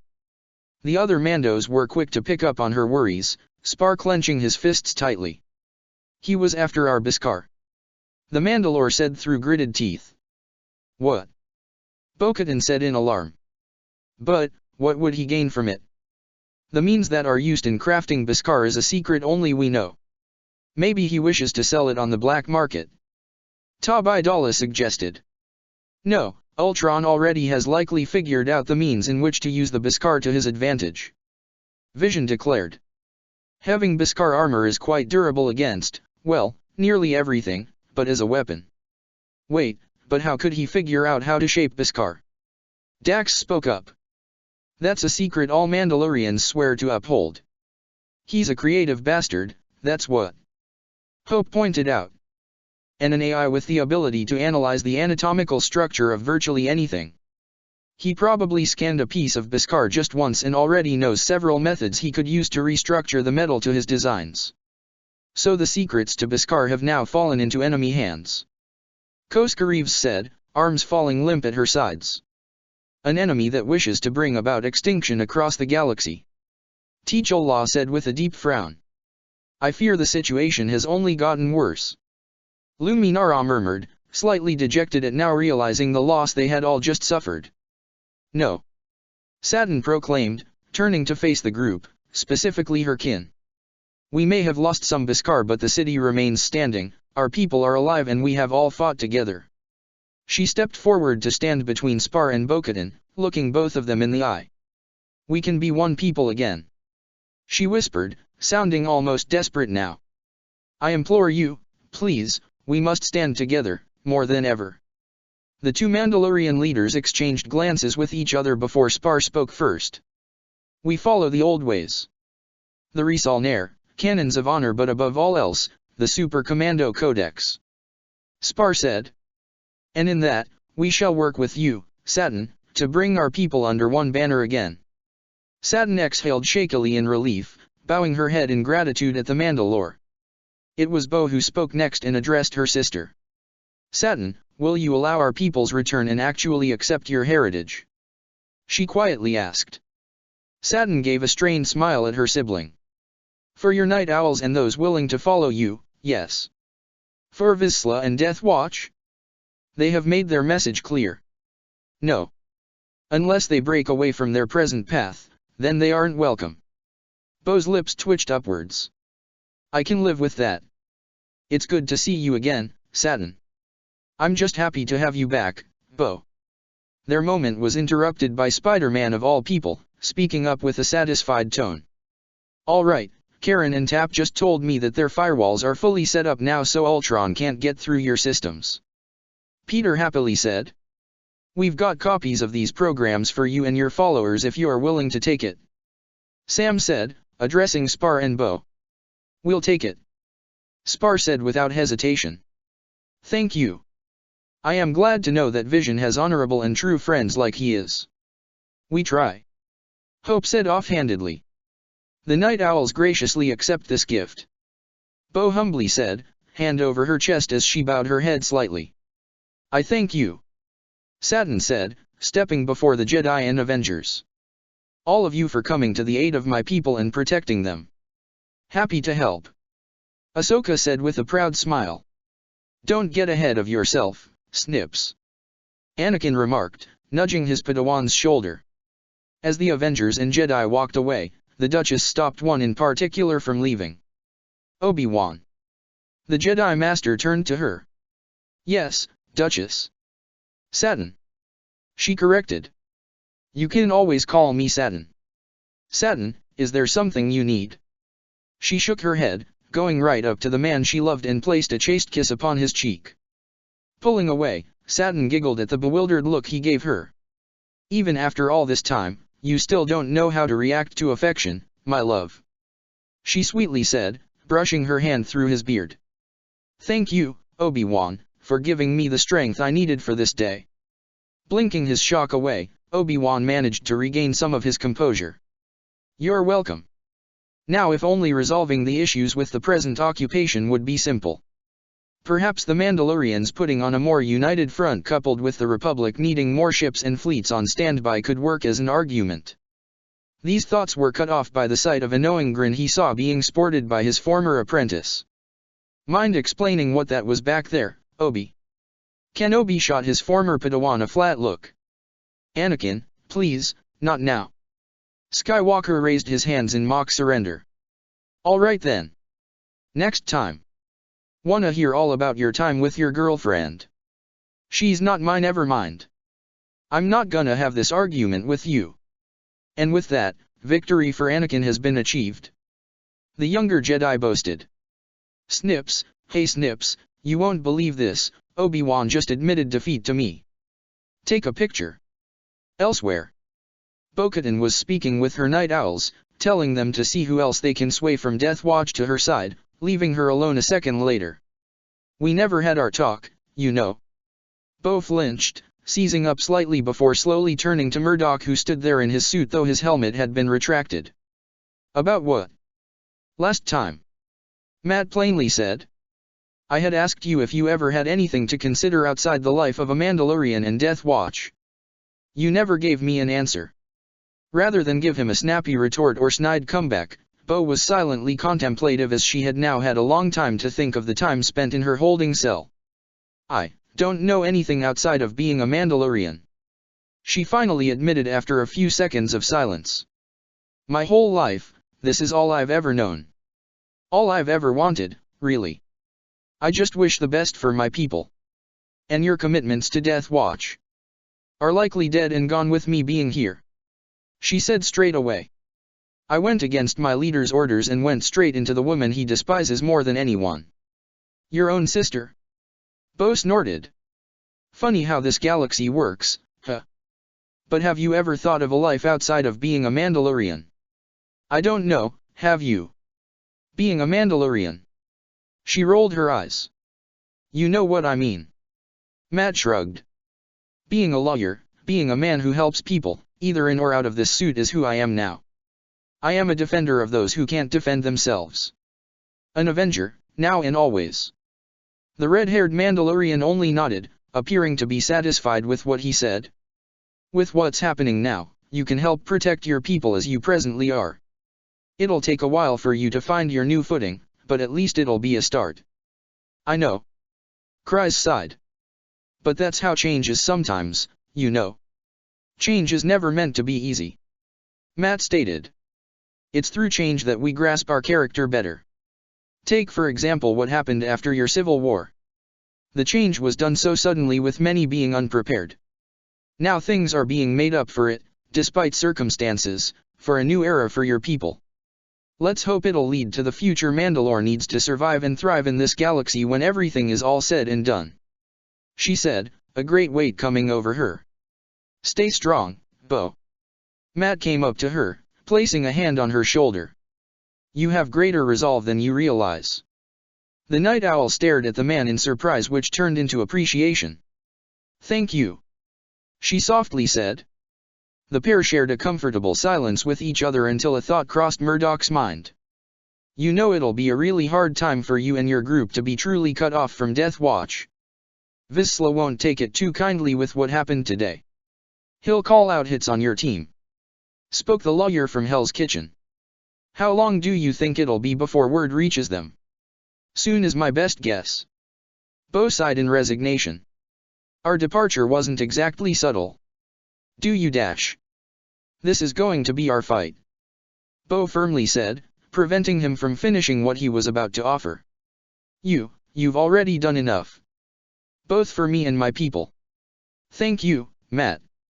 You're welcome. He sincerely said. If you ever just want to speak with me, I'd actually like that. She graciously accepted. Can use someone to vent to from time to time. And not to your fellow owls. They're different. Also not as annoying as you. I'd like to think I'm more professional than that. It's your annoyances that got me to think about myself, dummy. She cheekily said, flicking his forehead lightly. So you want me to be annoying? Matt hummed. Ms. Cries, I hope you understand the can of worms you're opening with me being a lawyer. Words will only flood out from my mouth. Only Mr. Parker is one I have met thus far that can match my lingo. Well then I'll just take it as a challenge for myself. Bo puffed her chest out with pride. Mandalorians run towards conflict, not away from it. Matt only smirked at her gusto. We shall see. Bo then coughed into her hand awkwardly, shifting about back and forth, confusing the devil of Hell's Kitchen. Couldn't. She surprised him by stepping forward and lightly pressing her lips on the side of his face before instantly pulling away. Sorry, didn't mean to do that. She stammered, face matching her hair color. I need to go. At least take me out for lunch. He called out a tease. Shut, goodbye. Bo quickly slid her helmet on and flew off, leaving the lawyer by himself. Well, you know how to pick them. He muttered to himself with a snort. The blind hero had been so caught up in his conversation, he failed to realize that two individuals were now standing next to him. So then, said the regal voice of Prince T'Challa. There's a story for us to hear on the flight back, isn't that right, Peter? Yeah, you didn't even try to keep it private. Peter Parker quipped, causing Matt's head to fall. Oh God. He said in dread, realizing what his two friends had just seen happen. Hey, you're a good Catholic boy, don't say the Lord's name in vain. Peter jokingly admonished with a stern wag of his fingers. What is it that you must do in this instance? T'Challa played along. 10 Hail Marys. I'm not one to pray for damnation. You love us too much to do so, Matty. Parker joked, bumping shoulders with him. Avengers Infinite Wars Chapter 69, Knowledge and Betrayal. Holy shit. I know, that's what I said. Captain Steve Rogers, leader of the Avengers, shook his head at Rhodey and Sam, smiling at the synthetic Avenger known as Vision who was standing before the group. It is good to see you again, Captain. Vision said with a wide smile, clasping his arm with Steve's, the super soldier clapping the newly returned teammate on the shoulder. Glad to have you back, Viz. Finally. Vision jolted slightly, laughing a moment later at the speedster of the team having thrown his arm around him. Viz, do you have any idea how long we've been looking for you? Pietro held up his hand. 5 days.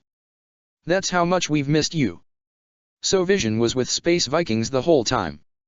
Scott asked, turning to Hope who shook her head. No, dummy, Space, what's our Earth equivalent to the Mandalorians? Hope asked the rest of the group, all of whom shrugged. I thought they were royalty right now. Natasha remarked, holding Mara Jade in her hands, the child staring at the recently found Avenger in open wonder. Still, small as it may be, this should be cause to celebrate. T'Challa declared. Another Avenger has been found and brought back to us. You weren't even there for the first few months. Sam pointed out with a smirk. Yes, but as a prince, I figure an organization of such an occurrence is warranted. It would be a good excuse to actually help catch Vision up on everything that he's missed. Matt noted. I would very much like that, actually. Vision said, looking at Mara who giggled at him followed by a small green alien that had walked up to his leg and stared up at him curiously. I hadn't realized we've been adopting. Mara is mine. Nat proudly stated, no longer denying her maternal affection towards the child, hefting her up to nuzzle her gently. Mara laughed, small hands reaching out to Natasha's face with Nat leaning into them. It was a rather tender sight, one that would be considered a rarity to see, especially with those who know Romanoff's background. Hope went up to Vision and bent down to pick up the other baby in the group for the synthetic being to get a better view of him. But Grogu here? Van Dyne trailed off as Grogu was reaching for Vision now. He kept crying and throwing a fit after we left. Spider-Man revealed, hanging upside down in the midst of the group. The Jedi figure he's more familiar with us, so they let him stay here for now. Vision only hummed, gently taking Grogu out of Hope's hands and into his own, looking down at the small alien baby. "Hello there, little one." He spoke softly and kindly. "My name is Vision. It is a pleasure to meet you." Grogu only cooed, tilting his head to the side and reaching up to Vision's face. "Well, he already likes ya," Scott declared happily. "How can you tell?" the vibranium humanoid asked. "Got a daughter, remember? Experienced with these sorts of things." Vision only huffed in a small laugh. "I truly have missed much, haven't I?" "Oh yeah." Rhodey chuckled. "You have no idea. I have a girlfriend," Pietro proudly proclaimed. "Yeah, well, so do I," Sam said with an eye roll. Guys?" Scott questioningly said, raising his hand with him having taken Hope's as well. "You guys don't count, you've been together already." Natasha waved off. "We got several works in progress, but that's for later. For now, we gotta catch you up on everything and you gotta do the same." "Of course." Just before they were able to discuss things any further, the front door to their home opened up and in walked Anakin with several other Jedi after him. "It's one big family reunion, isn't it?" Anakin Riley said. "Did ya need to barge in like that?" Peter asked with a shake of his head. "Oh, like you're one to talk for dramatic entrances," Ahsoka wittily fired back. "Anakin, Obi-Wan, Ahsoka, Barriss." Vision nodded to each of the present Jedi save for one who he did not recognize. A beautiful blue-skinned Twi'lek. "And you are, my lady." She smirked at the title. "No need for such formalities. I'm Aayla Secura. It's a pleasure to meet another member of the Avengers. They've been looking for you for quite a while, you know. So I've been told, and I them. If I recall, all that leaves is for us to only find your sister, correct, Pietro?" Kenobi asked, looking towards the lone Maximoff. The fastest Avenger put on a more determined expression, nodding at the Jedi Master. "Did something happen, Aayla?" Steve asked, looking between each Jedi. "The Council wishes to speak with you all." Barriss spoke up, stepping forward. The Avengers all looked at each other. "What for?" Scott asked. "Him obviously," Ahsoka admitted, pointing right at Vision. "The second we got back to Coruscant, the Council felt Vision's presence. It was almost immediate really," Obi-Wan bluntly stated. "I received a call from Master Yoda seconds after we came out of hyperspace. He is extraordinarily strong with the Force." Aayla blurted out. "I can only compare it to perhaps Anakin." "That's rather something," Obi-Wan mused, rubbing his chin in thought. "I have an idea as to why you may have sensed me," Vision remarked, gently passing Grogu over to a surprised Sam. "And in actuality, it is rather paramount that I meet with your council as well. There is something important I wish to discuss with your organization. And who better than the council itself? And how can we deny such a request like that?" joked Skywalker. "Are they already waiting for us?" Steve asked. Barriss answered for him. "Master Luminara informed me of their gathering earlier. They have only just come together most likely." "Then let's not keep them waiting," Rhodey stated. "This involves all of us as well." "Naturally," Kenobi said. And with that, the large group of Jedi and Avengers left the latter's home and made their way towards the Jedi Temple. As the group made their way over to the temple, during the small traveling session, the four Jedi who had recently returned with the Avengers had a litany of thoughts running through their minds. Shooting discreet looks at their friends and allies over their small journey to the Jedi Council chambers, they kept looking at each one in confusion and bewilderment. Thinking back to their time on Mandalore, the four Jedi who were there recalled a familiar feeling that they had grown so accustomed to, they almost missed it. With the protectors were two other beings. The two women known as Gamera and Mantis were also void in the Force. Yet their companion HK-47 was not only present in the Force, but he also carried a distinctly familiar signature to several of the Jedi. They did not know what it was at first, as it seemed to be muffled or suppressed, so to speak, yet upon their goodbyes and departure from Mandalore, HK had lost the Force signature. And now, back on this situation, they thought about just what it was that was to happen in this meeting. Where a majority of the Avengers save for two of them had no presence in the Force at all, Visions was like a shining beacon to all. He was the Force, yet something else entirely. It was almost as if he was in tune with a higher power with the Force, a facet of it that no Jedi was familiar with. And when they focused on it, this feeling was all centered around the gem within the android's forehead. What was that stone lodged inside this new Avenger's head?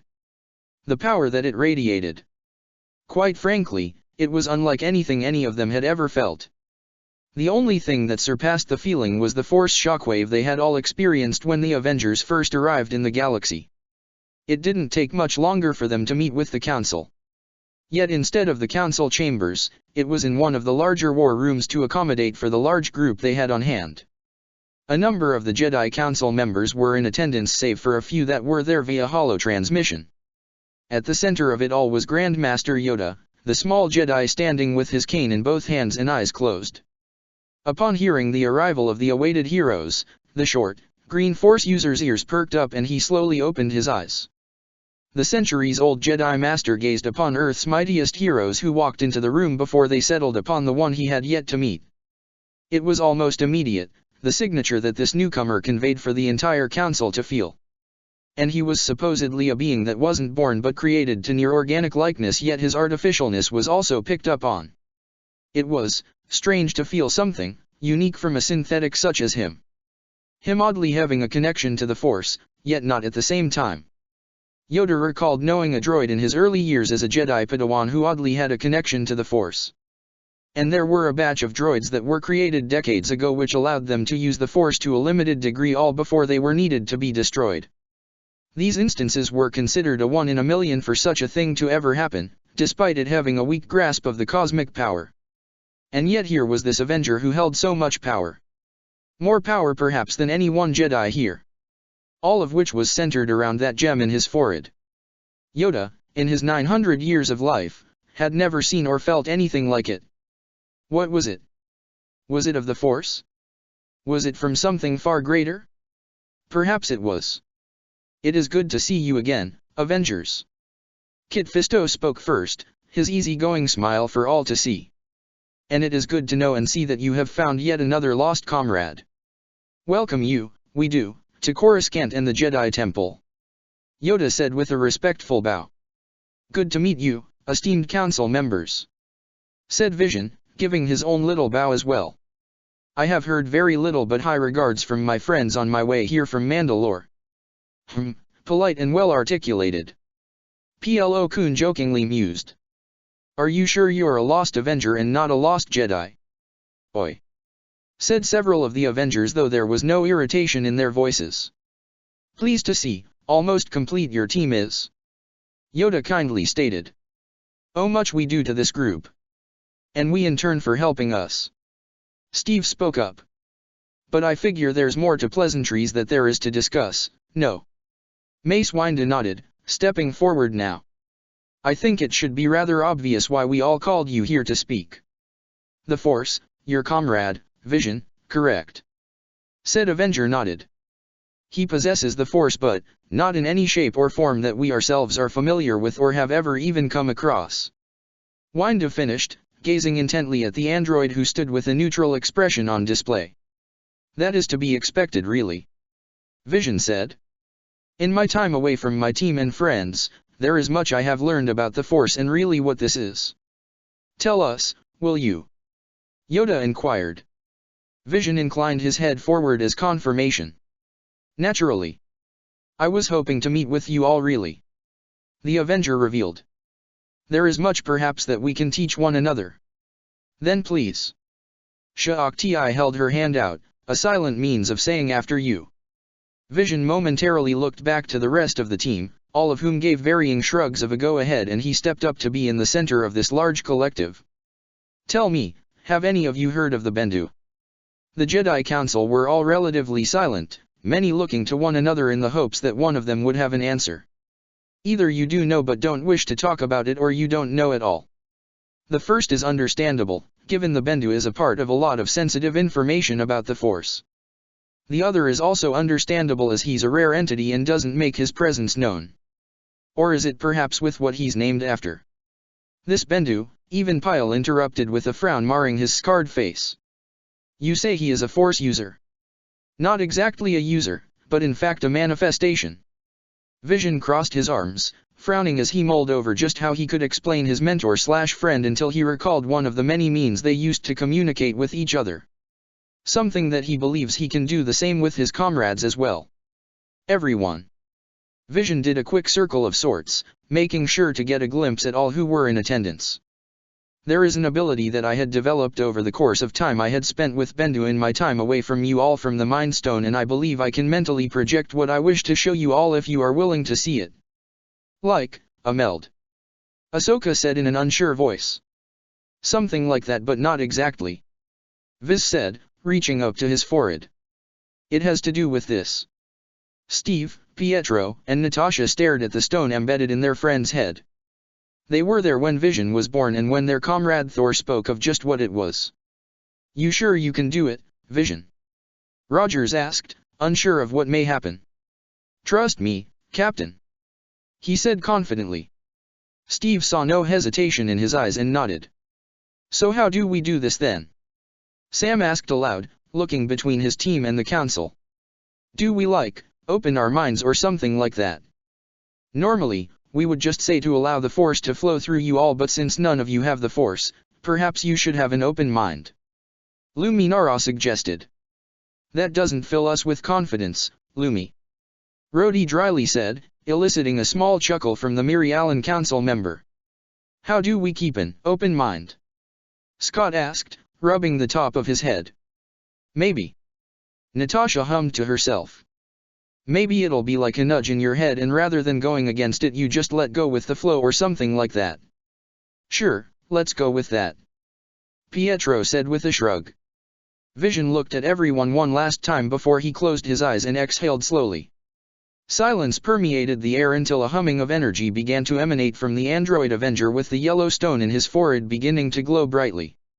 Some squinted until many outright covered their eyes as the glow from the stone intensified to the point that it was blinding, and seconds later, engulfed the entire room.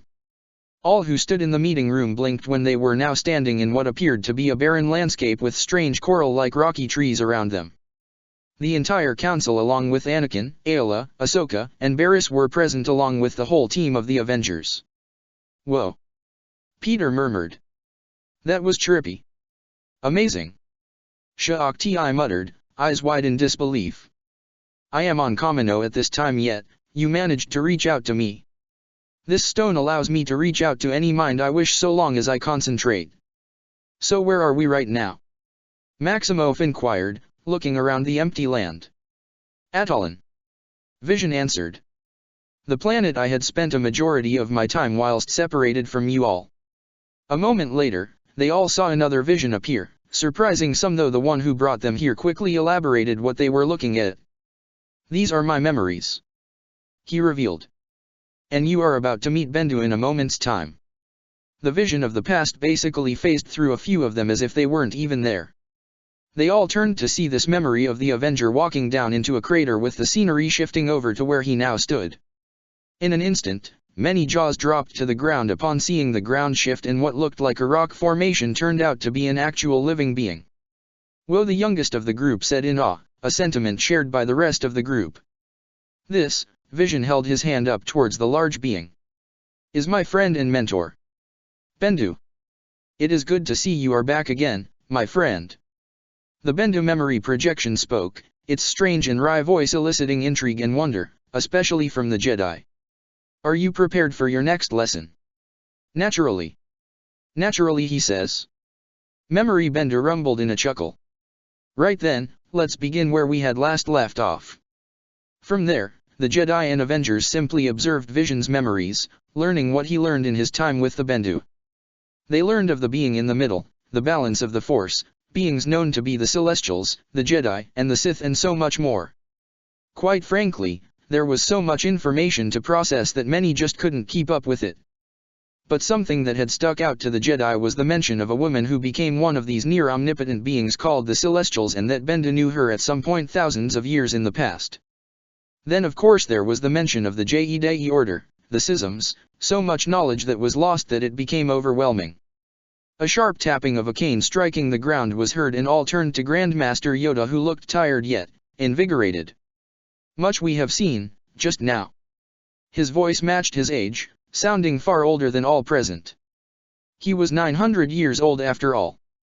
Much to discuss, all of us do. Very much to discuss. And like that, everyone snapped back into the meeting room looking very much overwhelmed. For a moment, nobody had said a word until Plo-kun mustered up some words.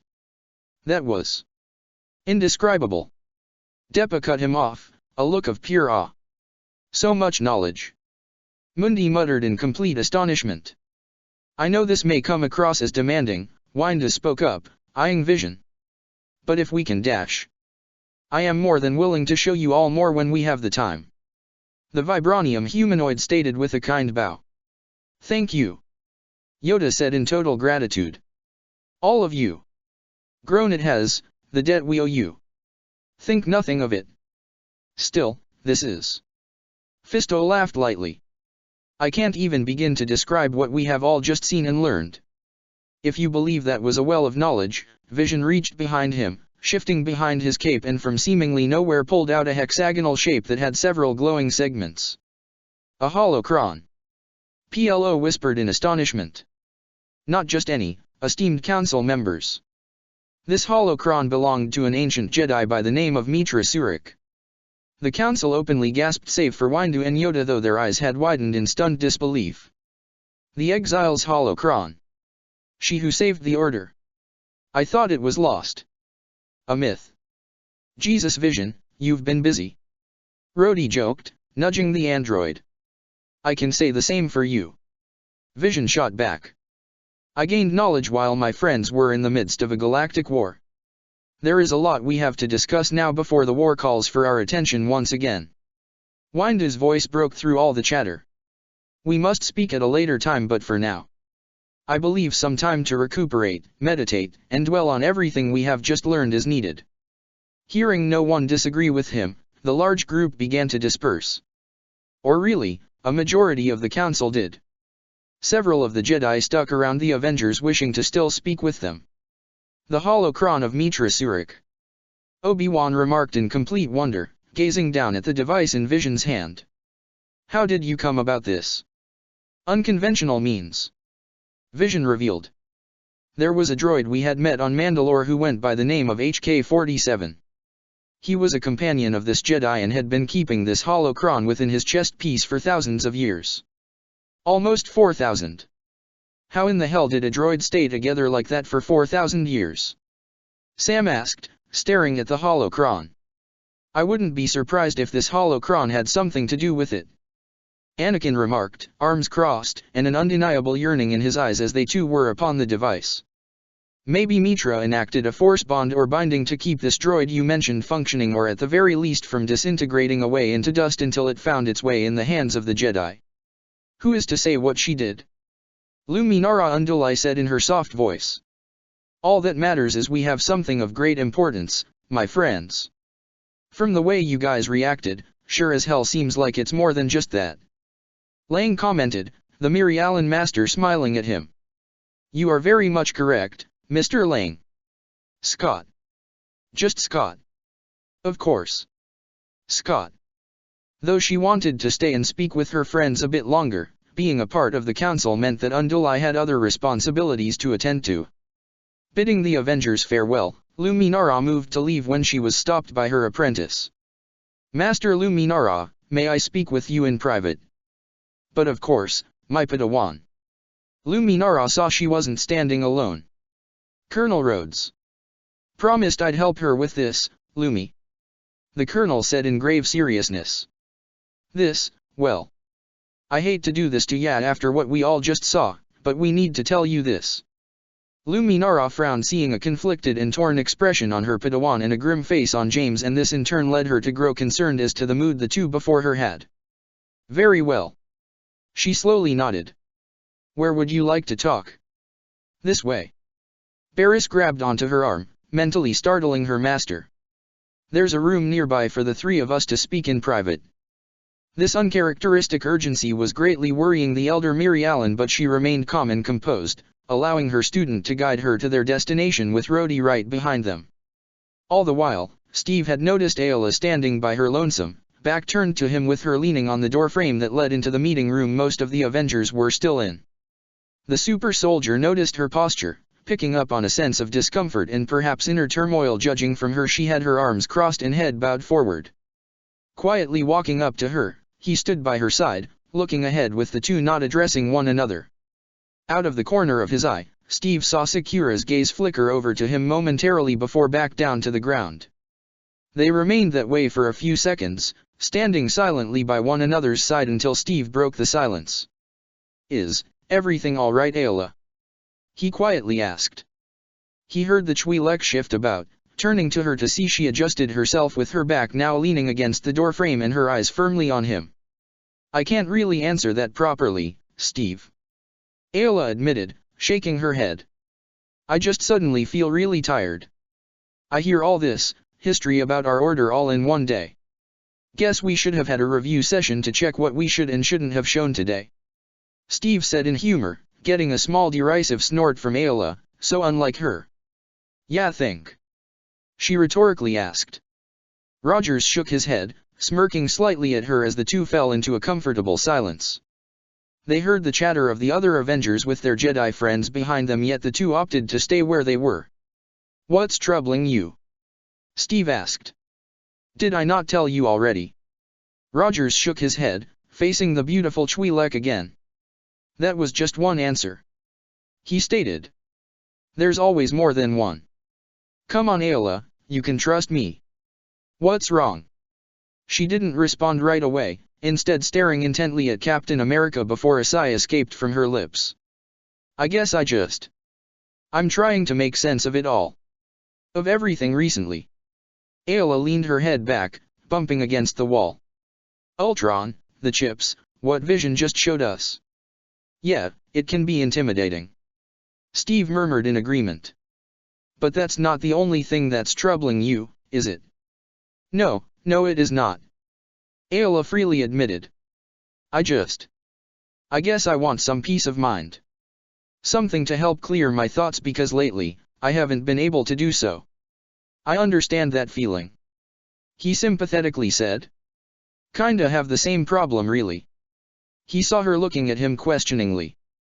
Waking up after being asleep in the ice. Realization dawned upon the Twi'lek Jedi, remembering Steve's astonishingly bizarre history of coming from a different time and era from his home world. She huffed in amusement and sympathy. From a different time to a different galaxy.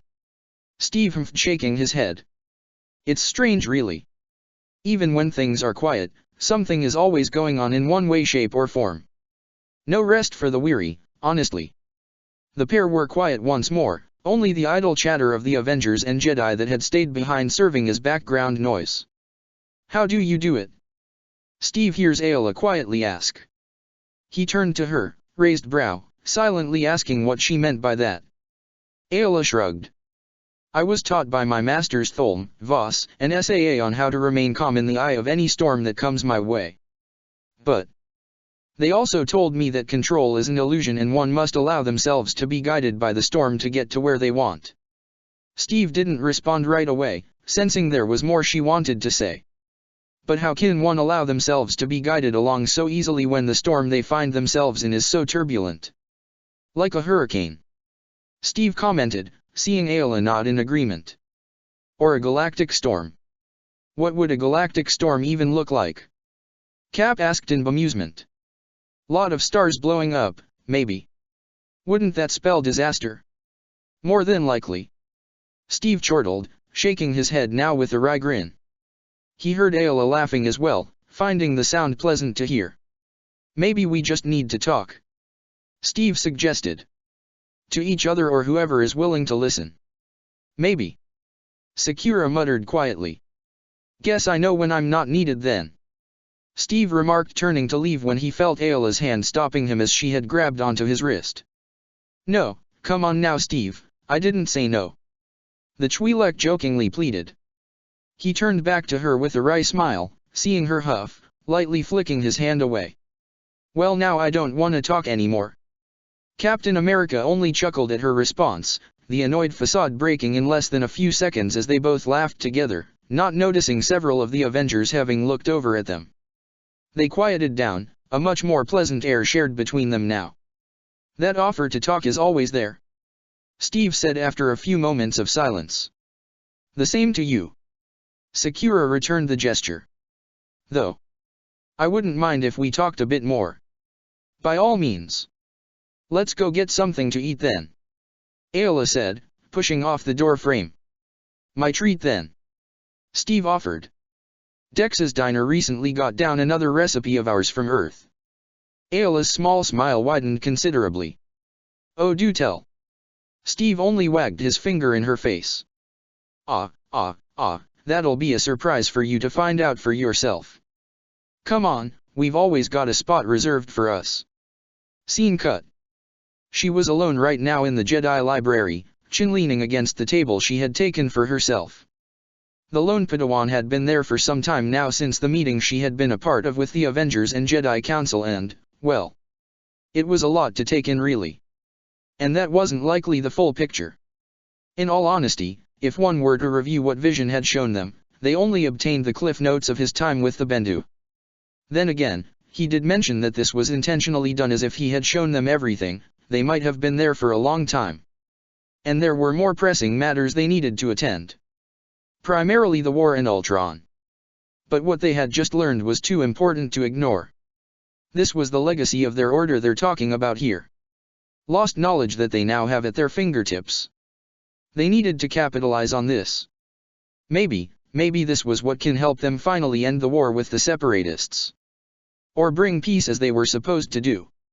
As the saying goes, misery loves company.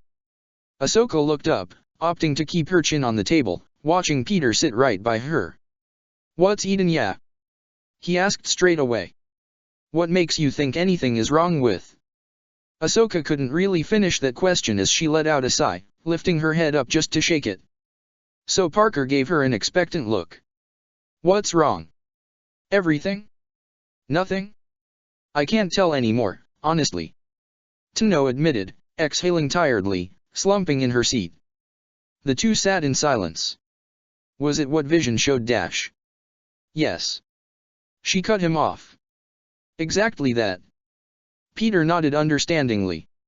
Yeah, that is a huge can of worms he just dumped on us. Ahsoka propped her arms on the table and lowered her cheek down onto it, facing Peter. I feel like we need to do something about it. Do something about what? What Vision told us and showed us earlier. Ahsoka said more emphatically.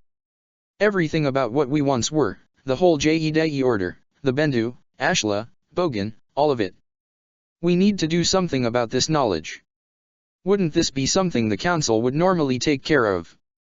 He questioned, yet Ahsoka rapidly shook her head. I don't want this to be left to just the Council. Ahsoka passionately exclaimed. This feels like it should be done by everyone in the Order. This is for all our sake. Peter let out a humph, making her face scrunch up. What was that supposed to be? She questioned. Nothing, just. He rubbed the back of his head. Just kinda funny to me. Seeing you all fired up about knowledge. Ahsoka raised a brow before her eyes widened and her cheeks puffed out. Wait just a second. She pointed at his arm. Oh, I knew there was an egghead in you somewhere. Are you saying that I'm not smart? Peter made an iffy hand motion. It's just, yeah no. Ahsoka's brow twitched. What do I know? Parker sheepishly shrugged. Just, yeah, take after Anakin a lot more than Obi. Gung-ho, guns blazing first with questions coming later. Plan comes later. I'll have you know that is called improvising and I happen to be very good at it. Ahsoka petulantly defended herself. Oh, believe me, us Avengers are professionals when it comes to that. You're an inspiration to us all, she sarcastically said. Yeah, we know, Peter remarked in a false smug manner. But still, it's not that I'm saying you can't learn, it's just, not you, is what I'm saying. Ahsoka's mouth opened and closed several times. I can be smart. A teasing grin found its way onto Peter's face. Are you though? I think you're mistaking smart with SMRT. You just left out the A. Yeah, therefore justifying the levels of intelligence needed, Peter said, holding his hands horizontally with his left hand higher than his right hand. This is you right here. Parker motioned his right hand followed by his left. And that's me all the way up there with the other geniuses. Once you get that A, you can join us. Also has a great view for you to jump from since you and Anakin like doing that so often. The Padawan trembled slightly. It feels like you're insulting the two of us. You mean you don't like leaping from tall buildings, plummeting to possible death with Rex screaming right behind you? That was one. Ahsoka began to mentally count the amount of times that had already happened. 2, no less than 3 dozen, shut up. Peter threw his head back and laughed, jokingly flinching at the light punches he was receiving from a half-annoyed and half-amused Ahsoka. Teach you to respect me, she said with every punch. I'm sorry. He apologized while laughing, Ahsoka being unable to contain herself and joining him a second later. You idiot, she murmured quietly, a calm smile now visible for him to see. Thank you. He looked at her quizzically. Just, guess I needed a laugh really, Ahsoka said kindly. All that's been going on, we haven't had a true moment just to catch our breaths is all. Even for a moment like this. Thank you, Peter.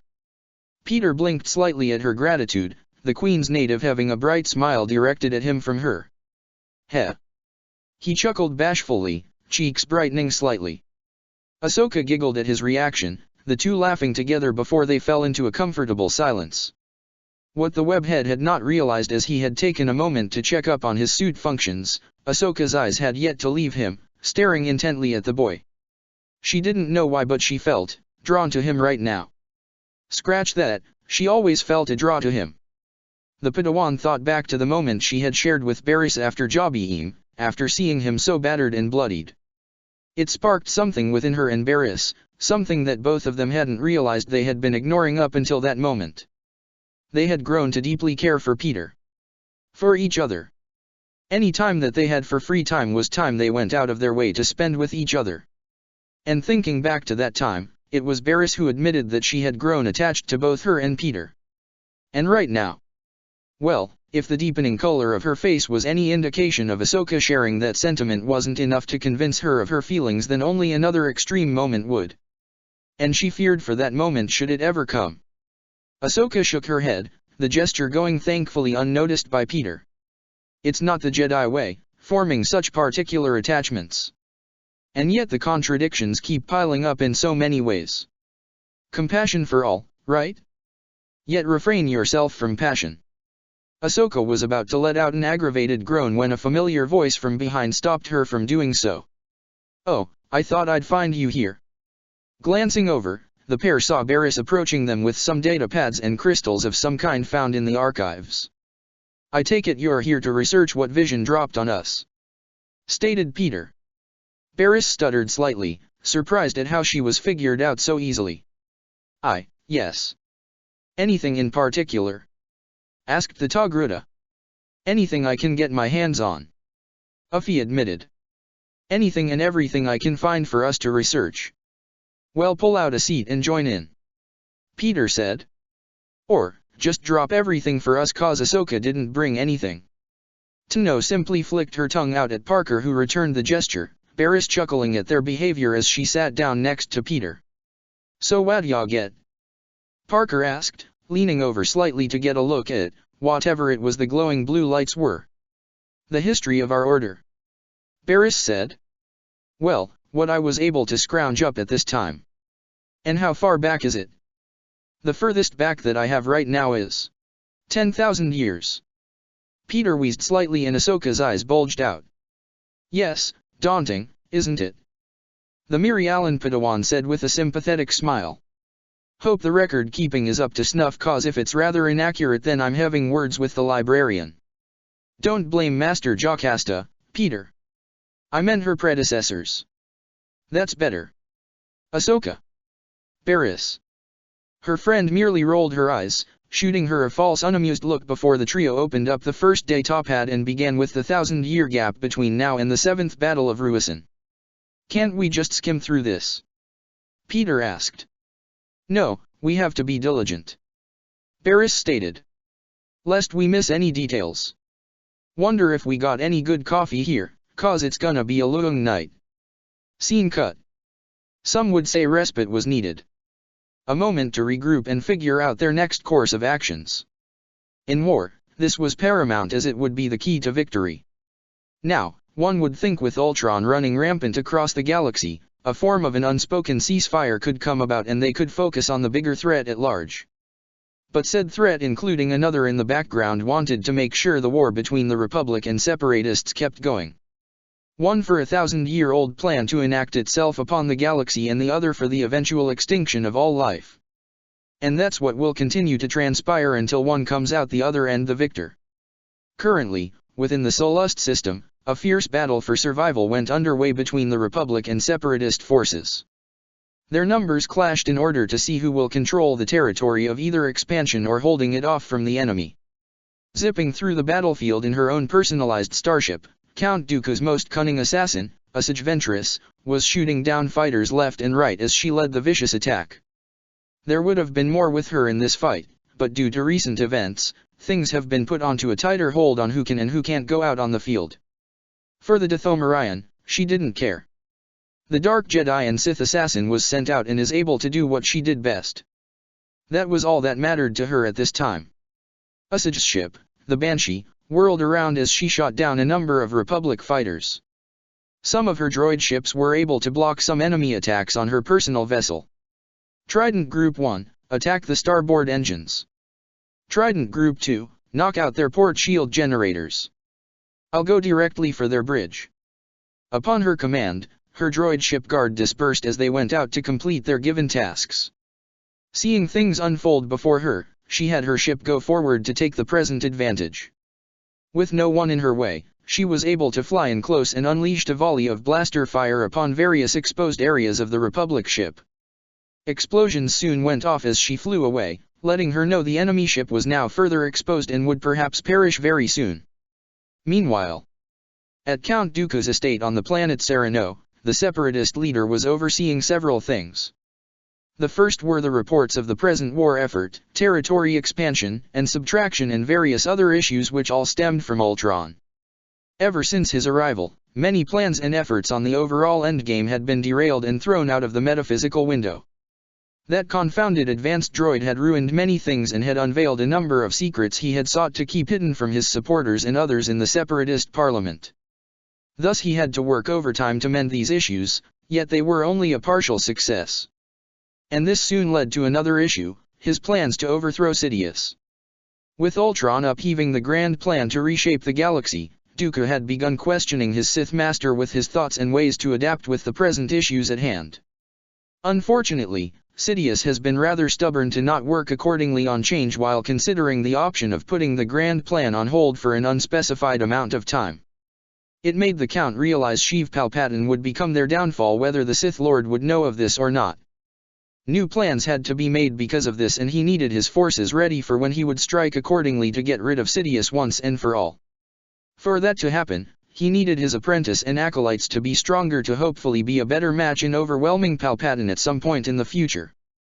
Tyrannus worked them hard during his spare time, even having Sora Bulk be more ruthless on the training regimens to make it so. He even allowed them access to a number of holocrons he had collected over the years to hopefully expand their knowledge and skills for the eventual coup against Sidious. Even going as far as to allowing them limited access to one of his prized artifacts in his collection, the holocron of Darth Andetu, the Sith Lord that was believed to have mastered immortality. As for the reason of limited access, was due to the fact of a particular skill Andetu's holocron possessed. Dooku didn't want any of the acolytes to know how to transfer one's spirit onto another body. Despite how fascinating it was, the Count believed it may corrupt the acolytes with such arrogant thoughts of one way or another being invincible. Then again, from what Tyrannus was able to uncover, the full knowledge of essence transfer had been forcefully removed from the holocron of heresies by Darth Bane millennia ago. Only references of the ability was all that remained. Only time will tell if the training the Dark Acolytes will undergo becomes fruitful. Presently, Dooku was taking a break from his workload when he received a sudden call from Sidious. He soon knelt down before answering the holo communication device. "Lord Tyrannus," spoke Sidious. "My master," he replied, head bowed low. Despite his plans of overthrowing Palpatine, Dooku had to keep up appearances of being a willful apprentice to the stronger Sith Lord. As the rule of two always goes. "There is a disturbance in the Force," his master spoke slowly. Dooku raised his brow, a clearly confused look on his face. Lord Sidious would need to be a lot more specific than that with what's transpiring in the galaxy. How so? A number of things. But what should be of most concern at this time pertains to your assassin. Ventress? What about her? She has become very powerful, Sidious stated. Dooku couldn't help smirk in pride slightly. "Yes, my lord. She is quite important to me." This wasn't a lie at all. Usage Ventress was important to the Count in more ways than one. She's presently in much of his plans on the eventual coup, on top of her being his strongest asset in the Separatist army. And it wasn't just that, but Dooku presently sees the Dathomirian woman as a capable apprentice in the same league as the two he had when he was once a Jedi Master, Komari Voza and Qui-Gon Jinn. If everything possibly goes well, once Sidious is properly disposed of, Dooku will bestow the title of Darth onto Ventress. Too important. When this was said, Dooku widened his eyes in alarm, quickly realizing what Sidious was implying. "Master dash. Silence," snapped the Sith Master. "I can sense her powers growing stronger than expected. I would hate to think you are training your own apprentice to destroy me." Dooku didn't want to give anything away, not now. So he had to relent and tell a lie and show his allegiance to his master. "Never," the Count said firmly. "My allegiance is to you and you alone. And so are the Dark Acolytes." "Then you must prove it. Eliminate her." "But..." Dooku desperately searched for a means of countering this order. "What of latent potential? That which we have been wanting her to harness. She has grown strong enough with the powers that be and will only continue to do so," Sidious rebuked. "We must not allow any loose ends or upstarts in a time where we must be focused on the greater tasks at hand. Do you understand, my apprentice?" Gritting his teeth, Dooku held his head downward to not show any expression to the Sith Master. "As you wish, my lord." Ending the transmission, Dooku needed to figure out his next move. If his master believed that he would go through with this foolishness, then he was becoming a more senile old man than a cunning Dark Lord. Back at the Solust system, the battle raged on as Ventress was piloting her ship and continuing her efforts in taking down any enemy in sight. And presently, she was chasing down the crafts carrying Obi-Wan Kenobi and Anakin Skywalker. After getting a few lucky hits in, Usage saw them perform some barrel rolls before splitting up. "Who to choose?"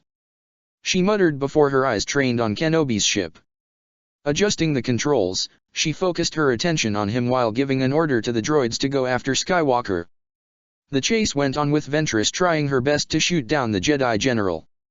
He was avoiding her fire, making things rather difficult for her. Even when he blasted the outer layer of a Separatist ship to give him some cover to hopefully evade her with the smoke and debris. Yet she was hot on his tail. Getting close enough for some shots, she opened fire upon Kenobi and was able to deliver a few more hits on his ship. He appeared to no longer be in control and had to make an emergency landing, inside of the Separatist flagship. Ventress smirked and was ready to take Kenobi out for good when she was suddenly hit from behind. The surprise onslaught became too much, causing her to end up in a trajectory landing inside of the Separatist flagship as well. From the crash landing, the Banshee skidded across the platform before slamming against a wall.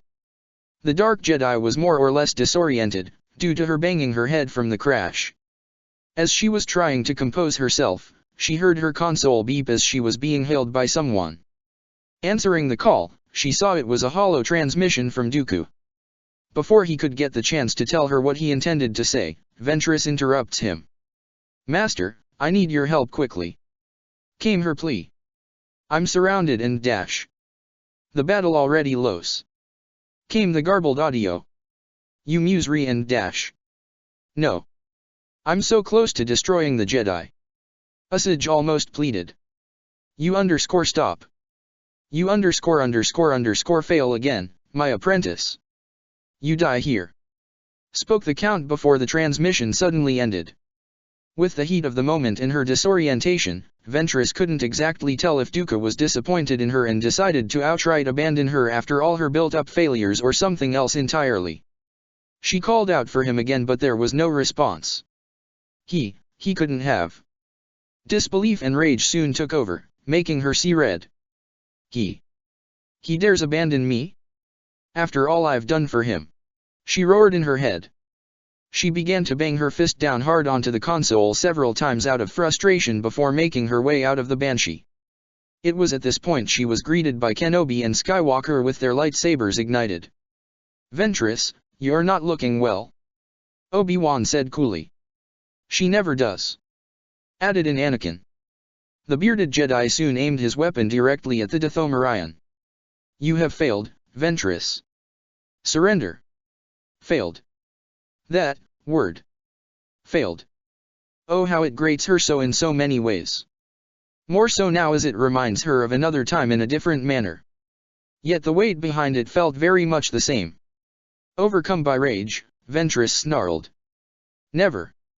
Igniting her dual lightsabers, Usage leapt off of the Banshee and clashed her weapons with theirs. Swings and parries were traded about while each force-sensitive evaded and maneuvered about the platform. Before long, various force techniques were shot about in hopes of gaining the upper hand over the other side. As this went on, Republic fighters were starting to gain the upper hand. Various shots were starting to break through and began striking down the Separatist flagship. It would be from this would a chain of events be set off that would soon end the battle in the Republic's favor. Usage continued fighting, viciously swinging her lightsabers about to keep both Jedi on edge. For a brief instance, it appeared she had the upper hand, managing to momentarily take out Obi-Wan before backing Skywalker into a corner. But Kenobi had managed to recover quickly, rushing to his friend's aid and the two pressed the assassin back. Being shoved back by a combined force push, Ventress struck hard against the Banshee and nearly collapsed onto the ground. Both Kenobi and Skywalker were walking towards her when several thoughts were swiftly flooding her mind. Failure. Disappointment. Abandoned. A tool to be discarded and forgotten. All these words and thoughts flashed through her mind until something clicked inside of her as it seemed to fuel her untapped rage far more than before. Shooting out her hands, Ventress was able to suddenly force-choke the two Jedi and lift them off the floor with utter ease as she was screaming bloody murder. Her connection to the Force had suddenly grown stronger. Call it as an adrenaline spike or a heat of the moment as some excuse. Whatever the case may be, she was overwhelming them rather surprisingly. This, however, came to an end when the explosions started going off and causing the flagship to capsize. With her hold over them swiftly coming to an end, the two Jedi swiftly went on the offensive in hopes of overwhelming her and bringing her in, one way or another. She tried, desperately so, to fight back against the two Jedi, but she found her strength waning. Her mind, heart, and body. Everything she felt right now was off. The abandonment of Dooku was starting to weigh her down until at long last, the Sith assassin was disarmed and brought to her knees. She looked up in defeat at the two Jedi who bested her, staring down at her neutrally. "It's over," Anakin declared, keeping his lightsaber pointed at her neck. If only that was more easily done than said. Obi-Wan heard a swooping sound and turned to see a ship barreling right towards them from the outside. And it wasn't slowing down in the slightest. "Anakin, look out." The Jedi Master pushed his former apprentice out of the way as they evaded the crashed ship. It exploded moments later as the pair got back onto their feet. They didn't see Ventress anywhere, but the explosions going on with the ship rocking had them decide right then and there to not pursue her. "We have to get out of here." Getting back into their respective crafts, They soon got off the floor and took off into space where the fighting resumed. Anakin, Obi-Wan, guys, do you copy? We're here, Rhodey. Anakin responded to the colonel over their comms channel. Jesus, what the hell happened to you guys? You weren't responding to my earlier hails. We got a case of Ventress on our tail leading to us crash landing in their ship. That explains you two going missing. Rhodes murmured on his end. Did ya get that bald freak show? Skywalker couldn't help but snort at the words used to describe Asajj. No, unfortunately, we had no such luck. He said. Maybe her ship blowing up can do her in for us. He was met with silence. You know that's probably not gonna happen, right? Rhodey, please. What? I'm just saying. Maybe your force thing is gonna cause her to survive. Yes, well, perhaps it's better not to tempt fate like that. Or the force for that matter. Obi-Wan commented, the two Jedi flying back towards the Republic fleet. As this all occurred. Abandon ship. Abandon ship. Climbing back onto the Banshee, Ventress closed the hatch and tried to get her ship moving. She needed to get out before anything bad were to happen to her. Her vessel was dragging itself against the metal floor as she was pushing the thrusters with everything to just get out of the failing flagship. She was lucky to have gotten out of the hangar before her ship could get far enough. Kriskaboom. Looking back at the explosion, Anakin smirked slightly. Think she survived that, Rhodey? Yes. Seriously. You need to stab a bad guy or blow them up in person to make sure they stay dead. You suck, you know that. Anakin complained. Can't we just have this victory? We won, didn't we? Obi-Wan reminded. Yeah, but Ventress. If she had somehow survived, we'll take care of her should we run into her again. Yeah, hear that, Annie, just listen to Grandpa Kenobi, it'll all work out. Gee, Grandpa. The Jedi Master squawked out.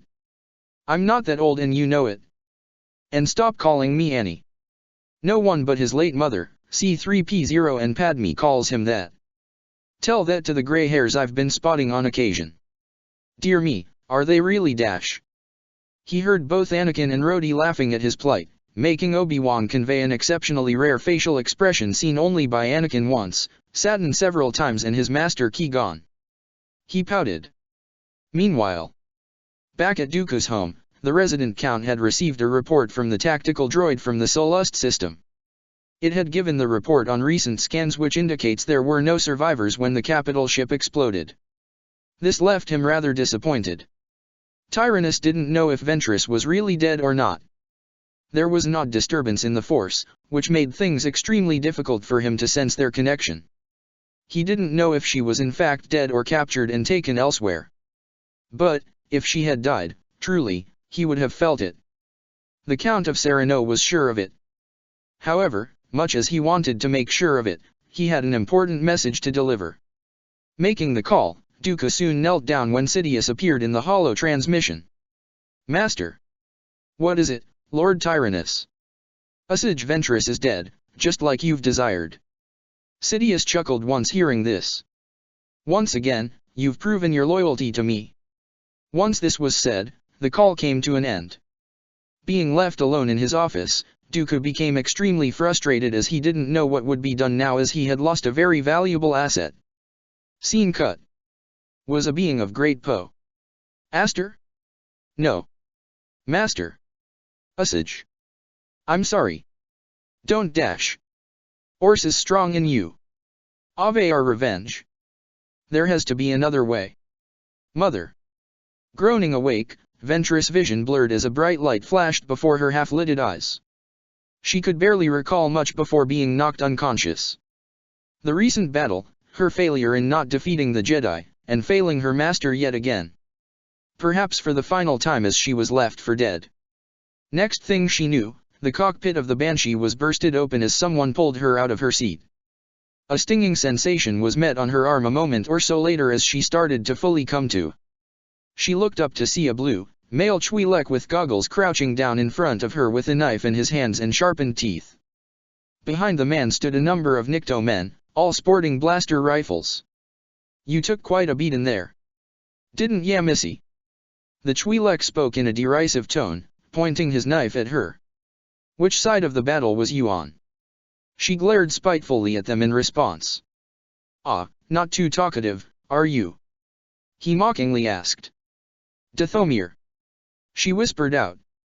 Ventress didn't know why she spoke of this planet. She honestly didn't mean to, as she thought of another planet which bore a safe house of hers. Yet the planet, her birth planet, just flowed out of her mouth. Take me to Dathomir. Her voice was strained, yet she managed to be heard by these scavengers clearly.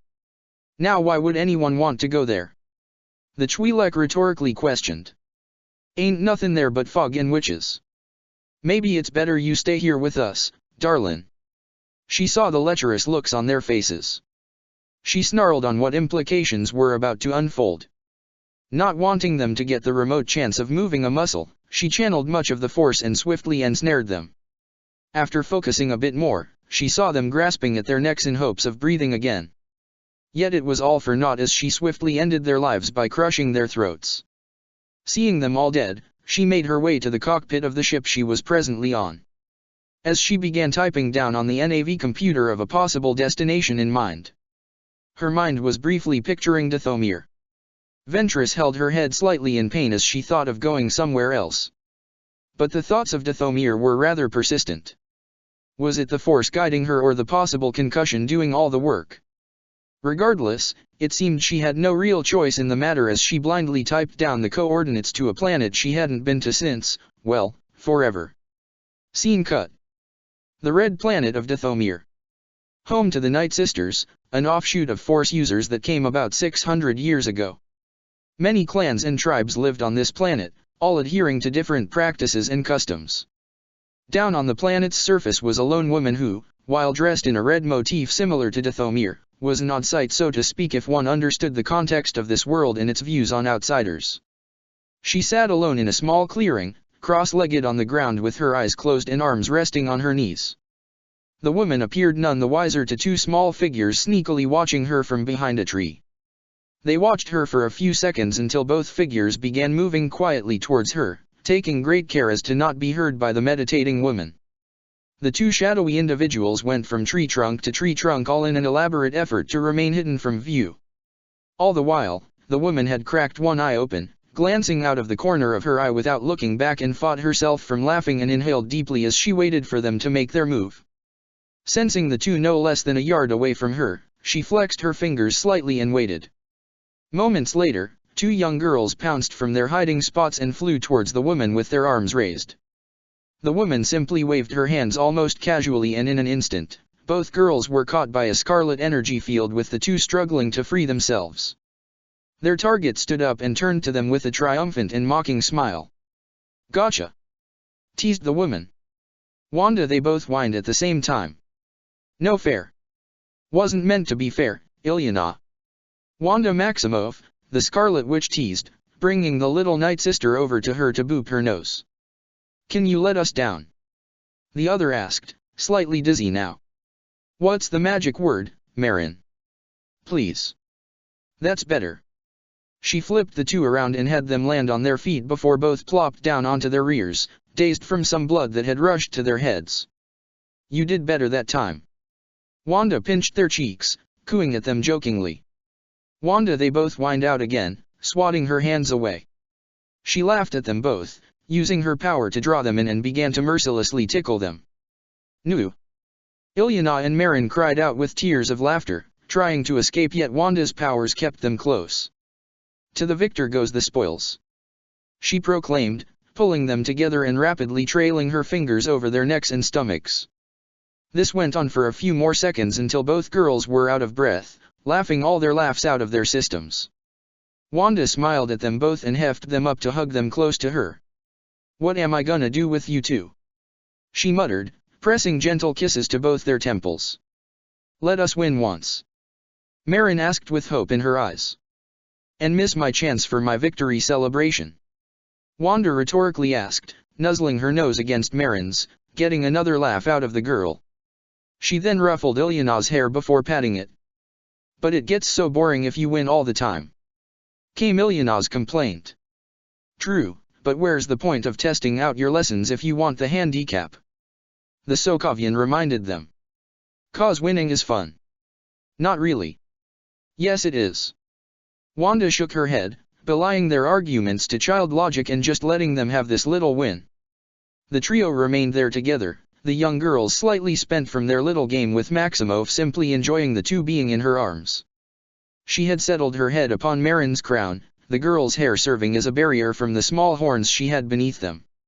Ilyana ended up crawling on top of the older woman and wrapped her arms around her neck as her head rested on Wanda's own. It was a little picturesque if one were to witness this. The Scarlet Witch began humming quietly, an old and familiar tune that Marin and Ilyana had grown used to hearing and became a favorite of theirs to listen to. It was the lullaby her mother sang to her as a child. It was perhaps the only thing left she had left of her, outside of the memories. Pietro was better at humming than her, but she could sing. She always sang whilst her twin hummed along to it, their duet lulling them to sleep or providing comfort in trying times. Before long, she ended up singing the tune. Time et aja m I d tie te drajwoti sto misli m domna I d ni do bez vida do kudjit I asunt so nad tie dash. Translation: We've been waiting for you. Now you are here. More perfect than I imagined. Our house is now a home, our house is now a nest. No matter where you go. Sunlight shines dash. Wanda paused as she sensed something in the air. It was moments later did her two charges notice the same thing. They looked at each other and then at their guardian, who still had her head up at the skies above.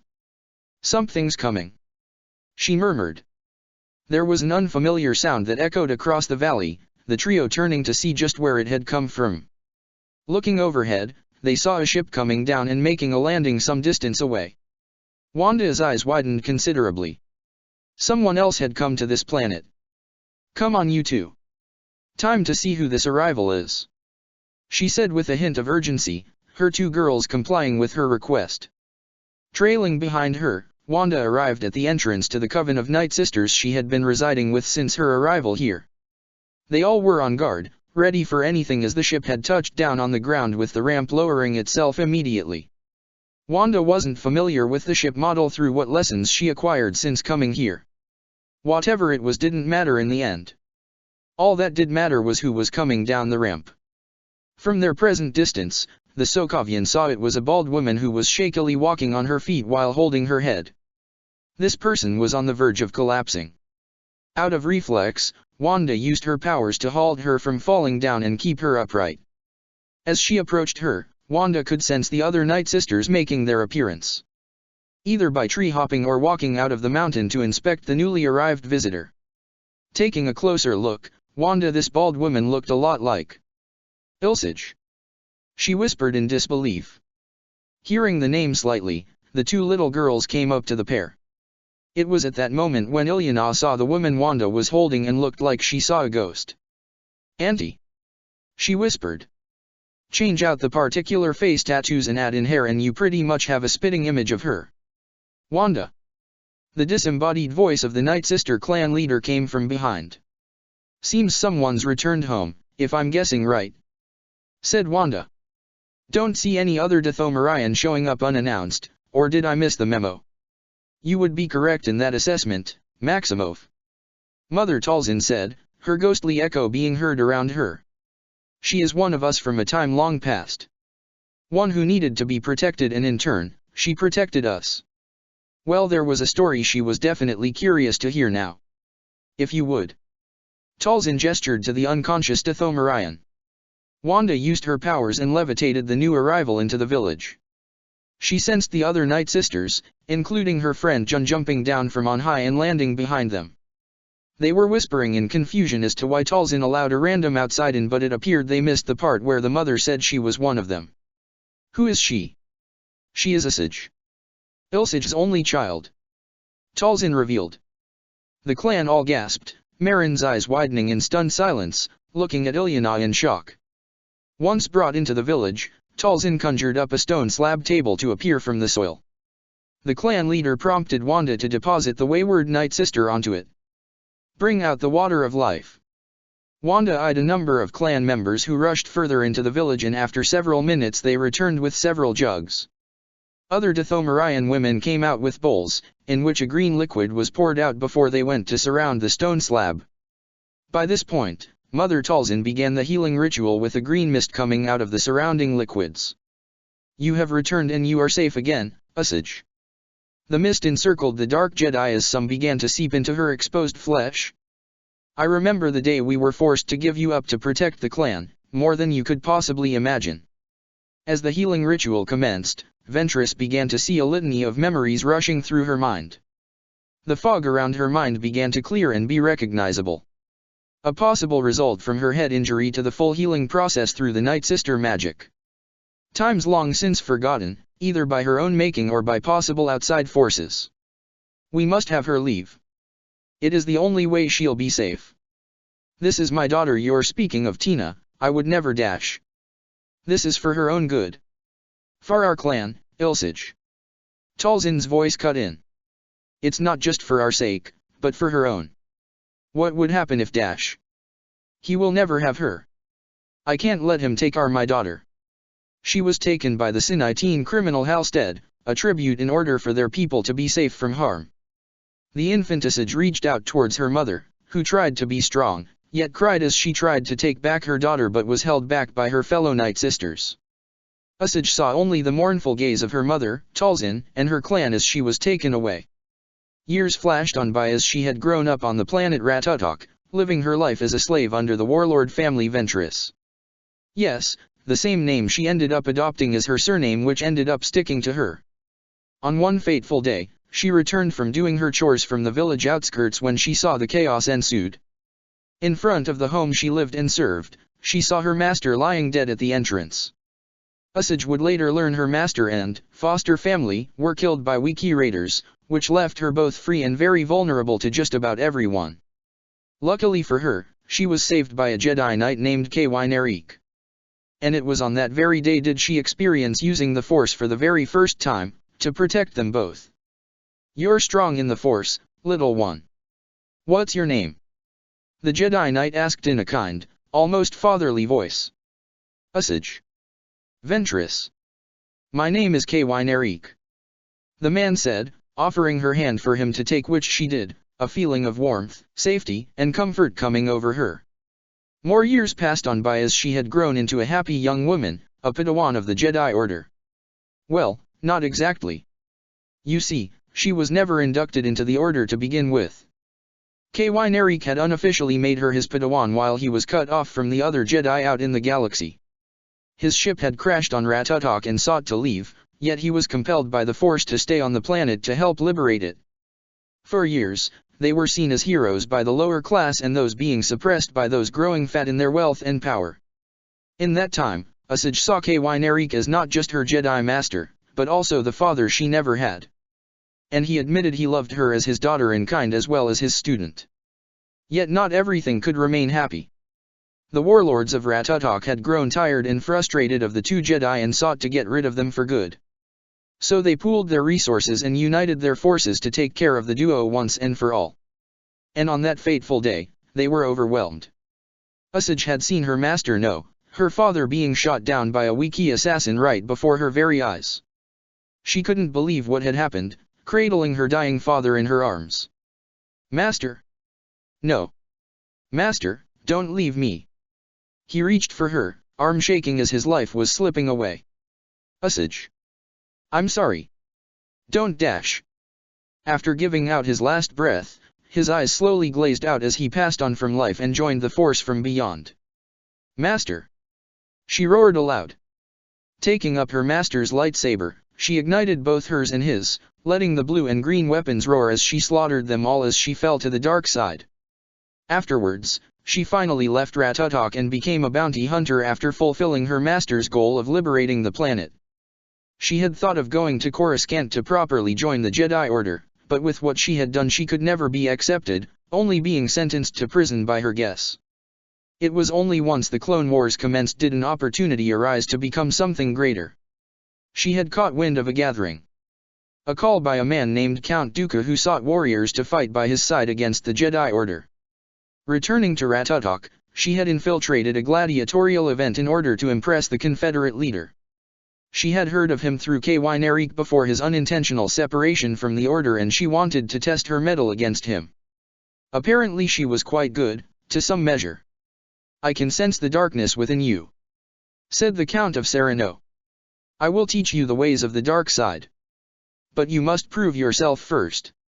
Yet it was enough for her to be inducted into Dooku's forces. And it was on that very day she learned the Confederate leader was Darth Tyrannus, the Sith apprentice to Darth Sidious. From then on, she faithfully served Dooku, her new master, as his apprentice while fighting against the Republic. Until recently. As this went on, Wanda's eyes flashed red, having picked up on the memories that came flooding into Asajj throughout the healing ritual. She was like an open book due to the ritual basically forcibly making her remember all the memories she had either forgotten or had repressed. Wanda then inhaled sharply at several familiar sights that she had seen from Ventress's memories.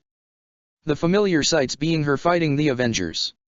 She saw Captain Rogers, Sam, Natasha, Rhodey, Scott, Hope and other heroes she did not recognize. But above all else, she saw Pietro's speedy afterimage.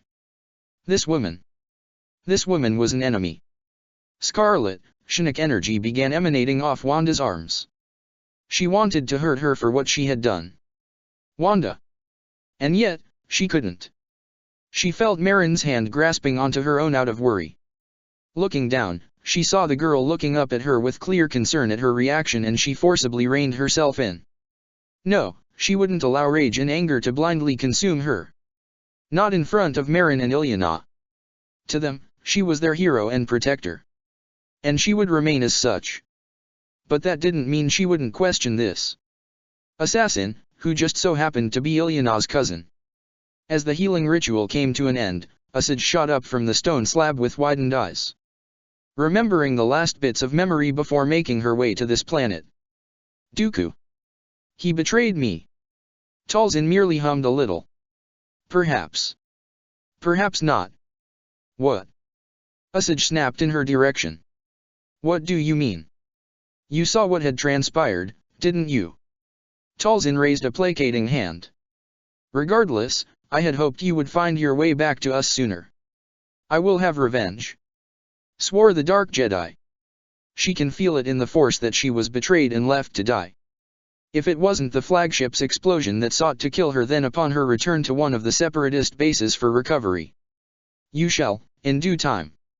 We will see to it. But for now, you must rest. Ventress got off the table and glared at the Coven leader. How can I rest when I can strike down Dooku when he least suspects it? You forget your former compatriots, his dark acolytes. They may or may not be nearby when you seek to enact your vengeance. Okay, that one was on her, as she had momentarily forgotten that crucial detail. You must rest and plan, Asajj, not rush onward like a naive youngling. The Dark Jedi gritted her teeth as she recalled a lesson Kwynerik told her years ago. A lesson she sadly kept ignoring over the years, more during the Clone Wars. Eyes wandering, she scanned the village built within the mountain and spotted something, or rather someone rather off. She wasn't Dathomirian, but a human. Who is she? Ventress questioned, glaring at Wanda, who glared right back at her. The Dathomirian assassin saw movement from behind this woman and saw two young children hiding behind her whilst peeking around to get a look at her. Her gaze softened slightly, hardening a moment later as she gazed back at the now glowing red eyes that this auburn brunette had. She is a guest and a friend to our clan and all of Dathomir, Talzin emphasized. Had it not been for Maximov's actions, our way of life may have well and truly ended. Maximov. The name, it was familiar. Yes. The Scarlet Woman spoke up, as if detecting her familiarity with the name. Pietro Maximov. My twin brother. An Avenger. Like me. Widening her eyes, Asajj snarled as she finally recognized the name. More importantly, who was before her? One of the wayward Avengers. Reaching down to her lightsabers, they were suddenly yanked away by the scarlet energies and flew directly into Wanda's hands. Give those back, snarled Asajj. Easy now. Wanda's powers flared, actually causing the former Sith assassin to recoil in fear. The power she possessed was oozing off of her. It was, like the Force but not at the same time. Asajj tried to keep up a strong face, yet her eyes began to widen as she felt the breath of this woman's power. She was stronger than Dooku Nay, maybe even stronger than Darth Sidious. What was this red energy? We shall have none of that. Talzin placed her hands on Ventress' shoulders and kept her back. You may hold grievances against her, perhaps, but recall what I had just said. Our village owes a great debt to Wanda here. She will always have a place amongst our people wherever she may choose to settle. What could she have possibly done? Asajj spat out but remained where she was. Did you not hear her? Wanda rhetorically asked. I helped save your clan and the planet. It's what an Avenger does. She glared spitefully at the Sokovian, who now appeared unimpressed by what she was looking at. Biting the inside of her cheek, Asajj forcibly replayed the lesson her Jedi Master imparted on her and finally calmed down. Why should I not get my revenge upon Dooku? Ventress questioned, turning to Mother Talzin. He betrayed me. Left me to die while the Jedi closed in around me. Perhaps he did, child.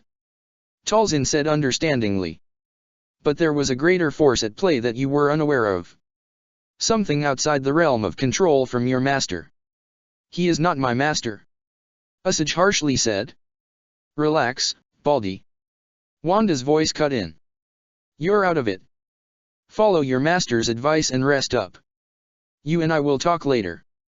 Wadesh. Asajj recoiled. How do you know Dash? You were an open book when they were fixing you up.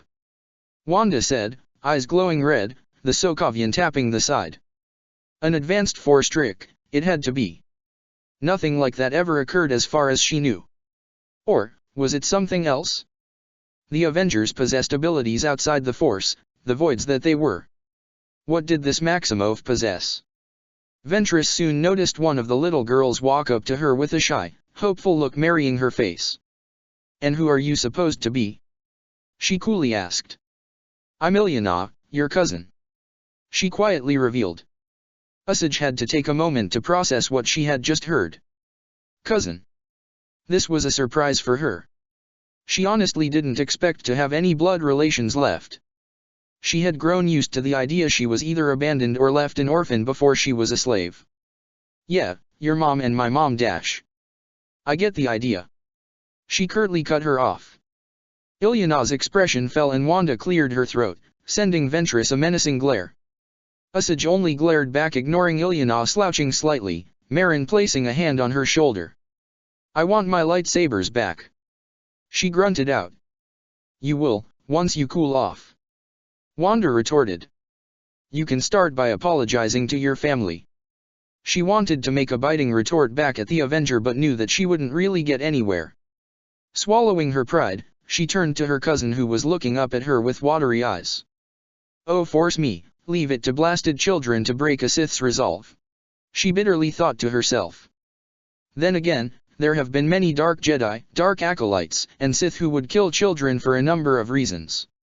Yeah, you're right. Wanda spoke up, startling Asajj. Kids can break most anyone. So would you kindly? Did she just? Yes, I can read minds.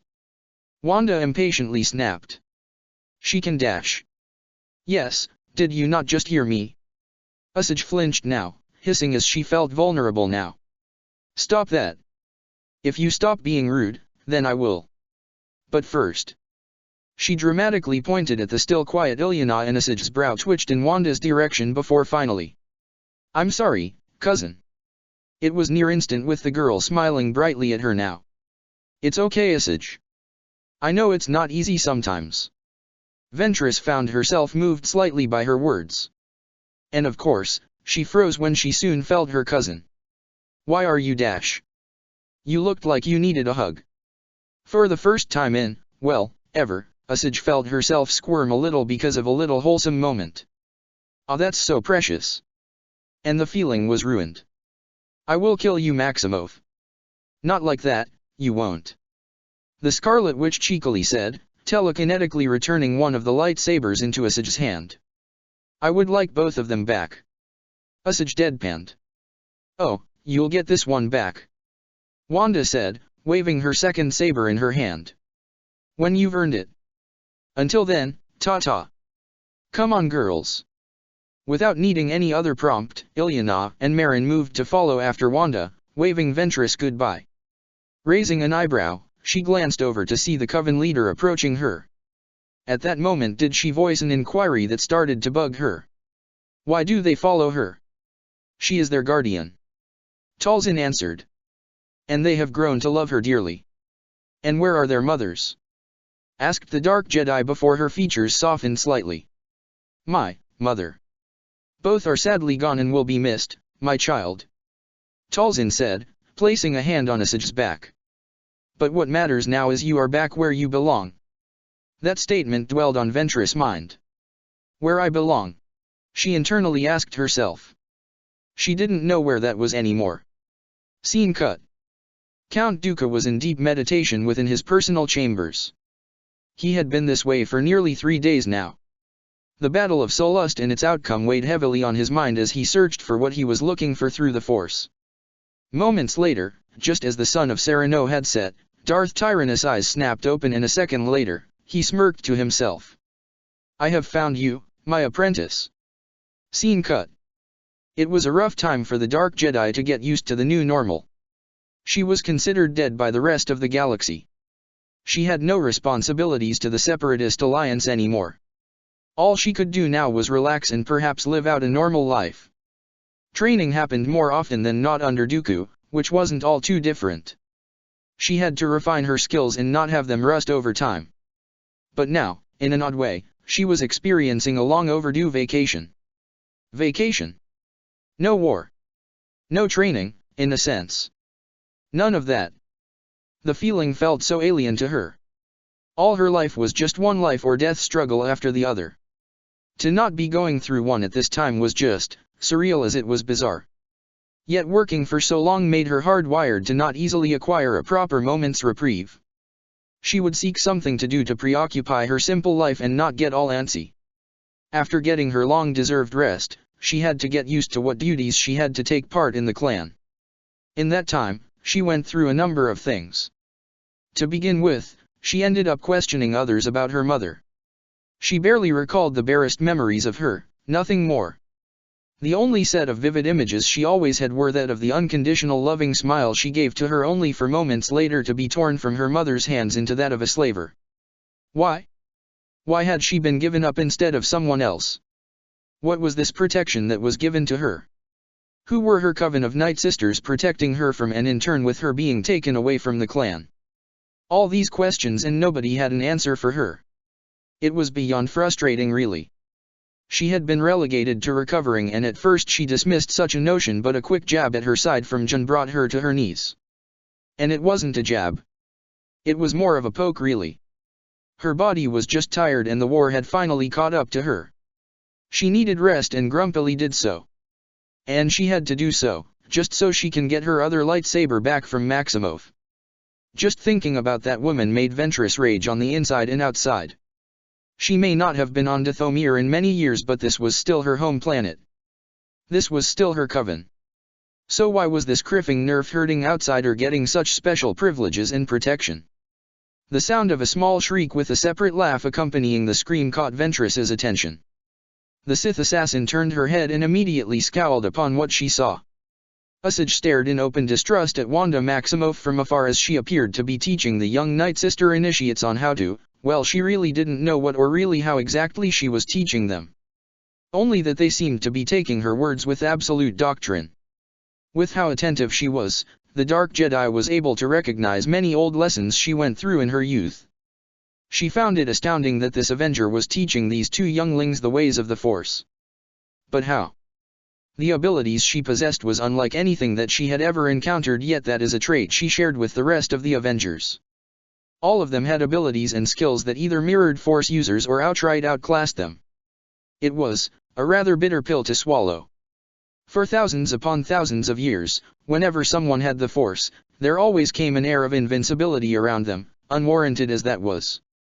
But now, with these enhanced human beings from Earth and Ultron's rampage, Ventress couldn't help but feel inadequate. The escalation was just too much and she had suffered many losses whenever she encountered the Avengers. And now here she was in front of one with the two not trying to kill each other. Yet, she knew it would only be a matter of time before the two were at one another's throats, wanting to rip out the other. Maximoff is considered an enemy to her. She was not only an Avenger, who she swore to kill. Not just this, but someone who had unsettled her on many levels. Then why? Are you just going to continue glaring at me like that all day? Wanda spoke aloud, breaking Ventress out of her thoughts.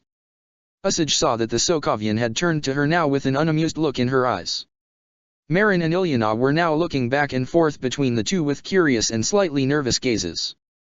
Rather than answering Wanda's initial question, Usage had one of her own. Why is Talzin allowing you to teach these two? I earned the privilege. Came the simple answer. Yes, they still have to learn the ways of their people, which I won't argue about. One must always learn of their heritage and accept it in any way possible. Not only that, but they wish to honor their family's memories. And yet they're learning from me cause they want to. Wanda said, placing her hands atop their heads and affectionately rubbing them. Both girls smiled up at their guardian. Well, not just her in particular, but Maximoff wasn't going to tell Usage exactly who this very soon. You're teaching them in the ways of the Force. And my own power. Wanda said. They can use their Night Sister heritage to create their own form of what I have. Not the same but close enough to make abilities unique to themselves. Do you even know what you're doing? Usage couldn't help but ask derisively. The Force isn't something that's taught so haphazardly by one who doesn't even understand what it is. I understand better than you at least. Maximoff shot back, unimpressed with Ventress's attempts at goading her. Usage scoffed. Do you now? Yes, I do. She emphatically said. And what of the dark side? Ventress queries.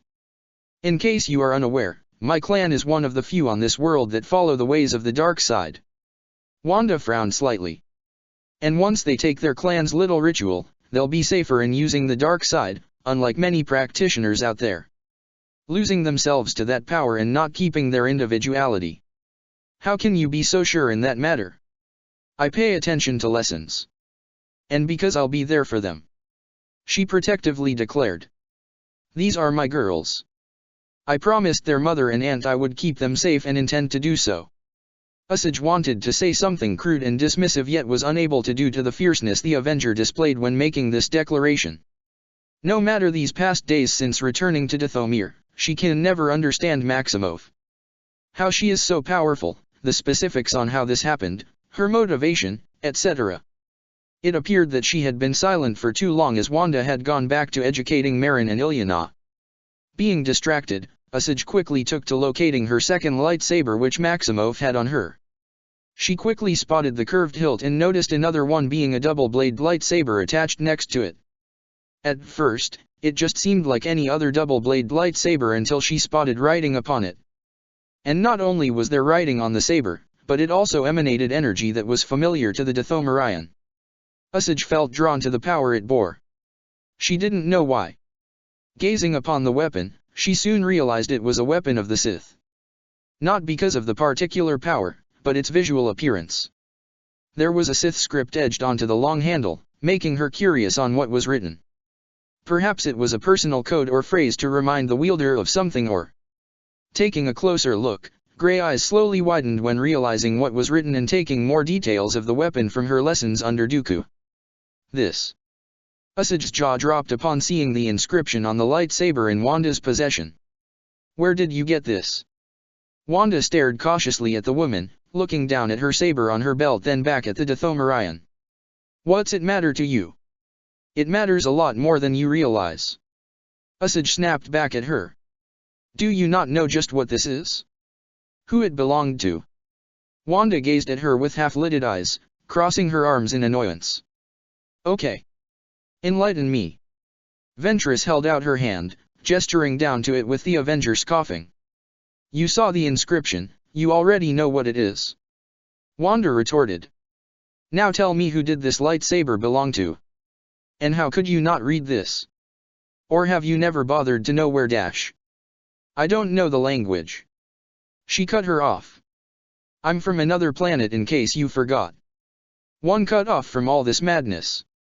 And the ones who taught me haven't bothered to show me yet on reading it at all. Did you not bother to ask? Usage dryly asked. No. She freely admitted. One's a complete bitch, the other, haven't bothered to. You're insufferable. Right back at ya. Now spill. Usage really wanted to choke her but knew that with her being a void, even with the small traces of the force that she had, it would be difficult or impossible. Maybe force pushing her. Are you done daydreaming about killing me or are you just gonna stand there like that all day? Wanda cut through her thought with an irritated look. Stop. Reading. My mind. Ventress snarled. Stop projecting so loudly. Just tell me about this lightsaber already. The Dathomirian visibly grit her teeth together, hands curling whilst a few inches apart, feeling her entire body tense up until Ventress forcibly makes herself calm down. That, she pointed at the double-bladed saber, is the lightsaber known as Bane's Heart. The lightsaber of the first apprentice under the rule of two, Darth Zana. Wanda's head reclined slightly and held the lightsaber up to inspect it thoroughly. Huh, neat. She murmured. That casual comment made Usage freeze and Maximoff flinched slightly, her telepathy picking up the sound of a mental glass break from the assassin. Neat? Neat. Usage screeched, rattling the ears of the Scarlet Witch. That lightsaber is the first one built to represent the evolution that dictates the Sith Order to this day, and that's all you can say about it. What was the Force thinking allowing it to fall into your hands? I don't follow the Force, you moron. Wanda shot back, now getting annoyed again by Ventress' constant deprecating comments. Off to the side, the two younglings couldn't help but comment on what was happening before them. Huh, your cousin looks like she's having an aneurysm. I think so too. Ilyana said to Marin. Though not as bad as Exozon. Marin hummed in agreement. No one could freak out at Wanda quite like Exozon. The two girls continued watching the pair of older women who looked like they were ready to skin one another alive. I cannot believe the legacy of the Sith fell into the hands of someone as unworthy as you. Like you're any better. Wanda rebuked. What makes you think you're worthy of it compared to me? I actually adhere to the doctrines of the Sith whilst you are nothing more than an outsider spitting upon the legacy of those who had come before. This ended up getting Wanda to let loose a chuckle. What's so funny? Oh, if you only knew. Usage huffed, crossing her arms and looked away, ready to leave when a thought strayed through Wanda's mind. Since you're so insistent, her words made Ventress halt in her tracks. Why not a spar? What? Usage almost didn't believe her. Wanda simply shook her head, taking off her red robes and tossing it aside. No abilities, no hex, or force trickery. Just sword play. Aiming the Bane's Heart lightsaber downward, Wanda ignited the carmine red blade from one end. Ventress was silent for a few moments, gauging the Avenger to see if she meant it, though the saber being turned on really was more than enough of a confirmation. The Dark Jedi decided to humor her and unclipped her lightsaber, reaching for her other when she remembered. She sighed irritably. I would like my dash. You have one, I have one. Yours has two sides. I don't feel comfortable using two. Usage rolled her eyes. Oh, and that's such a comfort to hear. I could just send you flying, you know. Wanda threatened, Shinnok energy appearing around her other hand. Would you like to see how far I can throw you? Would like to see you try, Maximoff. Wanda shifted her stance to Form 7 while Usage went to Form 2, albeit with just her one lightsaber. The Sith assassin narrowed her eyes upon recognizing the form the Avenger had chosen to go with. Juyo, the most aggressive of the lightsaber forms, yet from the way her feet were spaced apart, she recognized sprinklings of Form I. She didn't realize that the woman had lightsaber training, but who was it that trained her? Her form was a bit off, not as refined as she had seen, but it appears she had a grasp of the fundamentals. Once again, it makes her wonder how Maximoff knows these things.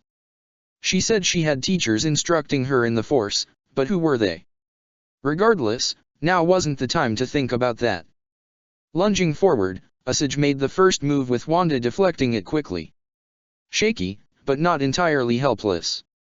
I haven't fought many with lightsabers, you know. Wanda spoke up, picking up on Ventress' thoughts once more. Rather than being annoyed by having her mind read, she only smirked this time. Lucky me. Time to see if the prospect that one as mighty could fall due to their inexperience.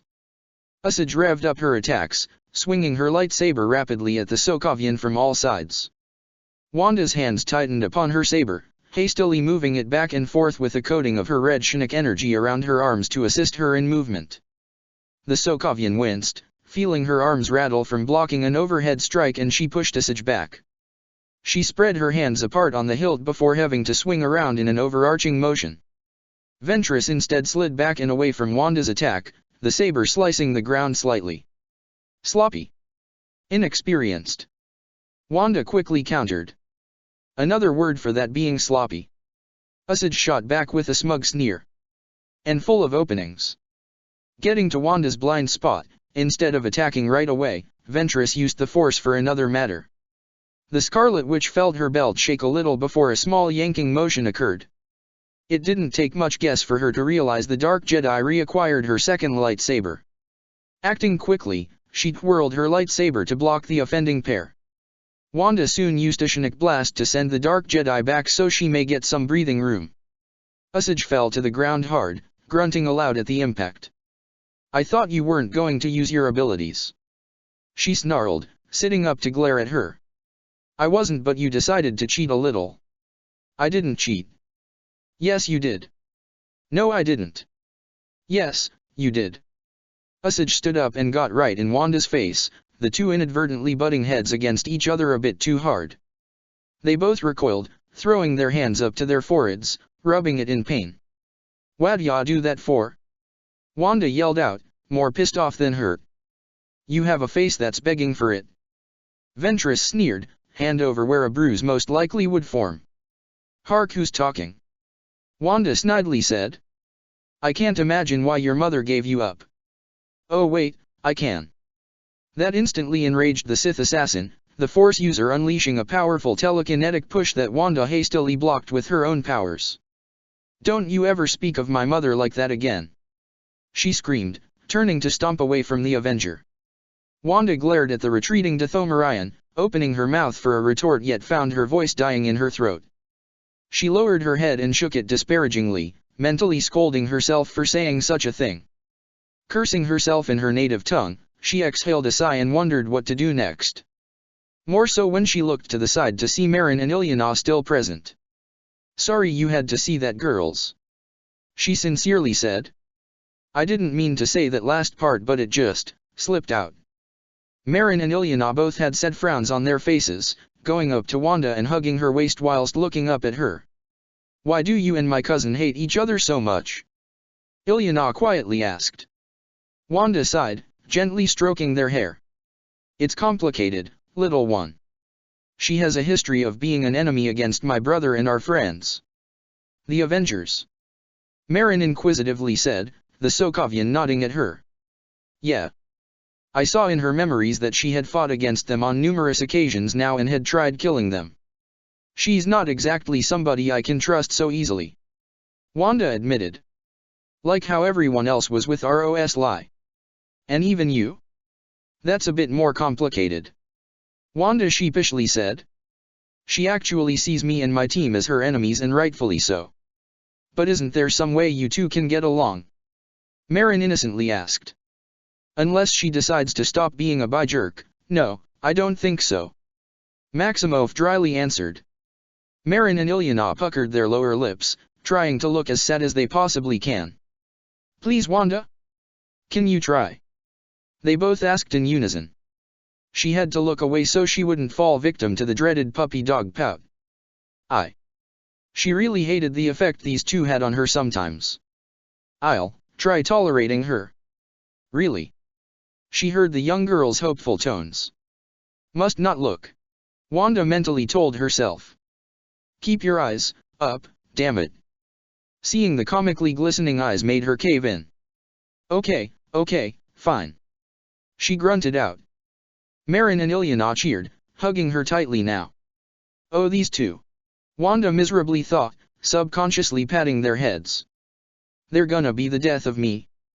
Over with Ventress, she stood at the edge of a small cliffside, not that far a drop, and looked out at the horizon with her arms crossed. Her hands were tightly clutching her arms, nails digging into her skin. She didn't cry, but the pain she felt in her heart was hard to ignore. The Sith assassin wanted to be alone. She refused to let anyone see her in this state. But of course, it appeared the Force had other plans for her. Her ear twitched, picking up on footsteps coming from behind. Turning around and instantly tried her damnedest from lunging at the one who stood before her. She has some nerve coming up to me, was the furious thoughts that went through her mind. No doubt she more than likely heard her with her demmed mind-reading abilities. What the hell do you want? Usage venomously spat out.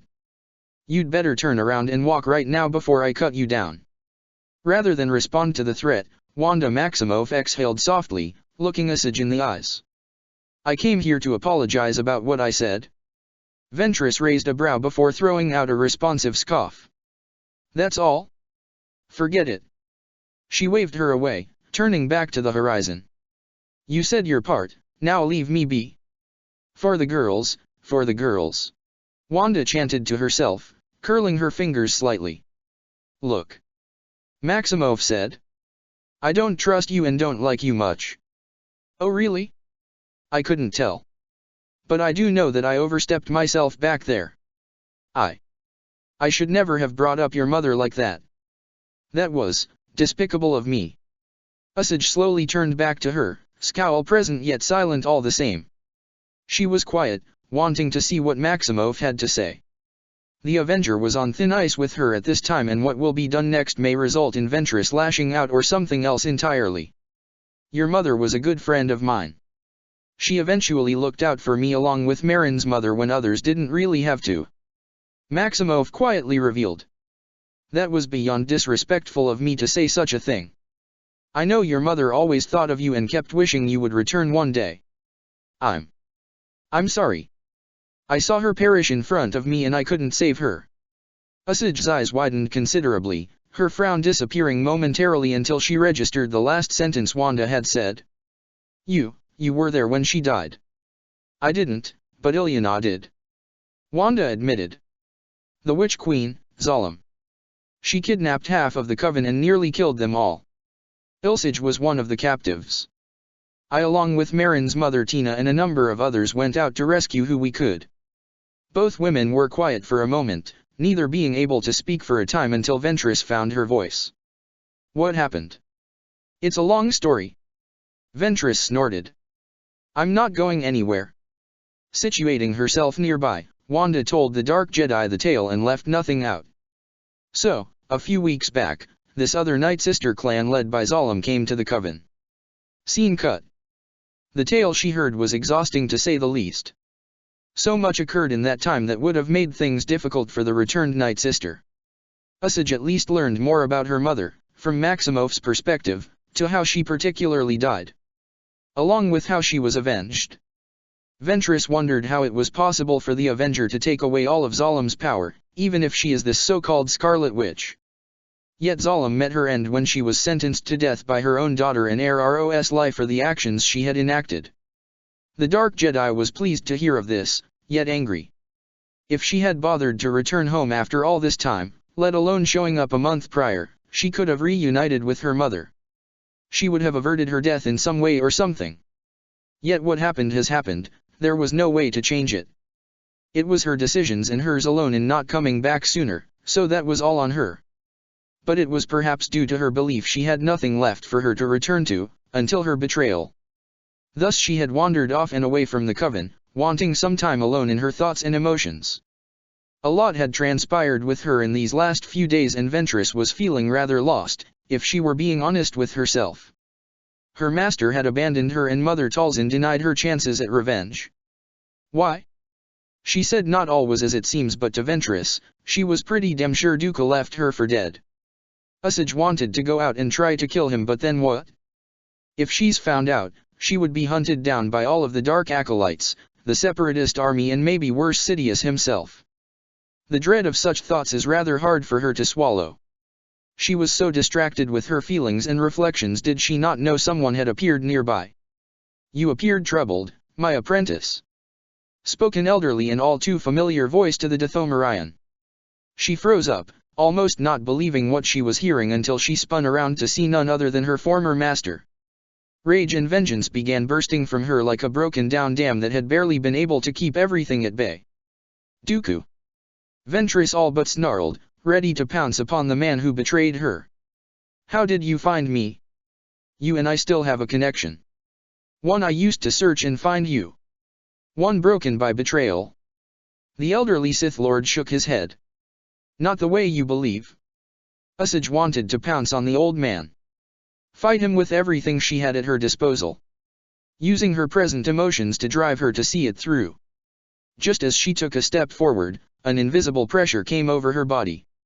She found herself immobilized almost immediately, the Dark Lord ensnaring through the Force and keeping her from moving. "Apologies, my apprentice," he earnestly said with a slightly raised hand. "But I would rather not be killed before you see the truth for yourself." "See what?" She was trying her damnedest to free herself of the Force bonds Dooku had placed on her. "What truth?" "That I was a failure to you. That I was nothing more than a tool to be thrown aside and washed away as soon as the tides weren't in your favor." Dooku said nothing as he placed a hollow transceiver on the ground in front of her and turned it on. What she soon saw and heard was all too familiar to her. But instead of the garbled, corrupted transmission, it was all clear. "Master, I need your help quickly. I'm surrounded and dash. The battle is already lost. You must retreat and dash." "No. I'm so close to destroying the Jedi. You must stop. You will fail again, my apprentice. You can't die here." The Dark Jedi stared at the placement where the recording began and ended before glancing back at Dooku. "I wasn't abandoning you, Asajj, I was trying to have you return. You are too valuable to discard," he sternly said to her, "whatever you heard during the battle dash." "Then why did I feel betrayed?" Ventress venomously snarled. Dooku was silent for a moment to process this. "The betrayal you sensed through the Force wasn't from me, but from another." It was at this point did the Count play another message.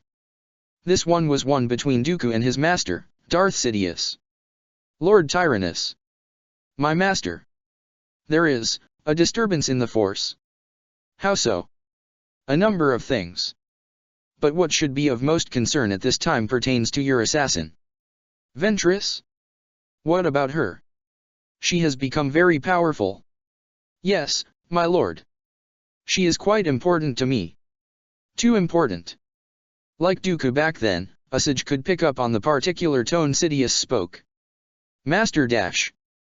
Silence. I can sense her powers growing stronger than expected. I would hate to think you are training your own apprentice to destroy me." "Never. My allegiance is to you and you alone. And so are the Dark Acolytes." "Then you must prove it. Eliminate her." "But..." Asajj heard the desperation in his voice when given this order. "What of her latent potential? That which we have been wanting her to harness. She has grown strong enough with the powers that be and will only continue to do so." Sidious rebuked. "We must not allow any loose ends or upstarts in a time where we must be focused on the greater tasks at hand. Do you understand, my apprentice?" "As you wish, my lord." Asajj's eyes widened upon hearing the Dark Lord of the Sith ordering her death. She saw the Count struggle with this order before acquiescing to his master's demands. "As you can see now, Asajj, I had no choice," Dooku said, almost sounding tired. "It was either that or risk incurring his wrath upon myself before he trained his sights on you." She was at a loss as to how to process this. Her master didn't betray her. His master had betrayed them both instead. "You could have fought back," she retorted, almost childishly. "We could have fought back. And we will," Dooku proclaimed. "But not as we are now. Neither of us are strong enough to take down Sidious and we both know it." Asajj quieted down upon hearing this, mentally hating that she admitted this to be true. When she had first met Sidious, Ventress' knees almost buckled from the sheer dark side presence this one man carried. It was sickening really, and one that made her easily fall in line. Now? No longer. She will have her revenge. For both herself and her master. What of the acolytes? Some follow me directly, others follow Sidious instead. It's hard to tell whose allegiance they fully serve. And mine. Dooku raised a brow at her, silently asking if she had really asked that. She scoffed, turning away from him, and in response, she heard Dooku do something she had never heard him do in her entire time under his tutelage. He chuckled. Her head snapped in his direction, seeing an annoying smirk yet in his eyes. Was that fondness? Where was all this coming from? Do you wonder whose lightsabers you wield once belonged to? He suddenly asked, causing her to jolt at such a random question. Excuse me. Those lightsabers you have now. They came from someone else. This was certainly a surprise to hear. Her weapons were hand-me-downs. They once belonged to another who had a similar skill set to your own, Ventress. Dooku revealed. I had 2 apprentices before you. One of which was Ideal, who not only did I shape into the man he was in life, but he shaped me in turn. I miss him dearly, and not a day goes by that I do not think of Qui-Gon Jinn. And the other? My second apprentice, Komari Voza, she was a lot like you. So eager to learn, strived to be better, yet so easily susceptible to her emotions and became lost to them. I constantly worked to temper this problem, yet I was unsuccessful, even after she was no longer my Padawan. My hopes were rather high on her, as I sought her as an ally, not as a liability. And she died because of her pride and arrogance. Ventress was silent when hearing Dooku continue speaking. I gifted you her lightsabers as a means of you perhaps taking a different path than what Komari partook, which led to her early downfall. I had lost one apprentice through valiant righteousness, another because I failed to pry her out of her hubris. And as for you, I don't wish to callously toss you aside like what Sidious does with broken and unusable tools. Is that all I am then? Asajj asked, getting a snide upturn of her lips. A tool. Dooku placed a hand on her shoulder as a means of calming her down. You and I are both tools to Sidious. The unfortunate reality for him is that you and I have wills of our own. And one should not so foolishly disregard that notion. Stepping away from the grand plan to think of retaliating against Ultron, Dooku had begun to come to realize a number of things. Something that had been building in the background for some time, and he was just too blind to realize it. From what he heard from Sora and several other Jedi prior to their defection to the Sith, Skywalker often spoke and interacted with the secret Sith Lord. When he wasn't performing his Jedi duties, either through training or undergoing missions, he would spend some amounts of time with Palpatine. And no matter how complicated his schedule was, Palpatine oddly gave Anakin the time and day to be with him. The Chancellor had an unhealthy obsession with him, guiding him and apparently molding him for some odd reason. This made Dooku figure out what Sidious' plans for Anakin Skywalker was in the future, his replacement. That was always Sidious' intention. To cycle through tool after tool until at last getting to the one he desired most. Not only to fully see the Sith grand plan to its fruition, but to have Skywalker as his ideal apprentice. And this was all before the Avengers made their appearance. Yet, with their arrival, though subtle, Tyrannus now saw a number of changes in behavior begin to occur in his master. The ever-present quiet fury Sidious now possessed whenever he heard mention of Skywalker spending more time with the Avengers than him. What his spies told him of Skywalker being always with the Avengers more often than he once was with the Chancellor. A reversal of sorts in some karmic fashion. The secret Dark Lord was losing his grasp on his supposed destined apprentice. And then came Ultron, who threw the entire galaxy into pure chaos. These two wild cards who existed outside the Force, the 1,000-year plan to upend everything the Sith had been planning in that time. And it tore away at Sidious' psyche and above all else, his ego. A man obsessed with control, obsessed with always making sure things had gone his way through the manipulation of the Force. A man who's dead set on the grand plan but deciding to halt it so suddenly makes it seem like blasphemy. Nothing is worse than having all those plans be ruined. And not just one but all of them. Dooku had a gut feeling, a gut one, not a Force premonition of the dangerous upheaval the Avengers represented. And the galaxy was now feeling it. As was Sidious. And that's what they would use to their advantage, what Dooku's order would use to bring down Sidious while saving the galaxy. What is our next move, my master? Usage questioned, looking upon him for guidance.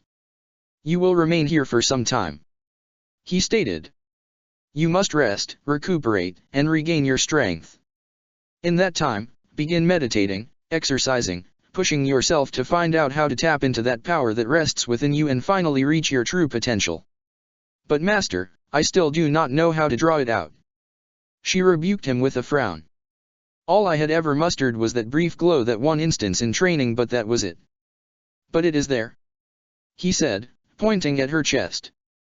Somewhere within you is a power that may be unrivaled.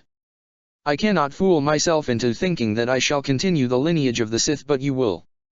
You will be the next step in our order, hopefully, a change that is rightfully needed. And once you finally begin to master that power, I shall bestow upon you the title of Darth. Perhaps not through the means of Bane's rule of two, but from the ways of old, or perhaps something new. And you will be the one to lead this new era of the Sith. Usage's eyes widened to the size of saucer plates upon hearing this. She immediately dropped to her knees, almost reverently looking up to him before bowing her head. My lord, I will not fail you. I will accomplish what you requested of me. I know you will. Meanwhile, I will have need of another apprentice. Dooku surmised. One that can convince Sidious that I have moved on from your supposed death while serving his endeavors. Ventress rose to her feet, thinking over this topic. Why not one of the acolytes? She suggested. You've got plenty of candidates to ascend to the position. He shook his head. Most, in the end, are only recent initiates in the dark side. He dismissed. I chose you because you had long been steeped in it and have a far greater motivation and personal vendetta than the shallowness that the acolytes possess. Then who, my master? Usage questioned.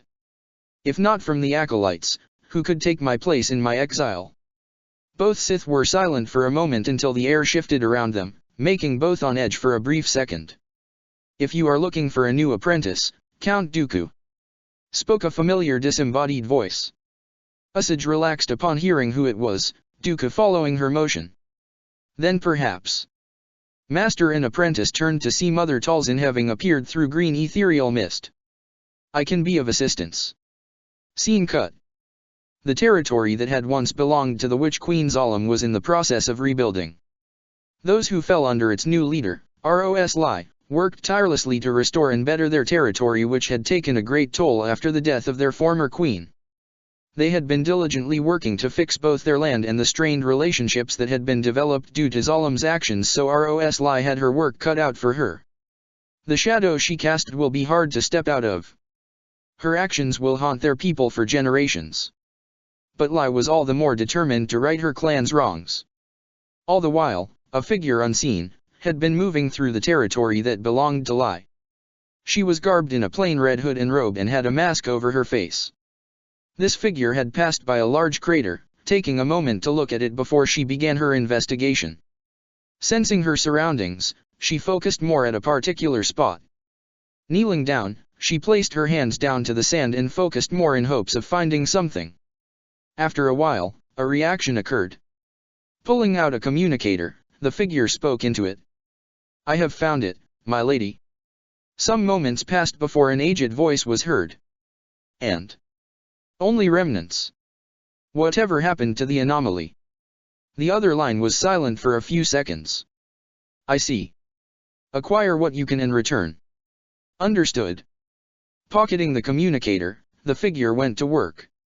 Reaching out, the figure focused more into the earth and used the force to dig something up. The sand began to quake as the minutes passed on by. It began to bubble before collapsing in on itself. Before long, something rose out of it. Once out in the open air, the object flew into the figure's grasp. She looked down and saw the remains of an unusual seed the size of her hand. It gave off a faint blue glow with an odd hive copper net holding it together. The figure smiled beneath her mask, a sinister aura emanating from her now. Soon, Mother Gethzarian. Soon the world and the galaxy shall be ours. She whispered in reverent devotion, pocketing the seed and quickly moving to leave the area. Avengers Infinite Wars Chapter 70, birth of a monster. There is no emotion, there is peace. There is no ignorance, there is knowledge. There is no passion, there is serenity. There is no chaos, there is harmony. There is no death, there is the Force. These are the tenets that make up the code of the Jedi Order, one that has been followed for countless millennia now and one that has been unchanged in quite some time. Every Jedi from youngling to master is meant to memorize these words, as this is the code they are to abide by from the moment their training begins until they are one with the Force. While it is never explicitly stated, following the code in practice is easier said than done. It is through personal trials and tribulations that a Jedi must go through to fully understand the meaning and context of these words as one would find them. For many Jedi Masters who believe they have a better grasp than most, it is the application of the word when to every line of the Jedi code that the mantra begins to make more sense. When there is no emotion, there is peace. When there is no ignorance, there is knowledge. When there is no passion, there is serenity. And so on and so forth. When this is all said aloud, a proper context begins to be formed. Jedi within the Order begin to have a better understanding of the code and its teachings as well as how to follow them. It's why they speak of showing compassion for all without forming attachments. Without attachments, without emotion, an internal peace can be achieved as a Jedi is able to focus on all rather than a select few. However, in spite of all this, these sorts of practices are easier said than done. Emotions, feelings are not as easy to suppress or ignore as one might think, though that is really a universally accepted matter. When one is born, the first thing they do is feel discomfort, pain, joy, peace, all in a matter of seconds. And feeling is what every sentient being shall and will do up from their birth all the way to their death. Even Jedi, much as they like to tell themselves that they keep their emotions in check, feel just as much as anyone else. Which is what one Luminara Unduli was currently experiencing right now. Conflicted, confused, and, was she cornered? No, she was just unsure.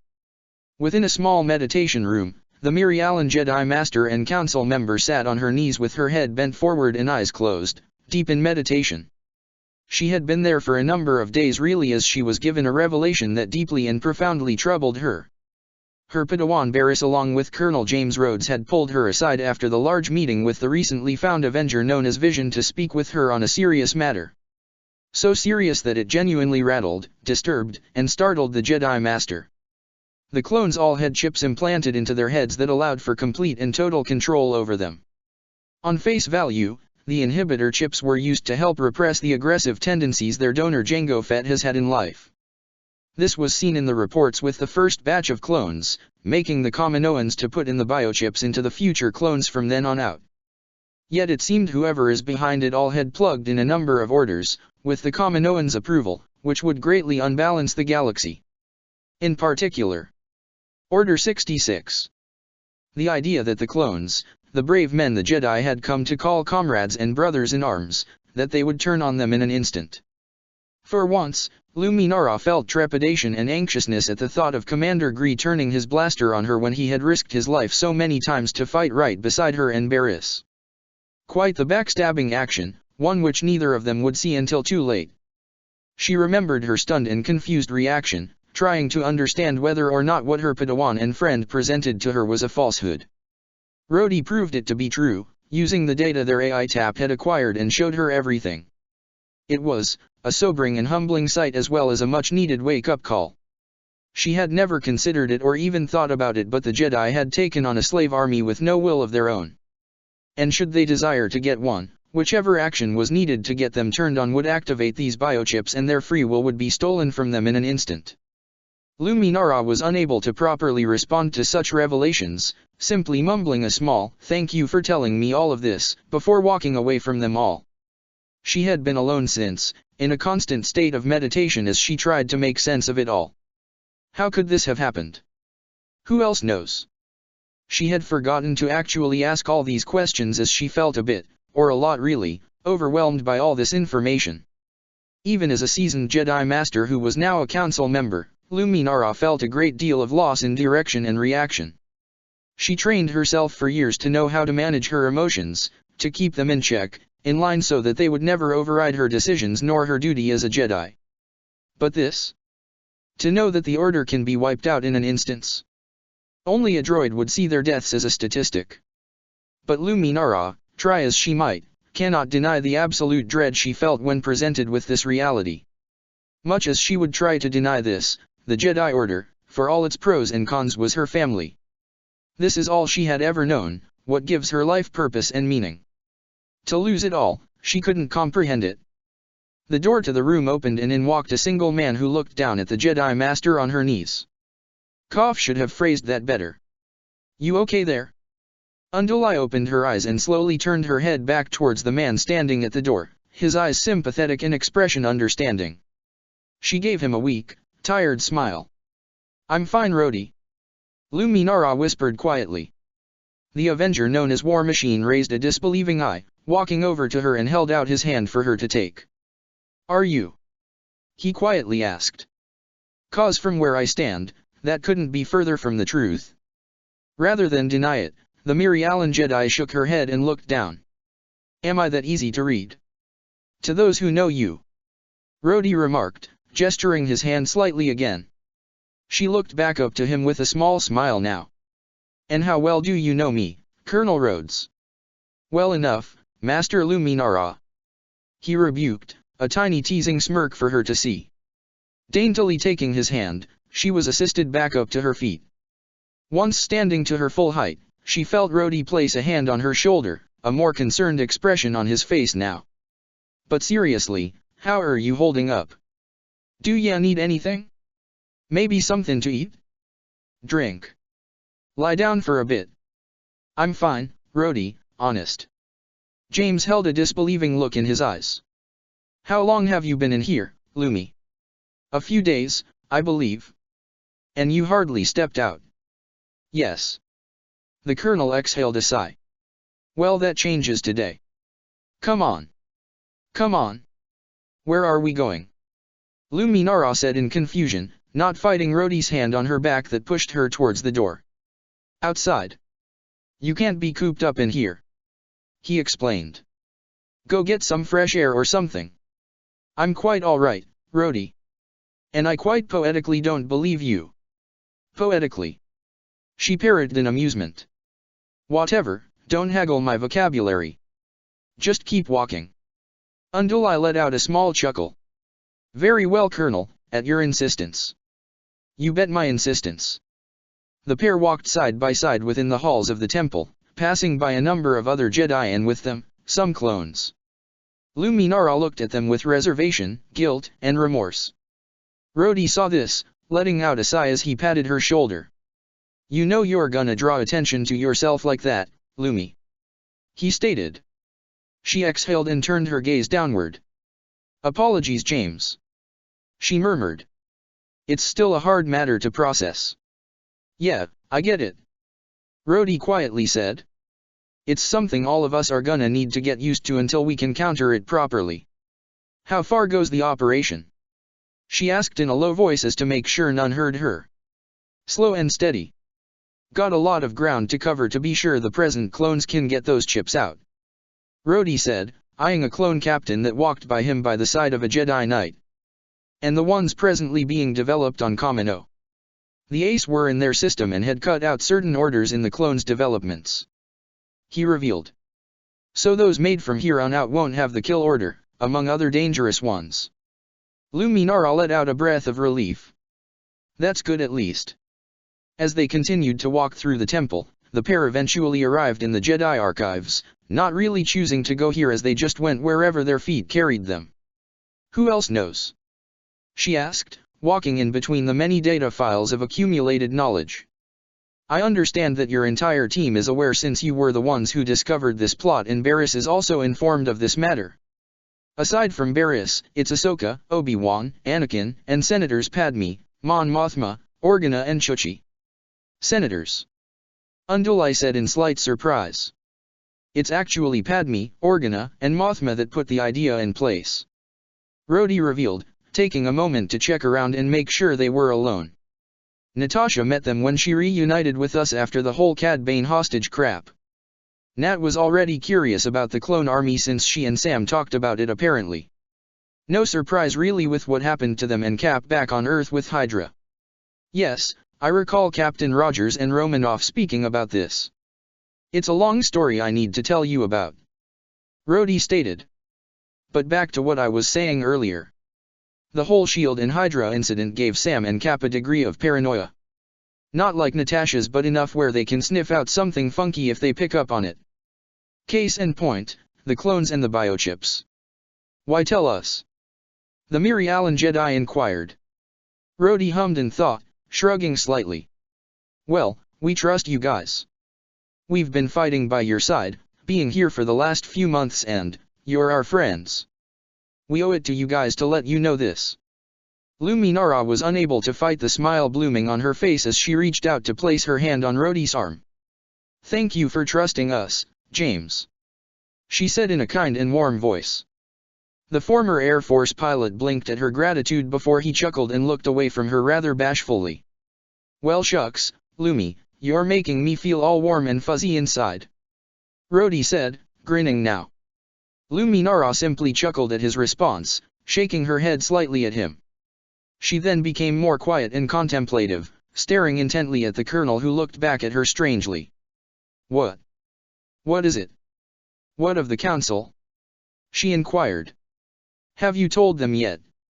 James scrunched his face up in thought, glancing upwards. Well, do you and Obi-Wan count? Unduli was both amused and unamused. Rhodey. Just you and Kenobi are the only council members we've told. Why us?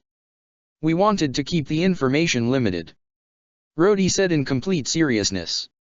If we tell one after the other, the information would spread like wildfire and it would reach ears that can act on it sooner.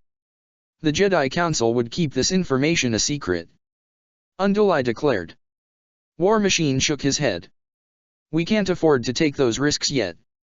We must learn more about these plans, these chips and the head of it all before we begin to make moves to counter all of this. Then why tell only us?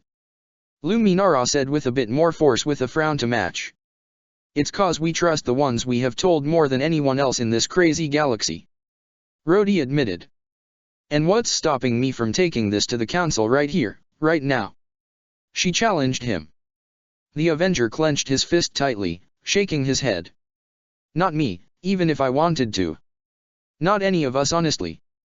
We just. Lumi, please, we need to keep this as secretive as possible until more can be done. The entire team and several senators and Jedi that we trust already know, and that group is big enough as is. We gotta keep it contained for now until the time is right. Luminara looked away, retaining a calm exterior, yet for Rhodey, he was able to see the turmoil she held on the inside through her eyes. It was uncharacteristically strange and unnatural to see one like Unduli appearing so openly troubled when she usually maintained a serene grace to her. She appeared conflicted for a time until a sigh escaped from her, and it appeared that she resigned herself to Rhodey's request. When should the rest of the council know? He looked at her sympathetically. That's the hard answer to give at this time. If we outright tell the rest, then it'll cause quite the amount of disorder and distrust towards the clones. Luminara bit her inner cheek. Until we can get the majority of the clones debugged. We must keep this between those in the know until more can be brought in. Yeah. Rhodey said with a disgruntled sigh. Lumi, I know you don't like this and I don't feel any better about it than you do, but dash. I understand, James. Unduli quietly said, a tired smile directed at the war veteran. And, at the very least, I thank you for trusting me and my Padawan like this. Rhodey smiled back. No problem, Lumi. We'll always help you guys out whenever we can. We appreciate the gesture, my friend. Luminara stated.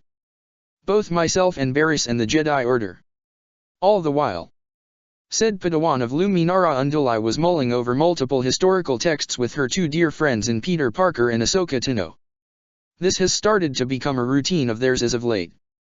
One which the Miri Allen Padawan was rather fine with, just so long as she got to be with them. They had recently reached the tail end, or start really, of the 1,000 years of peace that the Republic had enjoyed since the 7th and final Battle of Ruisan. What's with the spears? Peter abruptly asked. Huh. Both Padawans looked up from their data files at the New York native. The spears and, frankly, a lot of medieval weapons from what I'm looking at. Spyday clarified. Are they like Force-imbued weapons? I read of them a while back but Let me see that. Taking a look of the material Peter was looking over, the Togruta Padawan scrawled through the information before giving a response. I am not exactly sure. Spears and medieval weaponry. Barris murmured. I have actually noticed that in what I'm reading right now. The Schism of the Jedi and its head figure, Darth Ruin. Can I see that? Peter inquired, holding out his hand for Afi's data texts, and she handed it off to him. He began skimming through the texts and notes, paragraphs, and overall summaries of what had transpired in this era called the New Sith Wars. A lot of regression here. Parker noted with a frown. Regression? Yeah, I mean, some of the weaponry looks archaic from where we are right now. Peter pointed out. Hasn't the Republic stood for like a few thousand years? 25,000 I believe is the official count, reformations, and all. The brown-haired teen only hummed, picking up a number of files and texts before laying it all out in front of him, rubbing his chin in thought. Ahsoka and Barris stood from their seats and walked around to stand behind Peter, looking down at a makeshift collage that he had made. What is all this? Ahsoka asked. Timeline comparisons. Peter said. Been jumping around from multiple points in the recorded history you guys have, despite some gaps here and there. I've noticed a strange blank spot in the middle of it all. Check this out here. When you look back in the different periods in your galaxy's overall history, I found an odd degradation of technology around the start of the New Sith Wars, a dark age if you will. Wasn't the galaxy recovering from centuries of war with the old Sith Empire? Tenno queried. I'm not too sure about that. Barris murmured. Frankly, nothing here truly tells us just how the old Sith Empire was taken down. Just that they vanished. And a dark age followed. Peter remarked. A dark age after the old Sith's fall? Ahsoka said. Sounds appropriate. Or, wait, does it? Not the way you're thinking of. You're thinking more of the Force aspects of it all, but for me it's in the technological field. Peter said with conviction. Like a massive leap back occurred as a result of whatever happened back then. A regression of technology and all. Technological regression is not uncommon, but what does this have to do with the Dark Age? The Miri Allen Padawan inquired. Peter rubbed the back of his head, racking his brain for an idea on how to elaborate on this.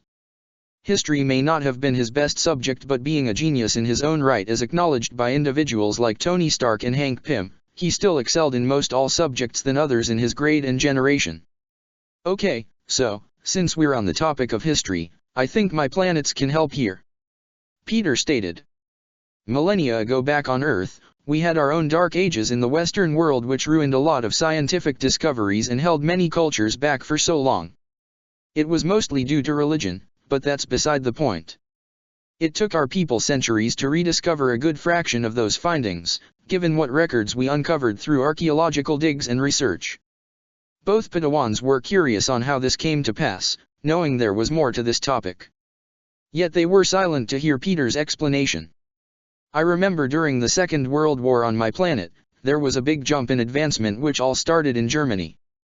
Them being the ones to introduce the fighter jets and rocket planes. And then came their really big guns that frightened everyone. This was mostly due to Hydra obtaining the Tesseract. This had to make the Allied forces work harder to gain the upper hand and win the war. What's this got to do with anything? I'm getting to it. Peter patiently said. It was really the Axis power as a whole that dominated the initial start to the war.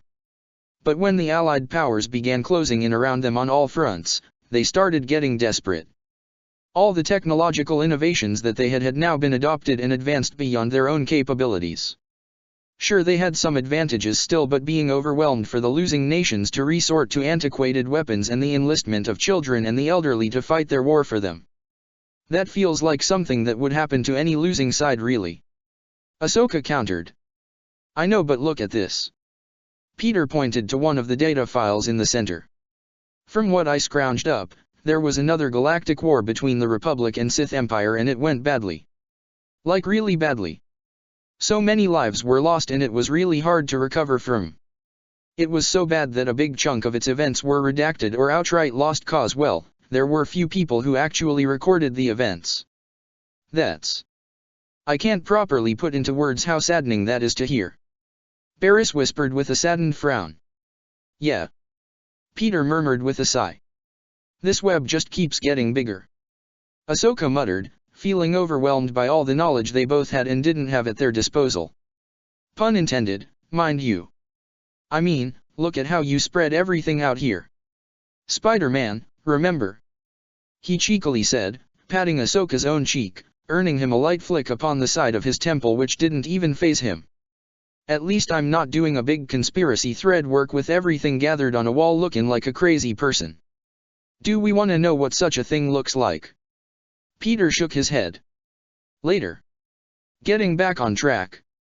Right, demonstrations for another time. The young Avenger nodded as he pulled up another thing he had questions about. I gotta ask, but what's the Eternal Empire? Both Padawans looked at what he spoke of with befuddled looks. I don't think either of us have ever read up on this matter. Barris said in a quiet voice, Ahsoka voicing her agreement. Well, whatever it was, the history after it gets really mudded. Peter pointed out. There was the Second Galactic War, but after that, that's when history began to fracture and get lost. So that's the history we need to investigate. Uffy said. I think that's only a piece of it. Ahsoka said, unsure as to all this. History isn't exactly my forte. Peter grunted slightly. You and me both, Sokka. You still sure about doing this? Ahsoka put on a determined front and nodded. I wanted to do this and we'll see it through to the end. Right, Barris?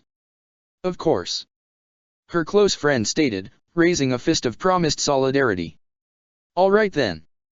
Peter said with a shrug. Where to next? Dex's Diner. Ahsoka announced. Working through all this got me craving some more of that new Earth food. Barris hummed in agreement. We do deserve a good meal break. And lesson break. Peter massaged part of his head as he exhaled a sigh of relief. So what do you think? Ahsoka abruptly asked, nudging him with her shoulder. What? Am I as smart as you thought I was? SMRT and no, Barris and I are still better. What? The Togruta Jedi squawked. SMRT. Barris parroted in confused amusement. Yeah, see, people like us Barris are smart within a whilst Ahsoka unfortunately struggles to have one. Scene cut. On the red planet of Dathomir, a great number of things were occurring. Yet several moments in particular were more significant at this point in time. Within the coven of the Night Sister clan of Mother Talzin, the Night Sister leader stood alongside Asajj Ventress and Count Dooku as the three of them had been in deep discussion for their plans in overthrowing Darth Sidious. To beat him is not a matter of outright confrontation but of whittling down his influence and power. Dooku stated outright. His power eclipses our own with perhaps only Windu, Master Yoda, and Skywalker among the few who can perhaps challenge him. The Avengers are of no laughing matter either with their own capabilities. Asajj said with a huff, arms crossed. Dooku frowned at the mention of Earth's mightiest heroes, turning to Talzin. And where is the one called Wanda Maximoff? It had been a surprise for the Count of Sereno to learn the final wayward Avenger had been on this planet all along. For a part of him, he was fulfilling a task given to him by Sidious to find and perhaps sway the Earther to their side. Yet things changed due to recent events. Elsewhere at this time, Lord Dooku. Talzin said in her echoing voice. I would rather have it that you did not clash as Asajj nearly had when they first encountered each other. I understand you are enemies and it's best you not meet one another as of this moment. She would not join us, Master. Ventress firmly said. Her powers are beyond our understanding and she has the capacity of reading thoughts with near ease that's invasive really. It is better that we oppose Sidious on our ends whilst the Avengers and Jedi continue going about it separately from us. Dooku's frown deepened as his apprentice spoke more on this Scarlet Witch and her capabilities, mentally filing her away as a foe to look out for in the future. Sidious and Ultron may be the most demanding threats that they are up against right now, but the Avengers will always be a present thorn in the side of the Sith, separatists, and really any who oppose their heroism. Still though, the title of the Scarlet Witch was unusually familiar. He swore he heard of this somewhere before. Was it at the Jedi Temple when he was once a master? Or his time away from the Order, exploring the galaxy on his own? Or perhaps amongst the artifacts Sidious had collected over the years, in which Dooku had the privilege of looking over when he first became Darth Tyrannus. Dooku. Talzin's disembodied voice broke through the Sith Lord's deep thoughts, making him turn to her expectantly. I may have a solution to the replacement you would need in the continued illusion of Ventress death. He silently nodded his head as his go-ahead for her to speak. Are you familiar with the former apprentice to Sidious known as Darth Maul? The mention of his predecessor brought a bitter expression on the Count's face. The Count closed his eyes momentarily. The recorded image of the Zabrak stabbing his former student in the chest still haunts him to this day. Yes, he had slain my former apprentice Qui-Gon Jinn before Obi-Wan Kenobi had avenged him on Naboo. A few still remain in his bloodline. Talzin revealed to Dooku. The men dwell on the far side of Dathomir. What if I could provide another of his kind? That got Tyrannus' attention. A warrior of the same caliber. Yes, but I warn you now, the men are easy to acquire but harder to control. I admit, Master, this is a suitable replacement. Usage said, nodding her head to Talzin's suggestion. Darth Sidious will not think much of a brute unless he is an exact replica of Darth Maul himself. Though they are of similar heritage and bloodline, they hold a different set of strengths that distinguishes them from one another. Talzin explained. It would be difficult to have such a person reach Maul's level of strength and skill in a small amount of time. Dooku drawled out. I will need the help of the Dark Acolytes to get my new assassin up to my desired requirements.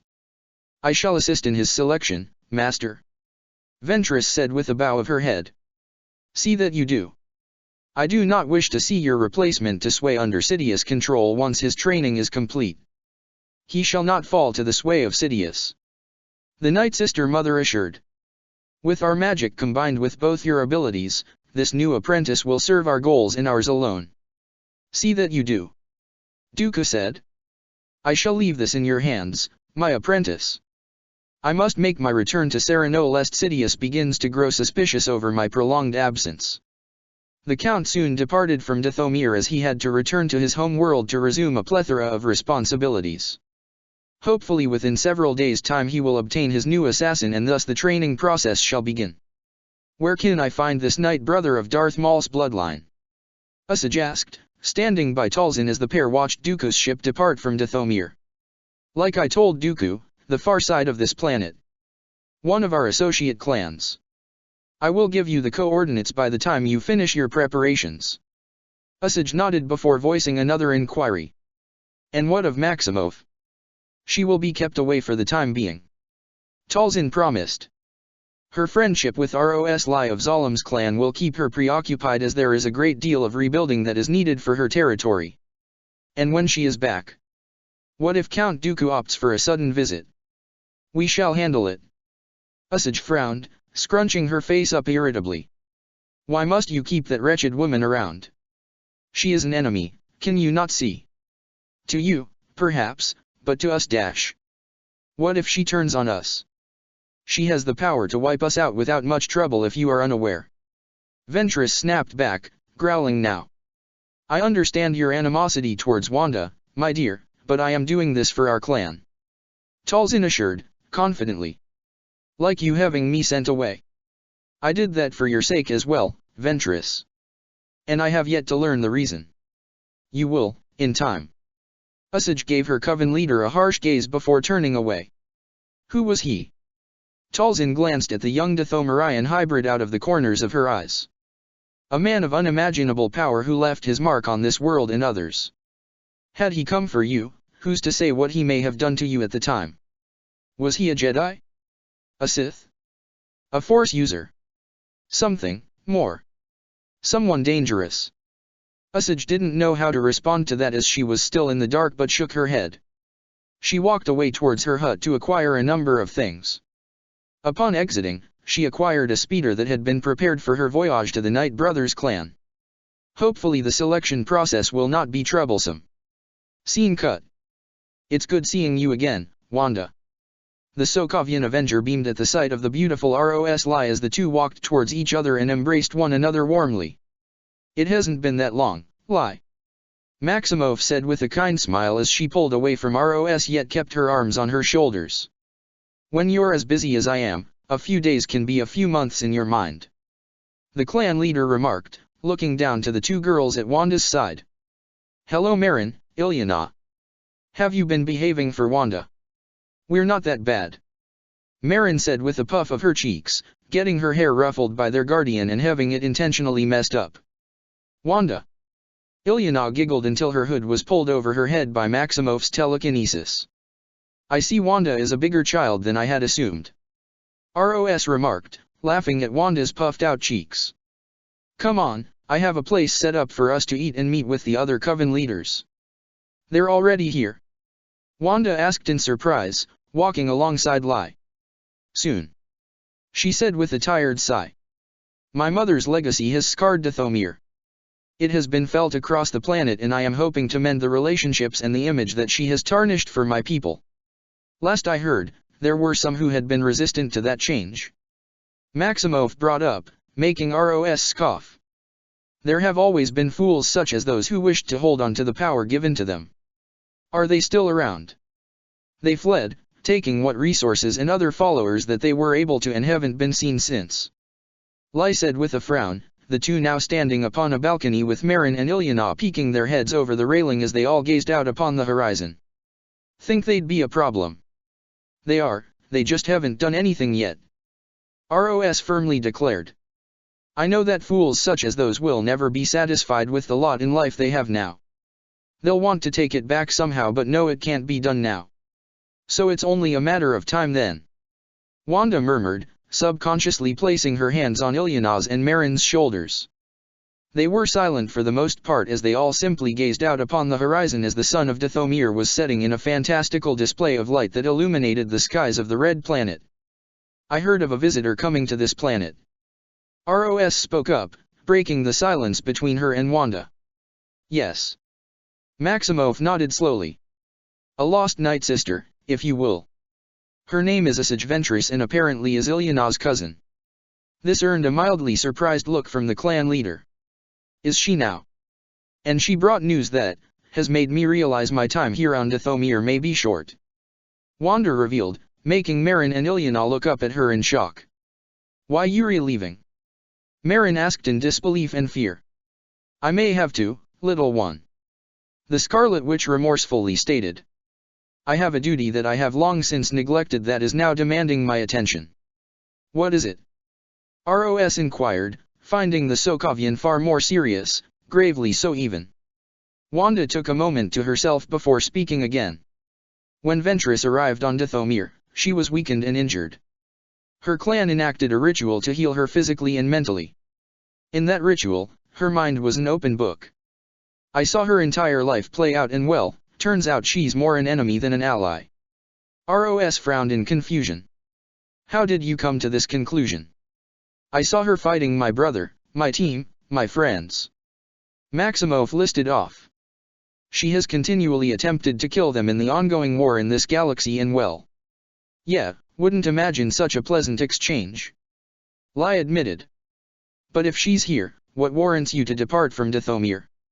Other than the fact that I now know my friends and my brother are alive and well, the Avengers were not the only one she had fought against. The silent, quizzical expression from her friend made her sigh, turning to lean on the railing with her head hung down. She was fighting another enemy, one of my own, actually. Wanda said in a low voice. One whom I thought dead and gone when I last saw him and what one of my comrades told me of. Her eyes flared scarlet momentarily, subsiding a second later. Ultron. She quietly said in a grim tone. While Ros Lai was curious about the name, there seemed to be a little recognition seen on the children's faces. Oh, right. Wanda shook her head, seeing their reaction. I forgot I never told you about him. About everything I had done on Earth. She exhaled for a few seconds, looking exhausted suddenly. See, back on Earth, when I got my powers, my brother and I met someone some time afterwards. Maximov said, recalling her first meeting with the Medai. He called himself Ultron and had a mission in mind. To save our world from itself. Save your world from itself. ROS repeated in confusion. He was a peacekeeping program, or that's at least how he presented himself. Wanda clarified. That he was created to save the world. She scoffed at that, more seemingly in self-deprecation than at what was said. And my brother and I, radicalized idiots that we were, went along with it. He offered us something we wanted and we willingly went along with whatever plans he had cooked up. So long as we take out the so-called heroes of Earth. A bitter resentment towards herself was easily detected and seen by all. Our alliance was short-lived as I learned the truth of his intentions. She stated. His version of saving the world was the extinction of all life on our planet. ROS's eyes widened in considerable shock. Extinction? And how could he accomplish that? Better yet, what does he accomplish with such a goal? Peace in our time, as he called it. Wanda distantly said. And his method was dropping a city that he would use as a meteor down, which was enhanced with a unique metal. It's a complicated thing for me to describe. In the end we did stop his plans and we finished him off, but not well enough it seems. He's back and he's waging war on the whole galaxy now. I've been here whilst my friends have been fighting in a war against him. Some Avenger I am. But how could you have known? ROS asked. And better yet, you had your own hands full here, in case you forgot. If it wasn't for you, Dathomir would have fallen under my mother's control. We would all either be dead or service to her. But afterwards, I should have considered leaving and going to reunite with my team. Wanda countered. Where would you have gone? ROS asked. And better yet, how would you even get around? Do you even know how to fly a ship? It's not about that. Wanda retorted vehemently. It's about the fact that I've allowed this to happen. Okay. ROS placatingly raised his hands. If this troubles you so much, why didn't you just leave already? Maximoff snorted, expression softening as she pulled Marin and Ilyana in close. Isn't it obvious? She rhetorically asked, arms now around the two of them. I can't leave these troublemakers by themselves now, can I? ROS smiled in understanding until she became a bit neutral now. And now? Wanda silently leaned her head against Ilyana's. I must go. Marin and Ilyana looked at her in alarm now. But I can't leave just yet. Maximoff assured, her hands now gently cupping their faces.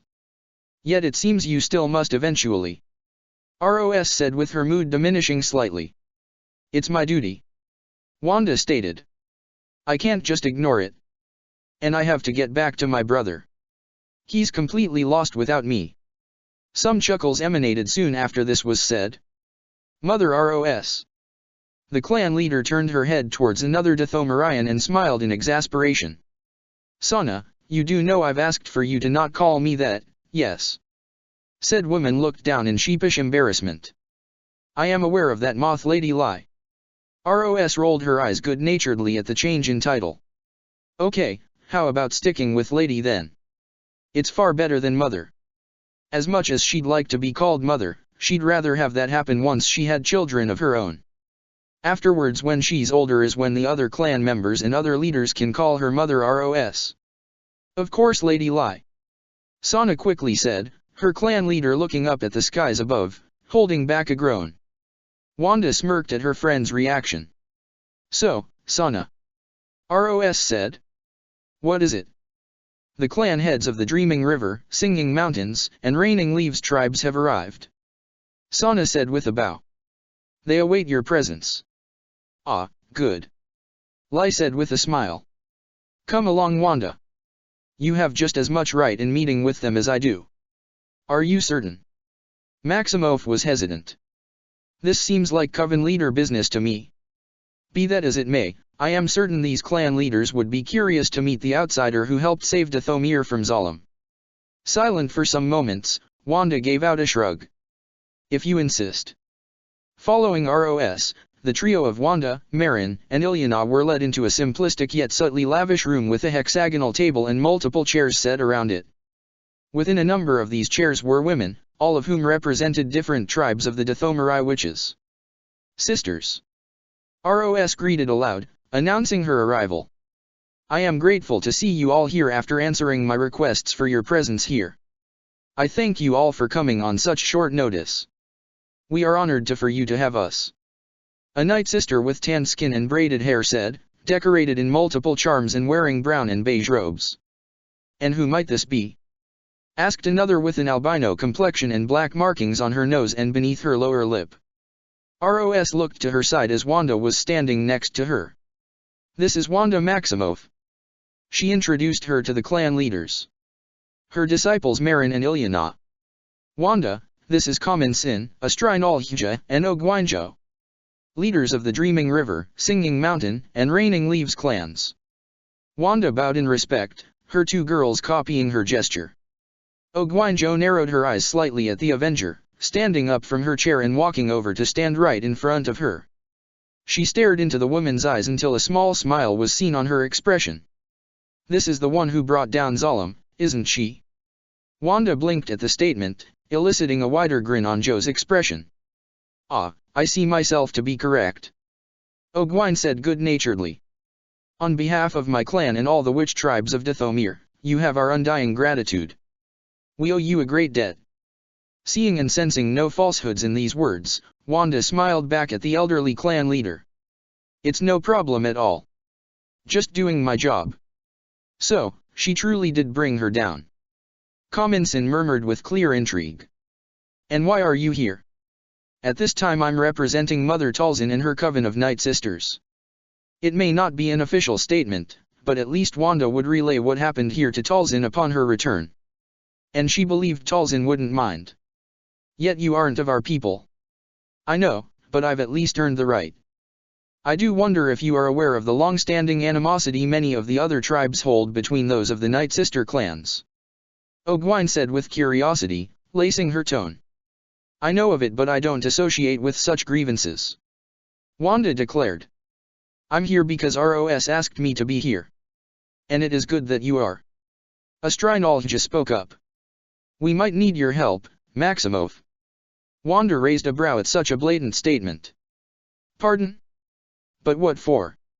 Joe frowned now, gaining the Avengers' attention. Tell me, Lady Maximoff, have you been to the site of the invasive substance Zalem once utilized? It didn't take much for Wanda to realize what the clan leader was referring to. No. Her eyes widened then. Wait, don't tell me, what's happening there? Or has something happened? Nothing has happened yet, but... Kamin crossed her arms, a troubled expression for all to see. There has been a shift in the air that is reminiscent of the presence Zalem once had. Wanda was clearly off-put by such information. Wait, are you talking about that blue dome thing? But I destroyed it. Such a thing cannot be fully destroyed so easily. Astrinal said. There are its roots, its energy, its aura that can always remain in its wake despite it being destroyed. There is always something left behind that can be used by others. The Sokovian exhaled a small groan. Didn't realize that. We were on a rush back then to stop Zalem. I didn't think of doing a more thorough job in getting rid of it. How could you have known? Ogwine asked sympathetically. From what I had felt in your clash with Zalem, such an output of power could have left you spent. Exhausted. It would be difficult for anyone to even operate properly after such an ordeal. I still should have dash. You did what you could. Ros cut her off, placing a hand on her shoulder to comfort her. What's happened, happened. We can't change it. Right. Anyways, what's this about that blue blob? I have seen a vision through a ritual with my clan. Joe said. In our travels, we have sensed this shift in the air and wished to find the source of it. What we found is disturbing. With a wave of her hands, Wanda bore witness to a white mist appearing around Ogwine's hand, all concentrating upon a sphere floating above the clan leader's hand. Her use of magic was similar to that of the Night Sisters, however, wherein Talzin and her coven utilized a sickly green side to it, Ogwine's appeared to be that of a bright white with a warm air exuding off of it. Far more pleasant than what Wanda was used to by this point. The white sphere expanded until it dispersed and reshaped itself into a litany of symbols that neither Ros nor Wanda recognized. What are these supposed to be? Lai questioned, eyeing the strange emblems. These symbols belonged to a Night Sister and not just any Night Sister. Ogwine said in grave seriousness. These are the symbols that were carved by the founder and first leader of the Night Sisters. A witch, a vile one at that, who went by the name of Gethzarian. Gethzarian. Wanda couldn't help but snort. That feels a bit excessive for a name like that. What is she, a supervillain? She is villainous, to say the least. Joe said, giving Scarlet Witch a wry look. And extremely dangerous. She had ruled Dathomir under her tyrannical rule with an iron fist for a long time. Just as she is old. Astrinal spoke up. Wanda tilted her head slightly. I don't mean to pry, but how old is this Gethzarian? Few centuries. Ogwine answered. 3 or 4 from my estimates. Estimates. The order that dominates our planet has only been around for 600 years, Ms. Maximoff. She's even my distant relative, given that my ancestor who I was named after was her mother. Said Ogwine.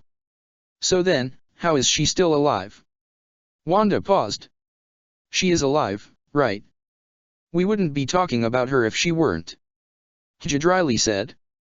I've got a number of questions about that in particular. Muttered out the Sokovian. But if she seems all so dangerous, why hasn't she been involved with Zalem, either going against her or being an ally? Like many here on Dathomir, Zalem feared Gethzarian. Said Ros Lai. I wouldn't be surprised that if she was successful in obtaining the Star Chamber, she would have used her newfound power to kill Gethzarian before any other course of action. Right. I take it she's active again. The 3 clan heads all nodded. And where was she before all this? Sealed away in the ancient found valley of the Dathomiri witches. Kamen said. We believe that her freedom came in the battle you had with Zalem, the energies that were released being felt by Gethzarian, allowing her to be freed. Wanda pondered for a few moments to digest some of the given information. Once processing it all, she voiced some thoughts. Would she have followers on Dathomir or perhaps beyond? It wouldn't be much of a surprise if she didn't. Ogwine said with a shake of her head. Evil so often always has those foolish or twisted enough to follow it. Like my mother's former followers. Ros darkly muttered. Likely they may be some who support her. Wanda let out a loud groan, rubbing the sides of her head. Typical. Leave it for one evil maniac to be killed only to be replaced by another. Last time you faced such a foe with few allies. Ogwine stated, going up to Wanda with a determined expression. This time, my tribe shall help both you and Ros will work in assisting you. As will our tribes as well. Hija spoke up, Kamen silently nodding. Sounds too good to be true on this united front. Nothing can be perfect. What of the other clans? Wanda asked. I know how divided they all are despite all calling themselves Dathomiri witches. We should at least see what the other clans presently are on this issue. Some could perhaps be swayed to Gethzarian, just like how it was like with my mother. Or be too scared to act and remain neutral. We can't just believe everyone is on board with this. Came Ros' last statement. Of course not. Hija said in complete agreement. But at the very least, our 4 tribes can work together. Some unity is better than none. I'll be sure to inform Talzin of these developments. And hopefully she'll give you all her response when possible to correlate something with each of you. Wanda then stared hard at Ogwine, the one who seemed to be the oldest of all the witches. But I gotta ask, why do this? She suddenly questioned. Why do any of this? What do you gain from this? Ogwine was silent for a time, taking a moment to herself before answering. Never concede to evil. Never let it take root and grow. She stated with unyielding conviction. That is the oldest and most sacred law of my tribe. Our first law in fact. When we concede to evil, even in a small way, we feed it, and it grows stronger.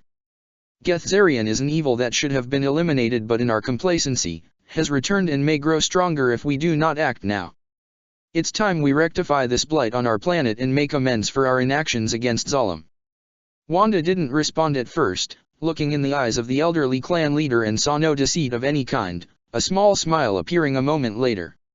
All right then. Where do we start? While Wanda, ROS, and Coven leaders of their alliance began their plans of combating Gethzarian's darkness, with the clan of Night Sisters, the Dark Sides began its next play. Back at Talzin's territory, Ventress had returned to the clan, successful in acquiring her replacement to Dooku.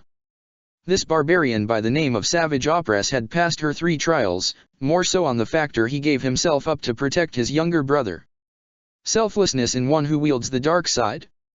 A trait that will be rectified in due time as her and Dooku's weapon against Sidious. Despite the fact he has been chosen as champion, there was much to be desired.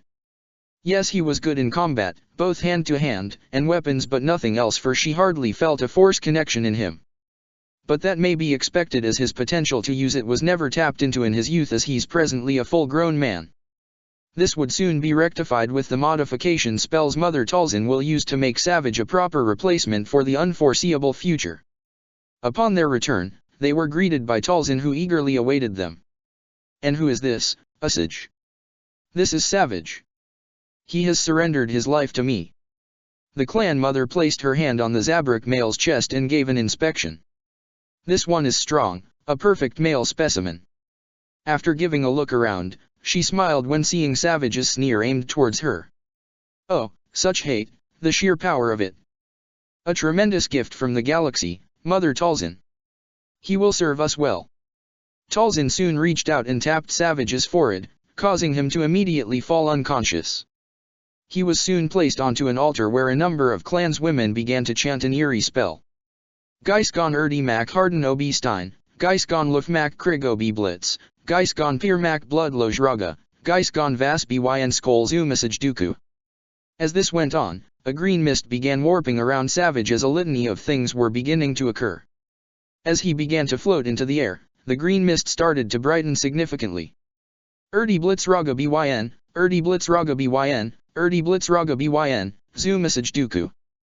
The glowing mist rapidly swirled as the Zabrak male began to undergo a change in more ways than one. At its end, Savage became a hulking monster. Having grown a few feet in height, his form became more muscle-bound, the horns on top of his head became longer and sharper. And whatever weak connection he had with the Force was heightened considerably for what his coming task will lead him. "He is ready, sisters," said Talzin as the green mist began to dissipate and go back to the main conjurer. "Look at the strength in him, the power." Ventress took a closer look at the monster they had just created, just as Talzin awoke him up with a tap on his forehead. She was able to see his eyes were yellow, now showing his connection to the dark side of the Force. In an instant, Savage's hand snapped out and ensnared her neck, causing her to choke. "Let me go," grunted out Usage. "Calmly, sister," Talzin instructed. The Dark Jedi sneered a little before doing as instructed. "Let me go." Savage relents upon hearing her calm command, unclasping her neck. She began to cough and gasped for air, all the while massaging her throat. "Right, now then. I believe it's time we introduce him to Dooku. Wouldn't you agree?" "Of course. Time is of the essence for the plans at hand." Scene cut. On the planet of Sereno, in front of the estate of the Separatist leader stood Count Dooku himself. With him were a number of his acolytes that had defected to his side, the Dark Jedi standing behind their Sith Lord as they all awaited the arrival of the Night Sisters of Dathomir. Sara Bulk stood alongside Severance Tan, the pair standing at the head of the gathered acolytes. Kadrian Say, Rodri, Shezo Niva, Prosit Dibs, and a new acolyte stood alongside them. After the death of Valen on Kamino, Sora went to seek out a Jedi or Force user of any kind to fill in his spot. He found one in the Dawoodin Jedi called Mazaina Tide. She was a large, hulking mass of an acolyte who was an excellent combatant though a brute. Tide was rather easy to sway with Sora's convincing, showing her the fallacy and corruption rampant in the Republic and Jedi Order. The Dawoodin also held bitter resentment towards the Order after the death of her master and the lack of attention and care she had received after his death. But her story is that for another time. Currently, they all awaited the new assassin that would be provided to them by the Night Sisters following Ventress' death. Seeing the ship carrying their new addition to their ranks coming in from orbit, some little chit-chat was made amongst the acolytes. "I do not trust them," Kadrian muttered. "You don't trust anyone," Shezo said with a roll of her eyes. Enough. Severance spoke up, not even turning her head towards them. You two can squabble at a later time and date. For now, be attentive. They've arrived. All looked up at the shuttle flying down to them, spinning around whilst the back opened up. Upon the ship making its landing, the ramp soon came down with the connecting hatch opening up. At last, muttered the Sereno Count. A few Night Sisters came out first as they were armed with several of their signature weapons. And both Dooku and most of the acolytes could sense a strong sense of the Force coming from some wielded items, giving the impression they were Force weapons. It was only then did they sense something else in the craft, which would reveal themselves soon enough. Before that could happen, Mother Talzin strolled out with a smile on her face. Mother Talzin. Dooku greeted cordially. Count Dooku. She nodded in return, stepping out of the way of the ramp. May I present? Savage Opress. The large Dathomirian Knight brother walked out of the ship with his sickly yellow eyes locking on to Count Dooku. He walked down the ramp and stood before the Sith Lord and allowed his emotions to expunge out for the other Sith acolytes to visibly flinch and squirm. He is certainly a sight to behold. Dooku spoke up with approval. The fiercest of his kind, my lord. He shall serve you well. The Night Sister clan leader said with sadistic pride at her creation. Yes, he shall. Dooku remarked, smirking widely. I thank you for your assistance, Mother Talzin. But of course, Count Dooku. Talzin said with a bow, locking eyes with the Count a moment later. With this, our alliance is reaffirmed. I expect greatness to come from Savage under your tutelage, my lord. A silent conversation took place between the pair via eye contact. Them being sure their joint plan will work well with what's to come as long everything runs smoothly. Opress soon knelt down to one knee, head bowed. I live to serve, my lord. The Sereno Count nodded as he addressed his new apprentice. I shall teach you the ways of the dark side, Savage Opress. The Sith assured. Come. It is time we see if Talzin's promises of your skills hold true. The group separated as Talzin and her clan's women went back onto their ship and took off.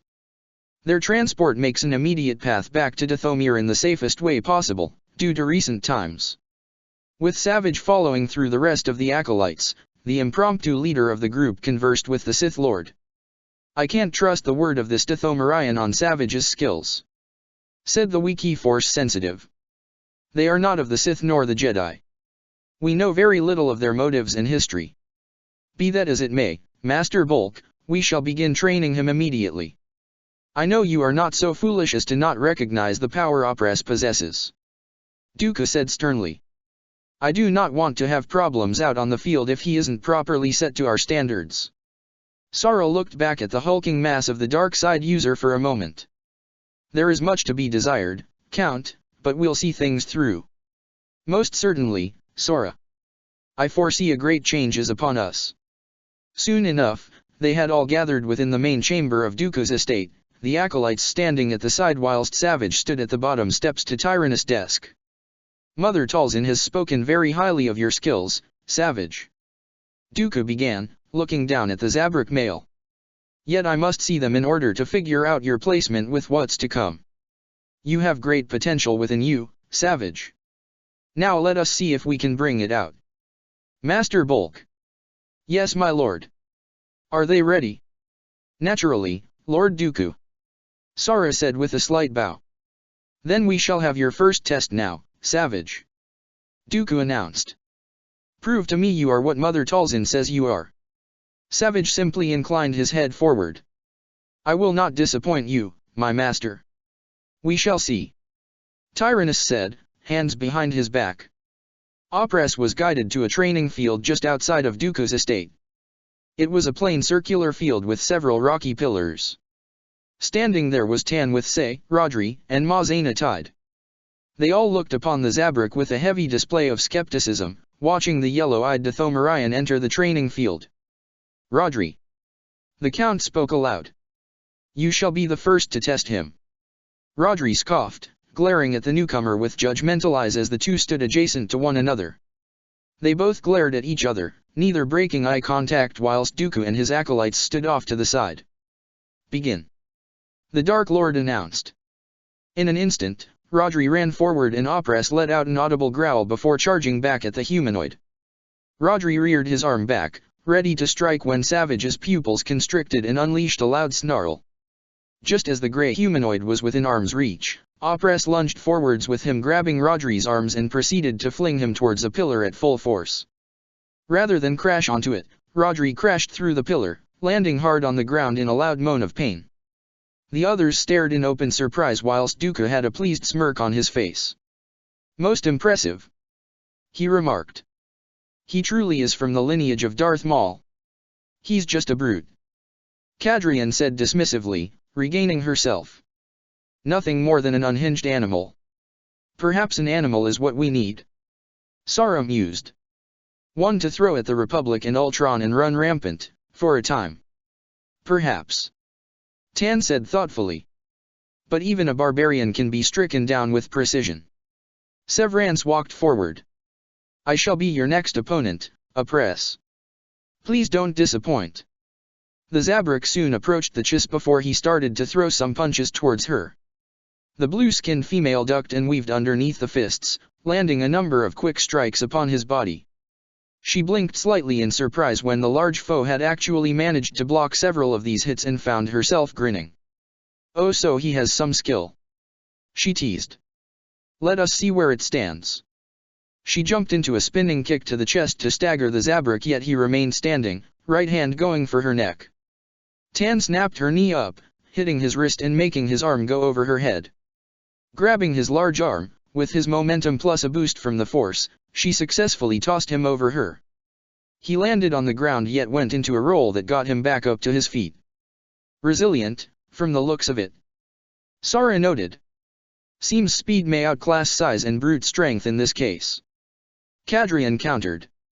"We'll need to rectify this like how I plan to work with Ma Zaina's present issues." Duca was silent as he continued observing the sparring match between the two. There was indeed much to be desired. At the very least they were not going to rush on Savage's training in getting the desired results. However, the Count was quick to recognize the growing rage within the Savage, pun intended.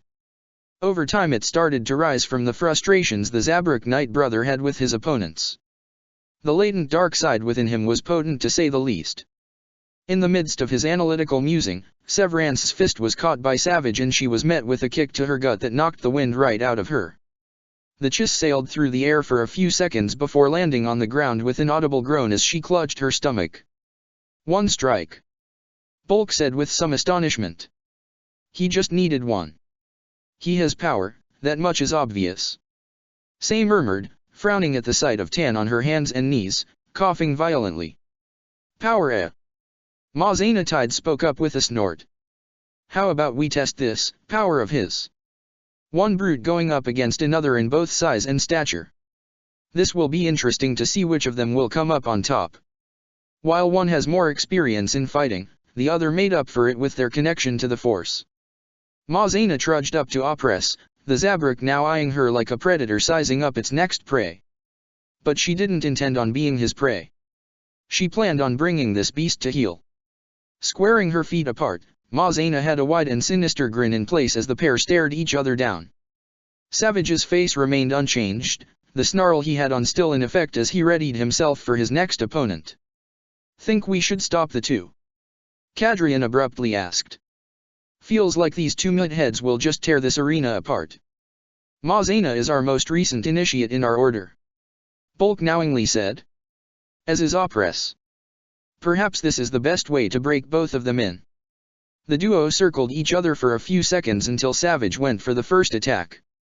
Tide saw this coming and easily sidestepped his wild swing, leaning her head away from the second fist that came her way.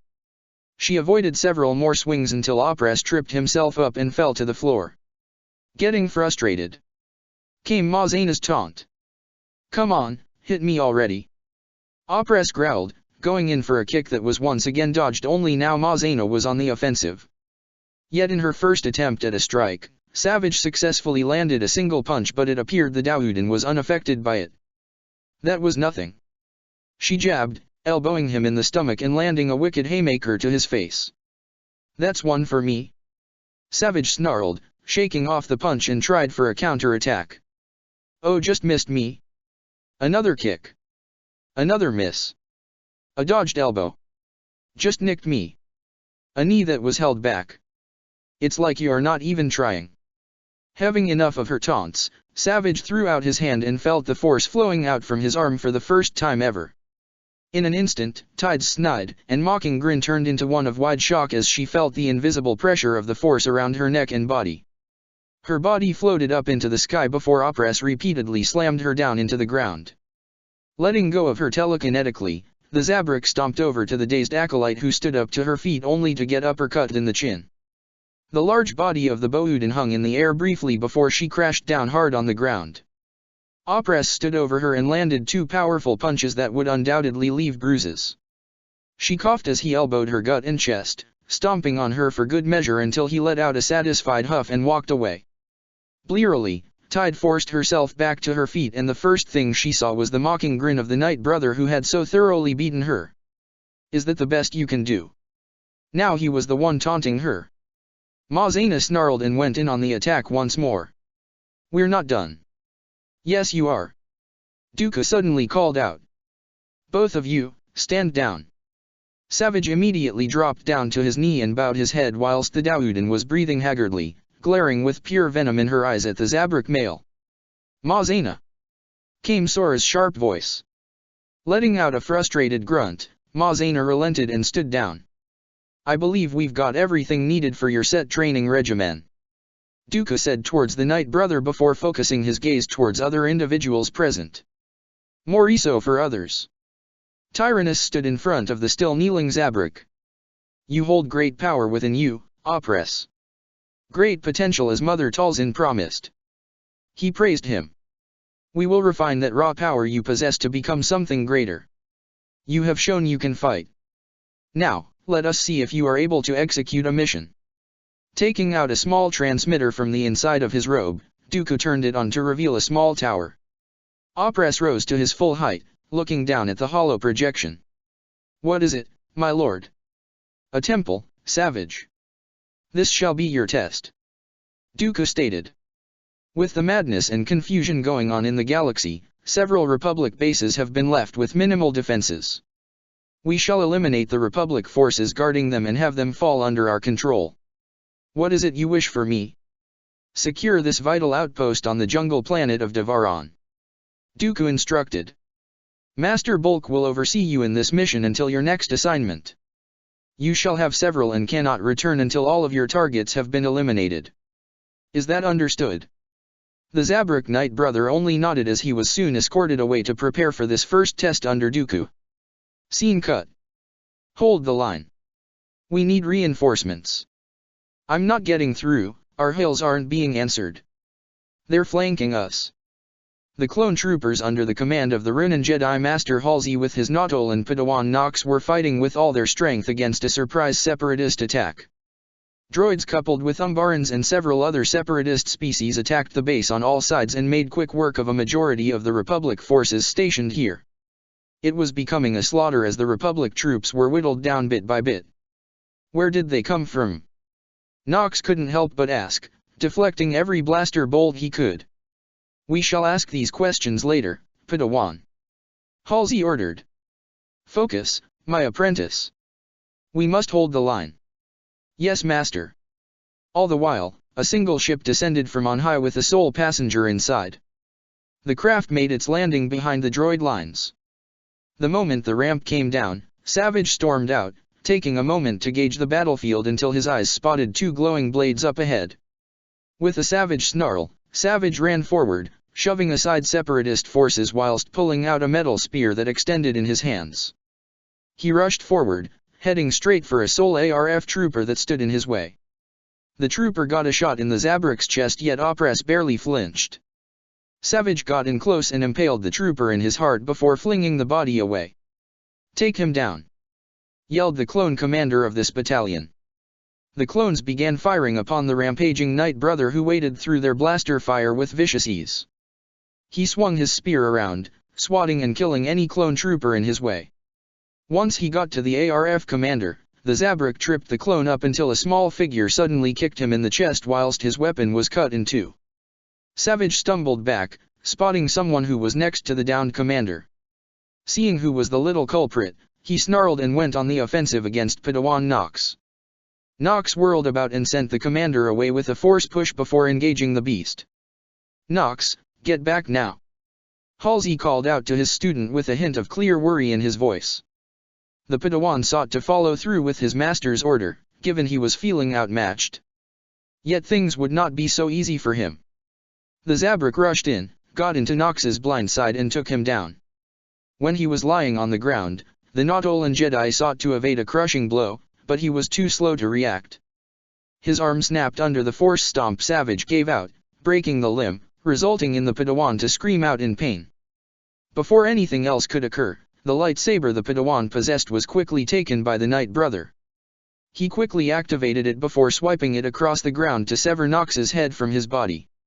"Nox! Commander!" All in front of his Jedi Master. Halsey rushed in to avenge his Padawan. The Noonan Jedi went in for a flurry of attacks as Opress avoided practically all of them until one grazed his arm. Using his pilfered lightsaber, Savage did his best to evade and counter more blows. He was slightly clumsy with his new weapon as he never wielded a lightsaber until now. He, however, had no choice but to quickly adapt and work with what he's got to see this mission through. Savage successfully blocked a dozen rapid strikes and with one powerful counter swing, knocked Halsey's saber out of his hand. However, Opress overexerted his swing and lost grip of his own weapon, the lightsaber flying out of his hand. Seeing an opportunity, Halsey rushed forward in hopes of getting the advantage. Savage, meanwhile, growled at losing such a valuable weapon at this time, one he will need to rectify very soon or else he'll lose his life. Halsey managed to land several kicks to Opress' chest, yet when he went for a spinning kick, Savage caught the Jedi by the ankle. Widening his eyes in horror, he felt himself get hefted up into the sky with near ease before he was rapidly slammed into the ground like a ragdoll. Even being used as an impromptu bludgeoning weapon against some of the remaining clone troopers trying to come in and help the Jedi General. Halsey lost consciousness in the first few slams until the back of his head burst open in the third, with him being dead by the fifth. Sensing the Jedi Master's death, Savage held up the body for a brief inspection before tossing the Jedi aside as if he were trash. Savage heard the ARF trooper commander rushing him, firing at him with all he had, but Opress simply raised his hand and caught the clone in a force choke. With a quick clench of his fist, the snap of the clone's neck was heard, the body falling to the ground. With Halsey lying on his feet, along with all of the other clones, Savage took the Noonan's lightsaber as proof of his kill before retrieving Nox's. Dooku will no doubt figure out what to do with the two lightsabers once they're presented to him. Seeing this all happening, Sora soon contacted the Sith Lord. "What is it, Master Bulk?" "Savage has taken the temple. And he was brutal in quickly killing both the troopers and Jedi. And this was primarily without a lightsaber, until Savage took one from the Padawan. After that, his fight with Master Halsey was rather rough, given he has had no experience with a force weapon until now. He lost possession of it before making up for his mistake by overwhelming Halsey with his strength and durability." Dooku merely hummed as he processed this information. "Good to know. Be sure to head out to the coordinates I'll send out in a moment for his next test." Of course, Dooku. Some time had passed as Savage had quickly and effectively taken care of his missions. During all this time, the Wiki Dark Jedi Master relayed everything of note to the Sereno Count.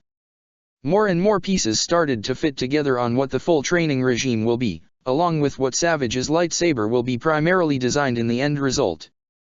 Hopefully in the near future, once the war against Ultron is resolved, the one against Sidious shall begin. Check the description for the links to the author.